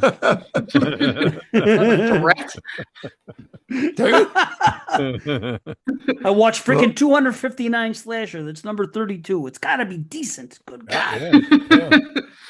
Anyway.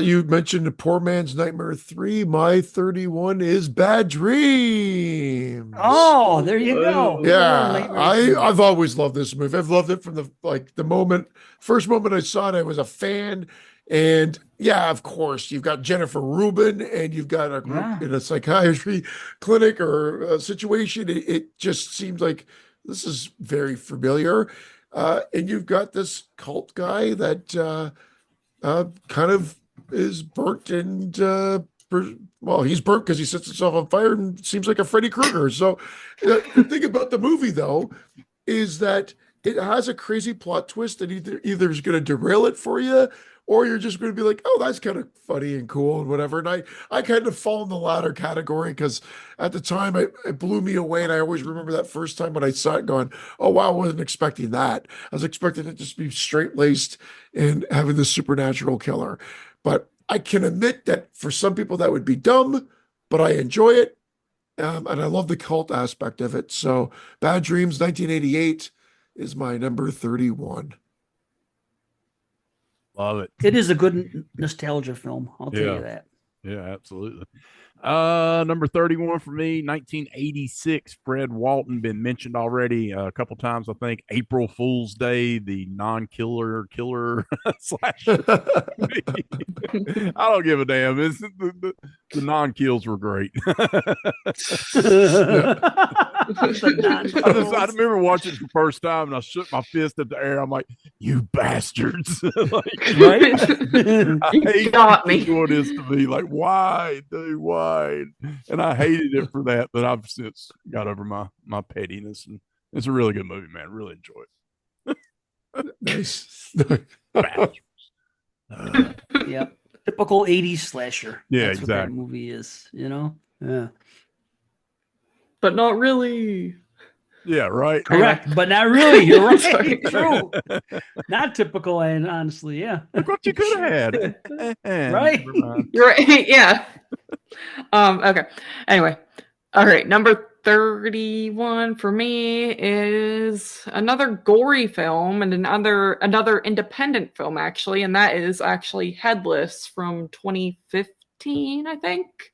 Nice. And yeah, this is Dave Parker is actually in this movie, and he's pretty funny in his role in this movie. And yes, he is. So it's got like, yeah, it has beats of comedy. Yeah, he reminds, he's like what JP wants to be in this movie. Stay at home, nothing, worthless piece of shit that does nothing, and the girlfriend just like puts up with it. So I love it. Wow, not a bad idea. Shit. Yeah, exactly. Yeah, but this is like I said, it's like an independent film, and they focus mainly on the gore aspects, and they do a good job with it. I like that they got some good sets in it too. There's like a skating rink, which is that's an underutilized cool set. I feel like I wish I would see that more in movies, but I always think it's cool. You have a small cast of characters, and I think they all do a good job. All put on good performances. The killer himself, I really enjoy. I like the look of him. I like the skull mask, and then his little side companion with the little skull thing. Yes. It's kind of he makes. Yes, this feels like Terrifier before Terrifier in a way, just like a little bit lower budget, but I enjoy it.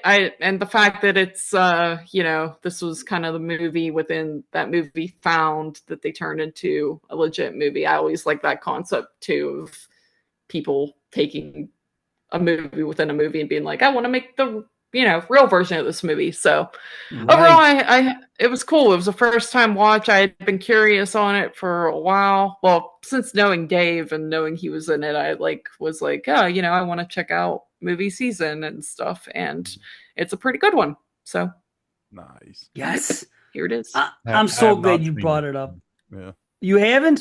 I haven't seen it, but with Dave in it, I got to watch it. So oh yeah, I'll definitely check it out. Sorry, Dave. I will watch it. You get to see as much Dave as you want to see too. I'll leave it at that. Yes. That's like every movie's in. Well,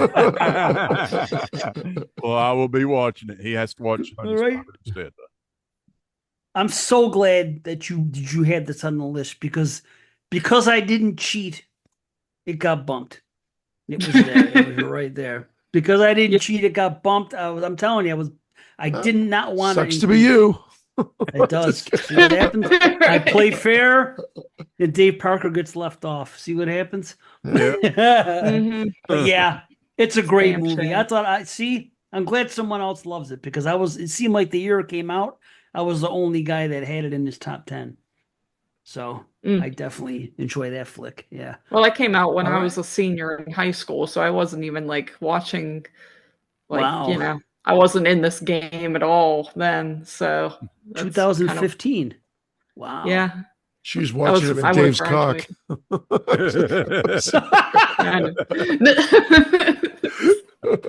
Not saying nothing. All right. Okay, 31. I'm not saying nothing.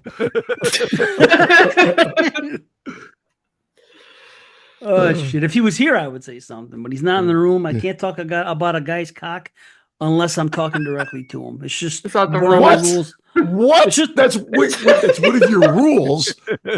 Yeah, I'll talk about your cock or Greg's cock because how many cocks have you talked to? Other? I'm just saying I can joke about someone's cock when they're around me, but I can't talk about a guy's cock that isn't near me, that is not in the room with you or having a discussion with me. That's a gonzo rule. I mean, I never heard anything so crazy in my life. Nothing so crazy. Never sleep less than 8 hours a night. Yeah. Always drink 6 bottles of water throughout your day. Never play cards with a guy who has the same first name as a city. And never talk about another man's cock unless he's in the same room with you and it's for humor. Those are my 4 rules of life. Great rules. Great rules. That sounds like what was that third one? What about city and cards? What? Never play poker with somebody who has the same first name as a city. You know, that's a specific rule. Is that like Tennessee George or something? Don't play. I see what you're saying. Okay. You know what I'm saying? Yeah. Yeah. Okay. All right. That was and my if fault. anyone can tell me, somebody's going to weigh in on that. I know they are. Okay. Anyway, number 31. We've talked about it a long time ago at the very beginning, I believe. 2006, All the Boys Love Mandy Lane.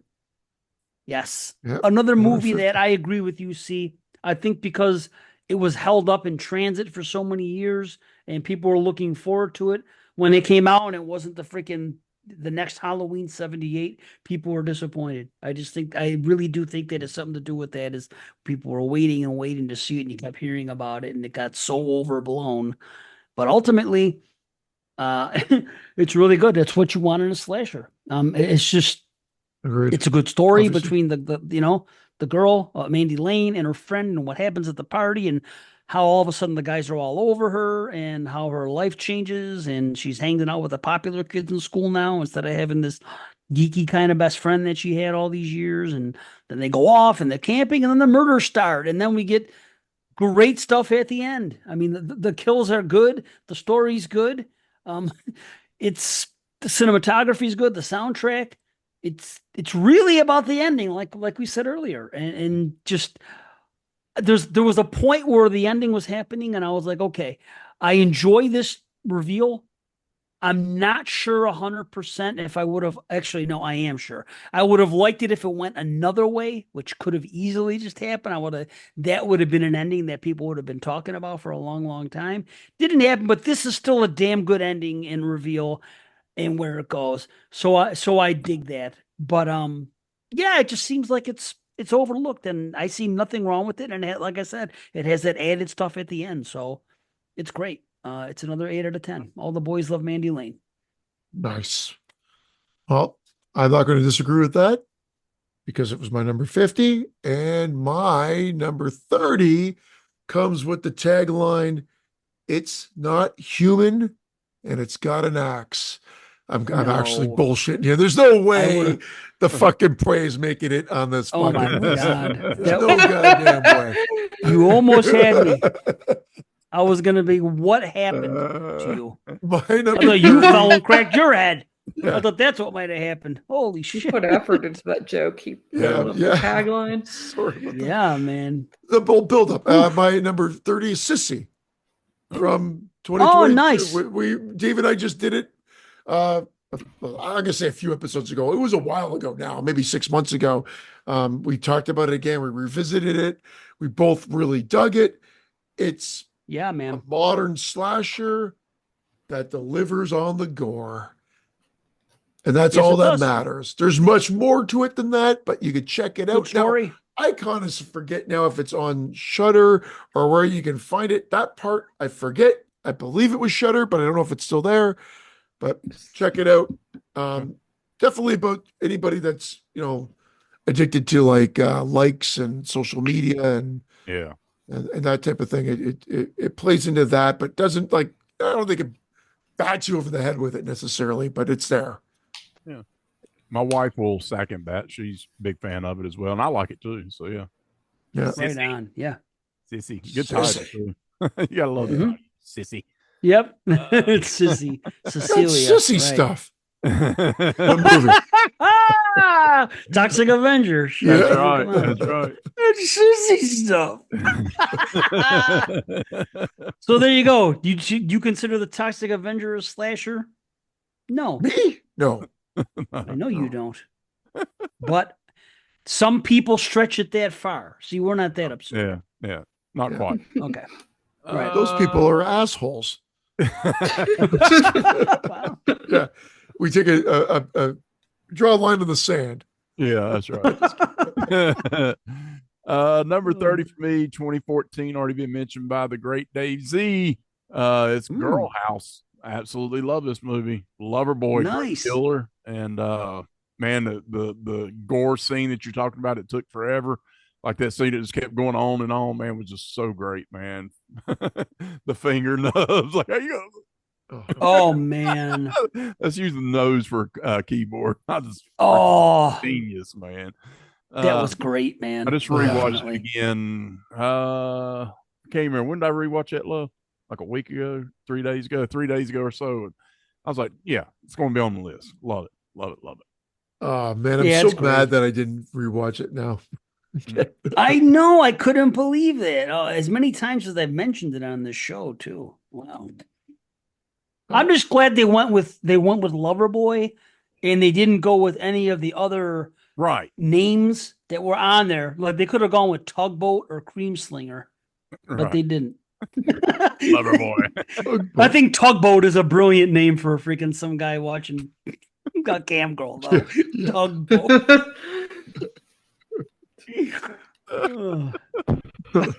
That's my handle. All right. All right.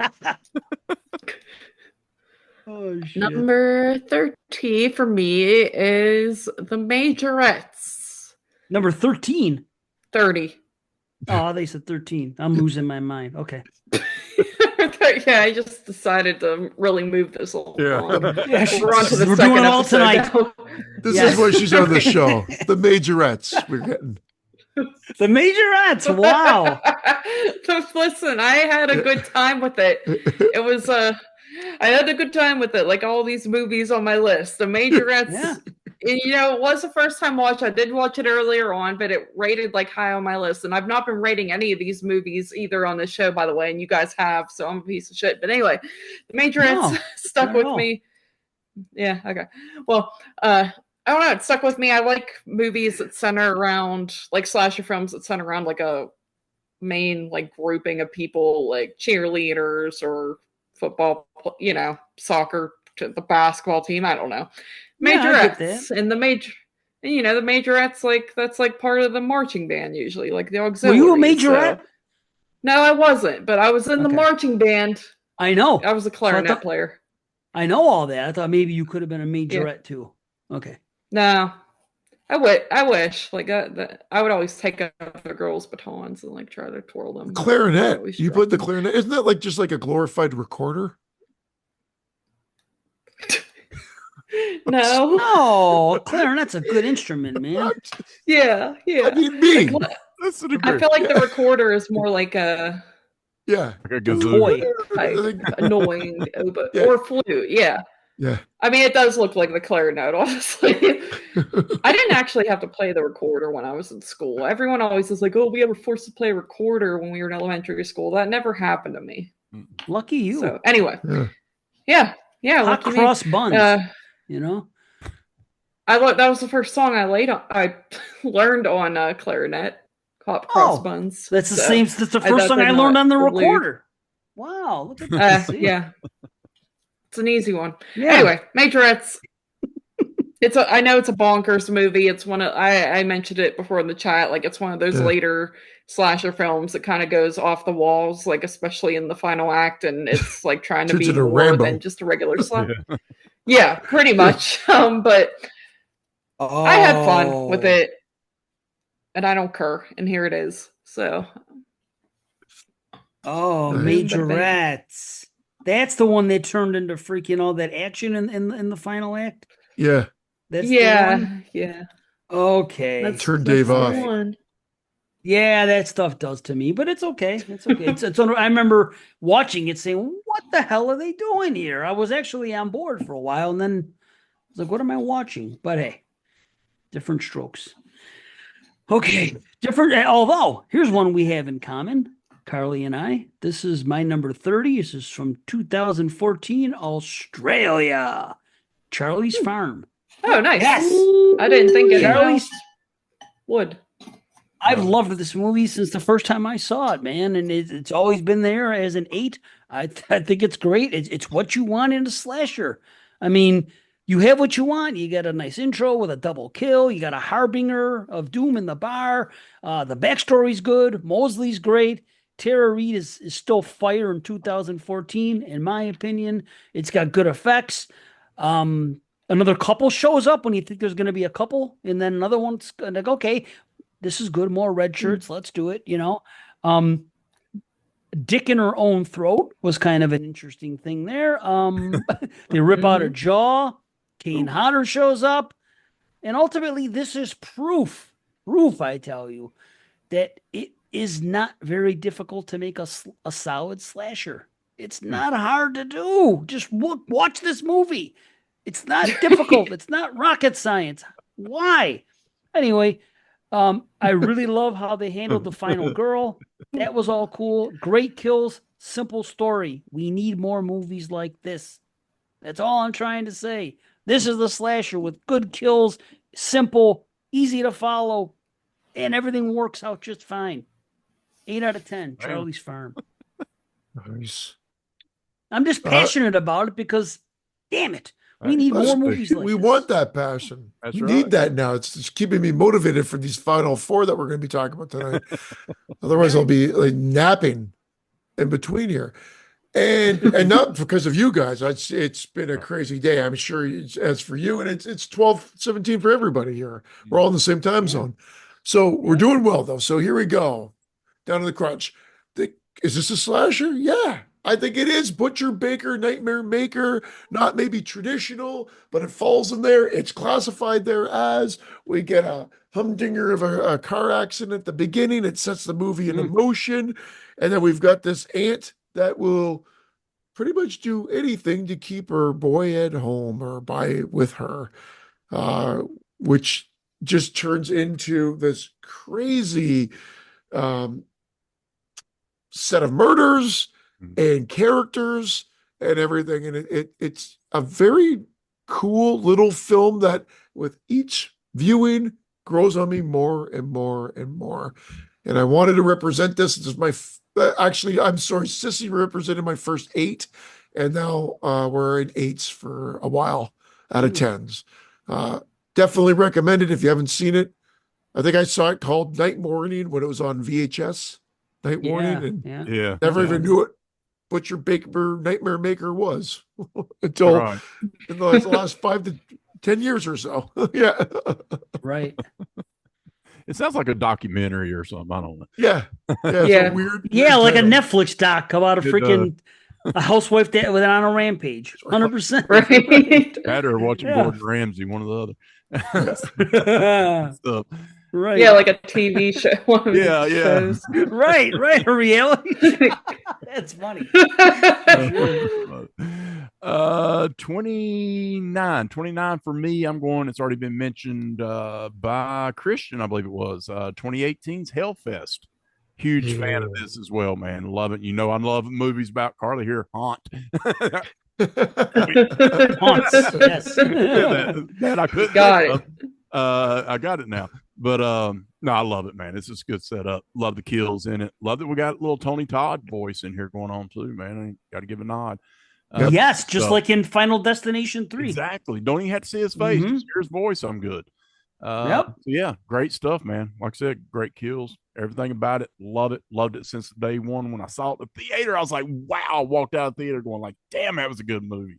And ever since I've seen it, it gets better. I mean, it's just insane. I know there was a Blood Feast came out at the same time, or Blood, whatever. Kind of people have gotten that kind of confused, but no, go Hellfest. Hell. Absolutely agree. Nice, man. Good stuff. Nice. You're almost there. You do see Tony Todd. He's the guy Oh, that's like right.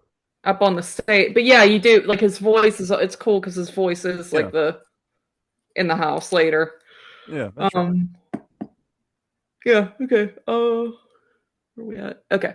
My next 29. one, 29. I am at one that we'll probably talk about later, but it's a little like down here on my list, and that's The Burning. Ah. Yeah, The Burning. I think Wow. it's what can you say? I mean, it's one of the definitely more well-known standalone slashers of the 80s. Similar to that of Friday the 13th and such. It's just one that like it's like a little lower on my list because I've never really gotten behind the characters in it as much. Like a lot of people, like I think Dave Parker really loves this one and he really likes the characters, but they never really connected with me as much. But besides that, I mean, I like the kills. I love there again another movie with a ridiculous prank at the beginning. Like who thinks to do that? Like what is that? Like it's like what are we doing? Yeah. But and who sleeps with gasoline on like right, yeah. just on standby. Kerosene or whatever the fuck. Yeah, everything it was a recipe for disaster, but you know, I like the whole burned up face trope, and I like how at the end when you do see his face, I think it's absolutely terrifying. Great gore, of course, in this one, and I do like that, especially like the kids on the raft, like they actually look like kids, like which makes it all the more disturbing. They don't look like 30-year-olds playing most of them. They don't look like 30-year-olds playing teenagers. They look like they're actually 15, 16, and it's like, damn, that's like pretty screwed up. But yeah, so I like this one. It's not one I didn't really grow up with it, I guess, either. Like it doesn't really have that nostalgic factor for me, but I still think it's a camp slasher, so you can't really go wrong. Yeah. Right on. Good cool. Pickings. Absolutely. All right. Okay. 1987. Still hanging on the 80s here. This has been brought up before by Christian. This is Blood Rage. Had to figure it was showing up here sooner or later. I actually like the soundtrack. I like the opening kill is great, and the little switcheroo going on there with the the brothers and what happens there. And yes, he does do a real good job in this movie playing both parts. You know, yeah. There's really so much I could say. I mean, we know what this is. Thanksgiving. And this is funny because for the longest time nobody saw it, and I think it's only been like less than 10 years. It had this resurgence and got released and whatever, and became a known movie. And it was initially titled Slasher when they filmed it, which is kind of cool, you know. But yeah, you got good kills. That's what you're here for, you know, and you have fun with it. The performances are fine. Like I said, with her brother, you have some nice looking 80s girls. You have some funny stuff, actually, with the cranberry sauce and everything else. And, you know, you have some, you're gonna hurt my kitty. I love that part of the movie. That little girl, she knew what over the door. Oh, that's so funny. I think adding a baby to it and towards the end was a nice touch. You get a little more danger. What's going on here? You know, and damn, what a way to end it. We just don't get slashers like this anymore. Yeah. We don't, and it's a shame because once again, it's a task that shouldn't be that hard. Let's get some good gore. Let's have some kids. Let's do some partying. Whatever. Write some type of halfway decent script and let it go, man. Yep. And that's what they do here. You know, you got some kills look better than others, but it's all, for the most part, it's all practical effects, and most of the gore looks pretty decent. So rock on, man. Blood Rage, 8 out of 10. Nice. Well, my 28 was mentioned by you, Dave, earlier.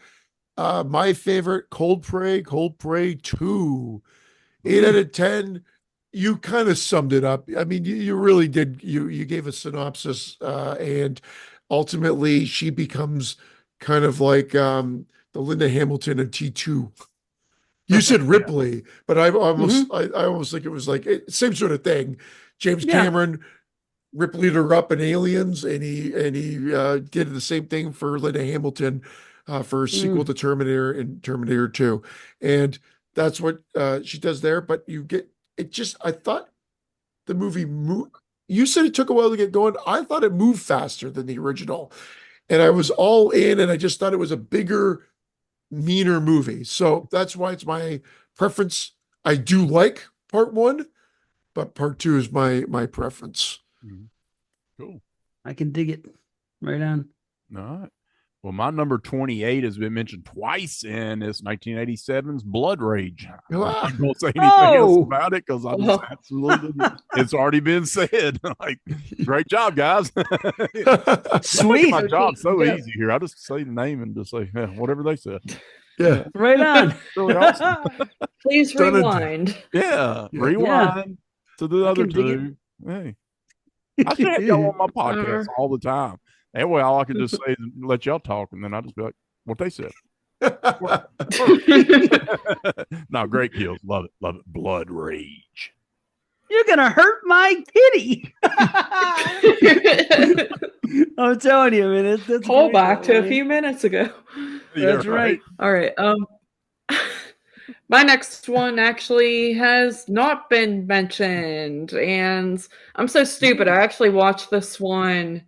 This was like the last one I watched for prep, literally like 2 days ago, and I'm watching it, and then I go to write it on my list, and I realize I actually did watch it for prep a while back and completely just forgot I lost it, and it was already on the list. But anyway, it's actually a 2000s movie, I think 2005, and that's Dark Ride, which to me is almost, it's kind of, again, like a bit of shoddy acting, very much like feels very similar to the Funhouse in a way. Almost feels like it could be like a remake, but I love the Dark Ride concept. Again, it's like a mix of like the Hellfest and the Funhouse type thing, and I like how they're at this abandoned place, and I like the look of the killer in this one. I actually think they did pretty well with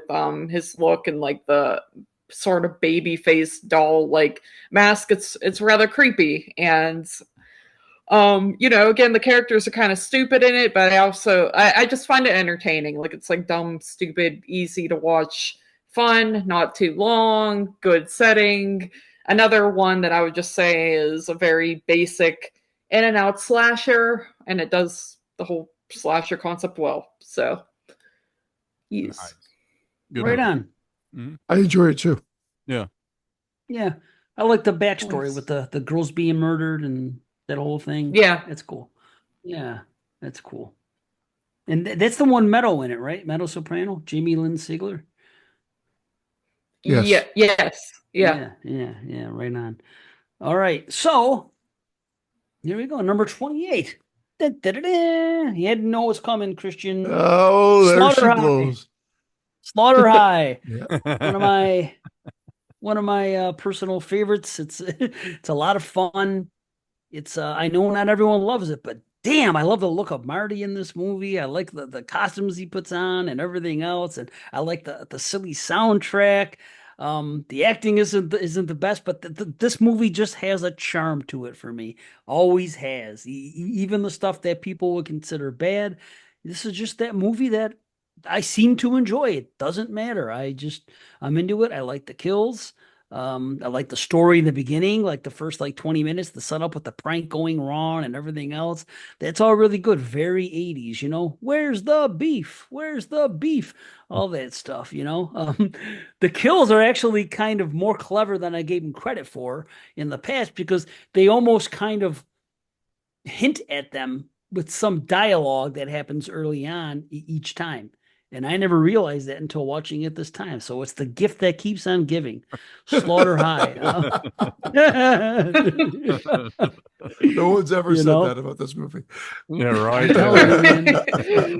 You got that good score, like freaking from Manfredini, sounding like you're on the set of freaking Friday the 13th, and how cool is it that they mention Jason and they have a little scare and they do the, you know what I mean? They do a little thing like that. Yeah. Yeah, it's kind of cool. But there's actually some good scary shots. They're using shadows and whatnot, and they're doing some things, and there are, and towards the end when the bells are jingling and stuff, and you get that creepy laughing, and there's chanting going on, and then that ending and it just this honestly sticks to the slasher formula that I enjoy the most. It's simple as that. It's just a revenge thing. This is what happens. Bring people somewhere, bump them off. I guess that's just my cup of tea, is what it comes down to. It's just revenge thing. I mean, the ending explains a lot of the stuff that some people might look at and say, well, how is this possible? Or how is that possible?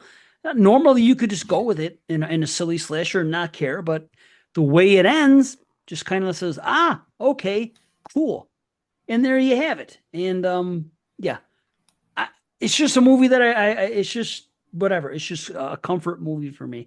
I just enjoy it. I know nobody else is going to have it high or anything like that. Although you never know, but don't hear a lot about it. But I do know that this movie does have its cult followers because there are t-shirts and everything else. And I have talked to some other people. So there is something about this movie.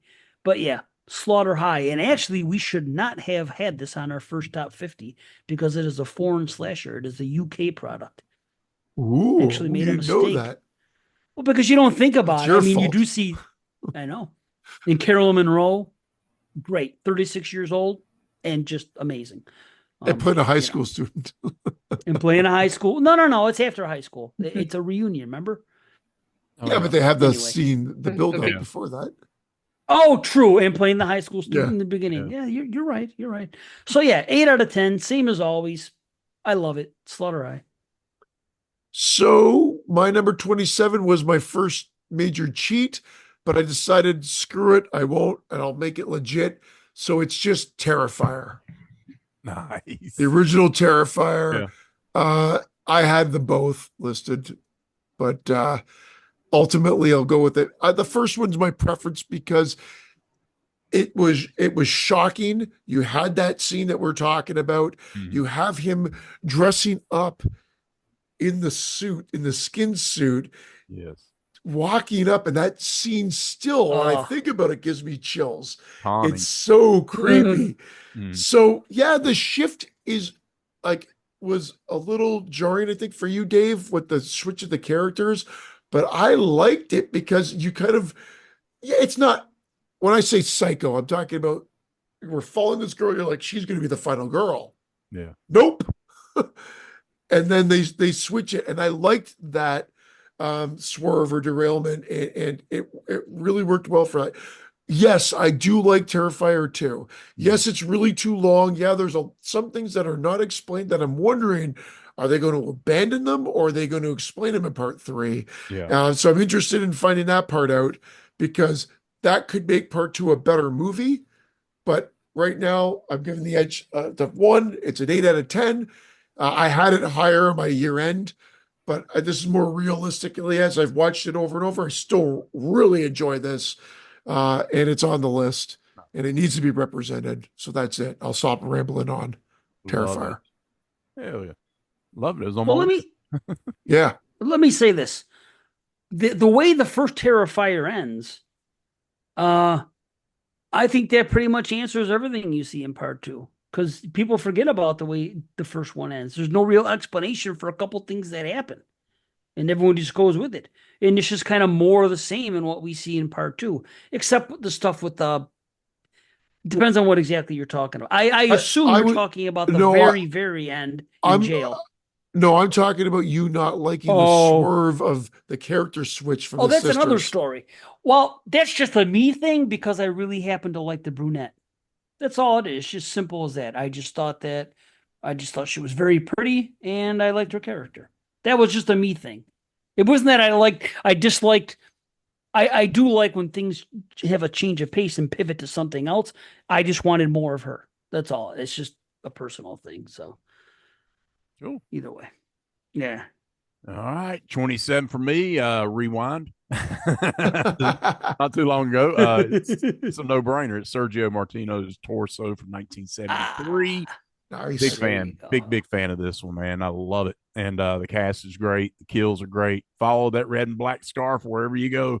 I wonder if the sales in Italy of red and black scarves went up during this, or maybe dropped. I don't know. It's just weird. Black on red sword. Yeah, right. Lots of fun in this one. Absolutely love it. And I'm jealous you got the 4K, Christian. I got to get that. Yes. That's a must. So good stuff. No doubt. Cool. Awesome.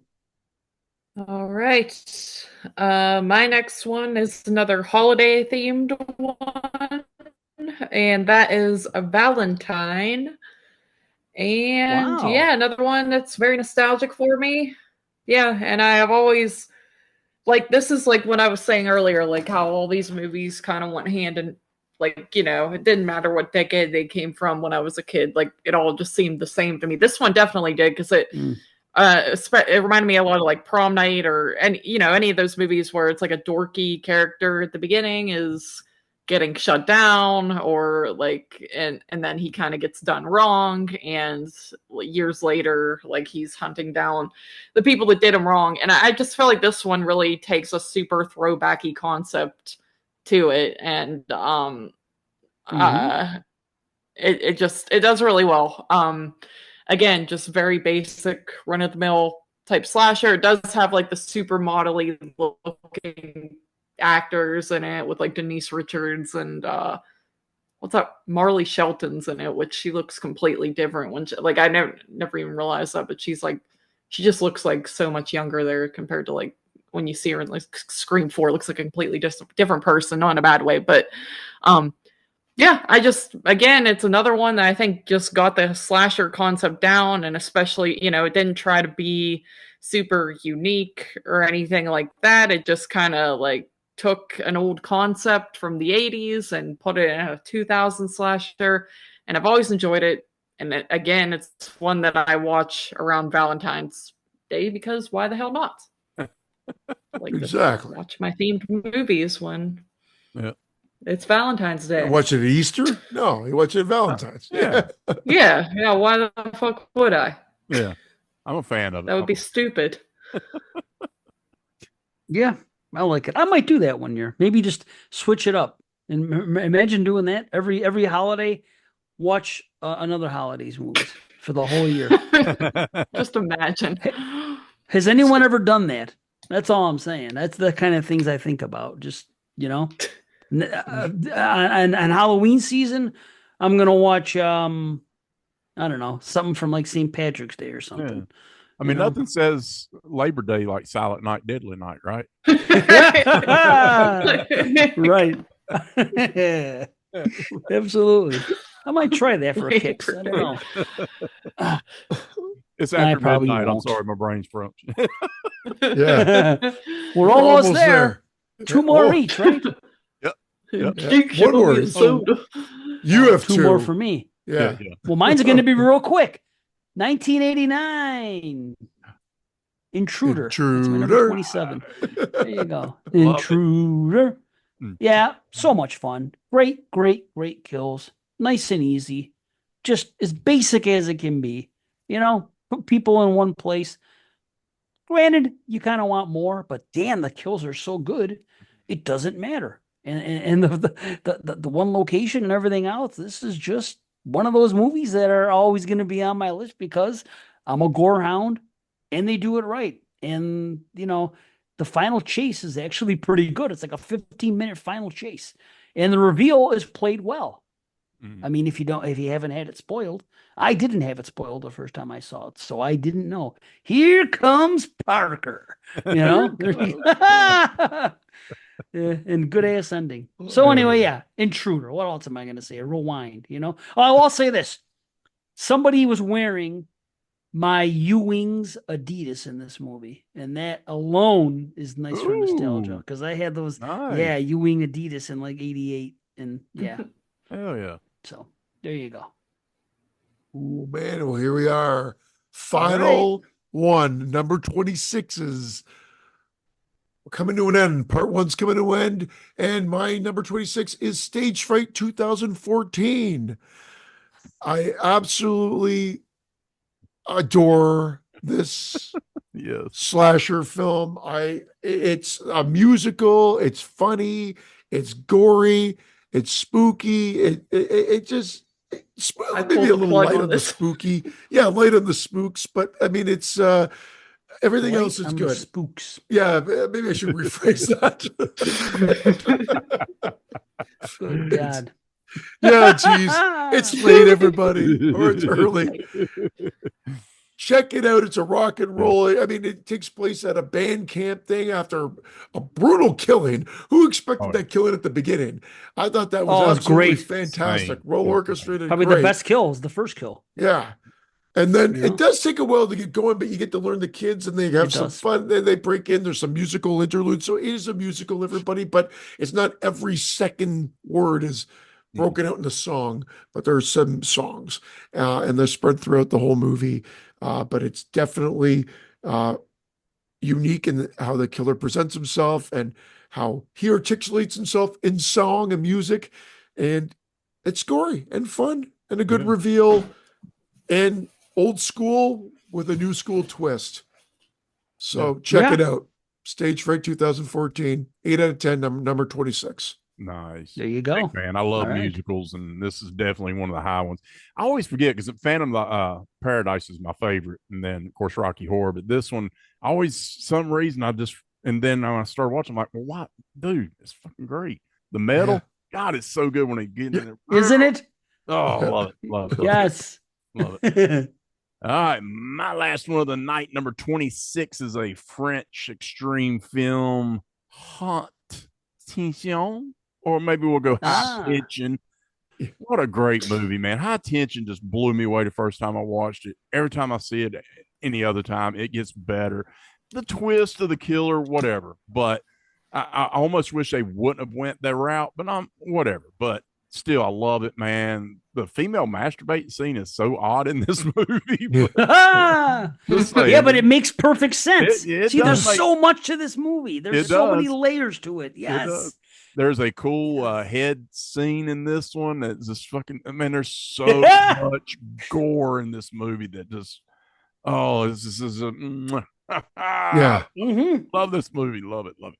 Haute Tension. It's very crazy. Nice. And he said it the right way. Yes. There we go. So that's my number 26. Great. Yeah, I think that was the first movie I ever saw where a woman's like vigorously masturbating, and I was like, "Whoa!" Yeah, you don't really see this. No, you don't really see women doing this stuff like in movies. So I was like shocked, but yeah, good pick. We should though. I mean, all right, my number life. 26. Yeah, right. Women masturbate just like men do. So what? Right. All right. Yes, we do. There you go. Confirmation. Anyway, okay, so number moving right along. 26. We're gonna leave it with another one similar to that of Valentine, as in being just 2000 slasher, I guess, and that's Cherry Falls. And Cherry Falls, good old Brittany Murphy, R.I.P. This is one I always really enjoyed growing up, and one that I still enjoy just as much. It holds up for me, and I I've always thought this one was pretty creepy too, just like the killers, like where, is it a woman? Is it that girl from the past? Is someone else dressed like her? Or I don't know. But yeah, I've always found it creepy, and I still find it pretty creepy. And yeah, that's all there really is to say. I mean, again, another basic one that I just grew up on and always loved. My mom always really liked this one, so we would watch it together. And yep, we did this one on Slumber Party Massacre as well. Probably a long time ago at this point. I don't know. I can't keep track anymore. But yeah, Cherry Falls, good movie. Awesome, nice, good. Too. I'm still waiting for the there's been talk for years about an uncut version. This movie was actually gory, and apparently there was talk for so long that there was eventually it was going to be seen, and it never happened. And that's so disappointing because I like the movie, but if I put the gore in it, man, I'll like it more, you know. So, but it's a good one. That's for sure. Okay, this is it. Last movie of the night. Number 26 for me comes from 1981. It's already been mentioned. Butcher Baker Nightmare Maker. Nice. Yes, indeed. Oh, man. Nice. Man, lots going on in this movie. It's really friggin' good. I mean, you get that great start and, you know, with the kills and 14 years later. Then for the first time ever, I realized that the girl that's playing the love interest is Julia Duffy, who I had a huge crush on in the 80s. Newhart. Yes, Newhart, 100%. Right. Loved her in freaking Newhart. Oh my gosh, yeah. And I don't know why it took me this time to realize that it was her, but it's her. I'm like, oh, how do you like that? That's Julia Duffy.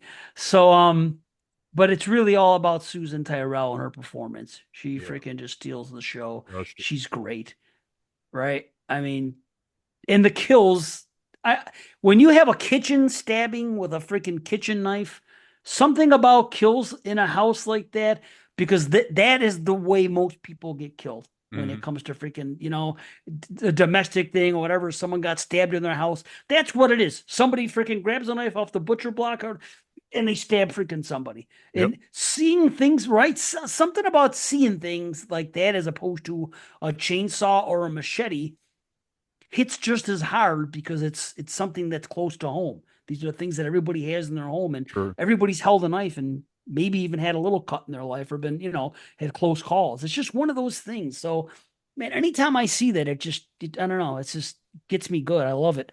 You have all that good interrogation. You got the guy from Silent Night, Deadly Night, which the guy that runs Ira's Toys. Oh yeah, yeah, and it's just that all the stuff's going on with the controversy and this asshole friggin' cop who just is major homophobe and just wants to freaking pin everything on freaking that's the reason for everything, and he's gay and this guy was gay and they're all going down and I'm going to expose you and this guy must have been the killing. He's covering. It's just like he just has a one-track mind. He just wants to freaking, you know, put these people away.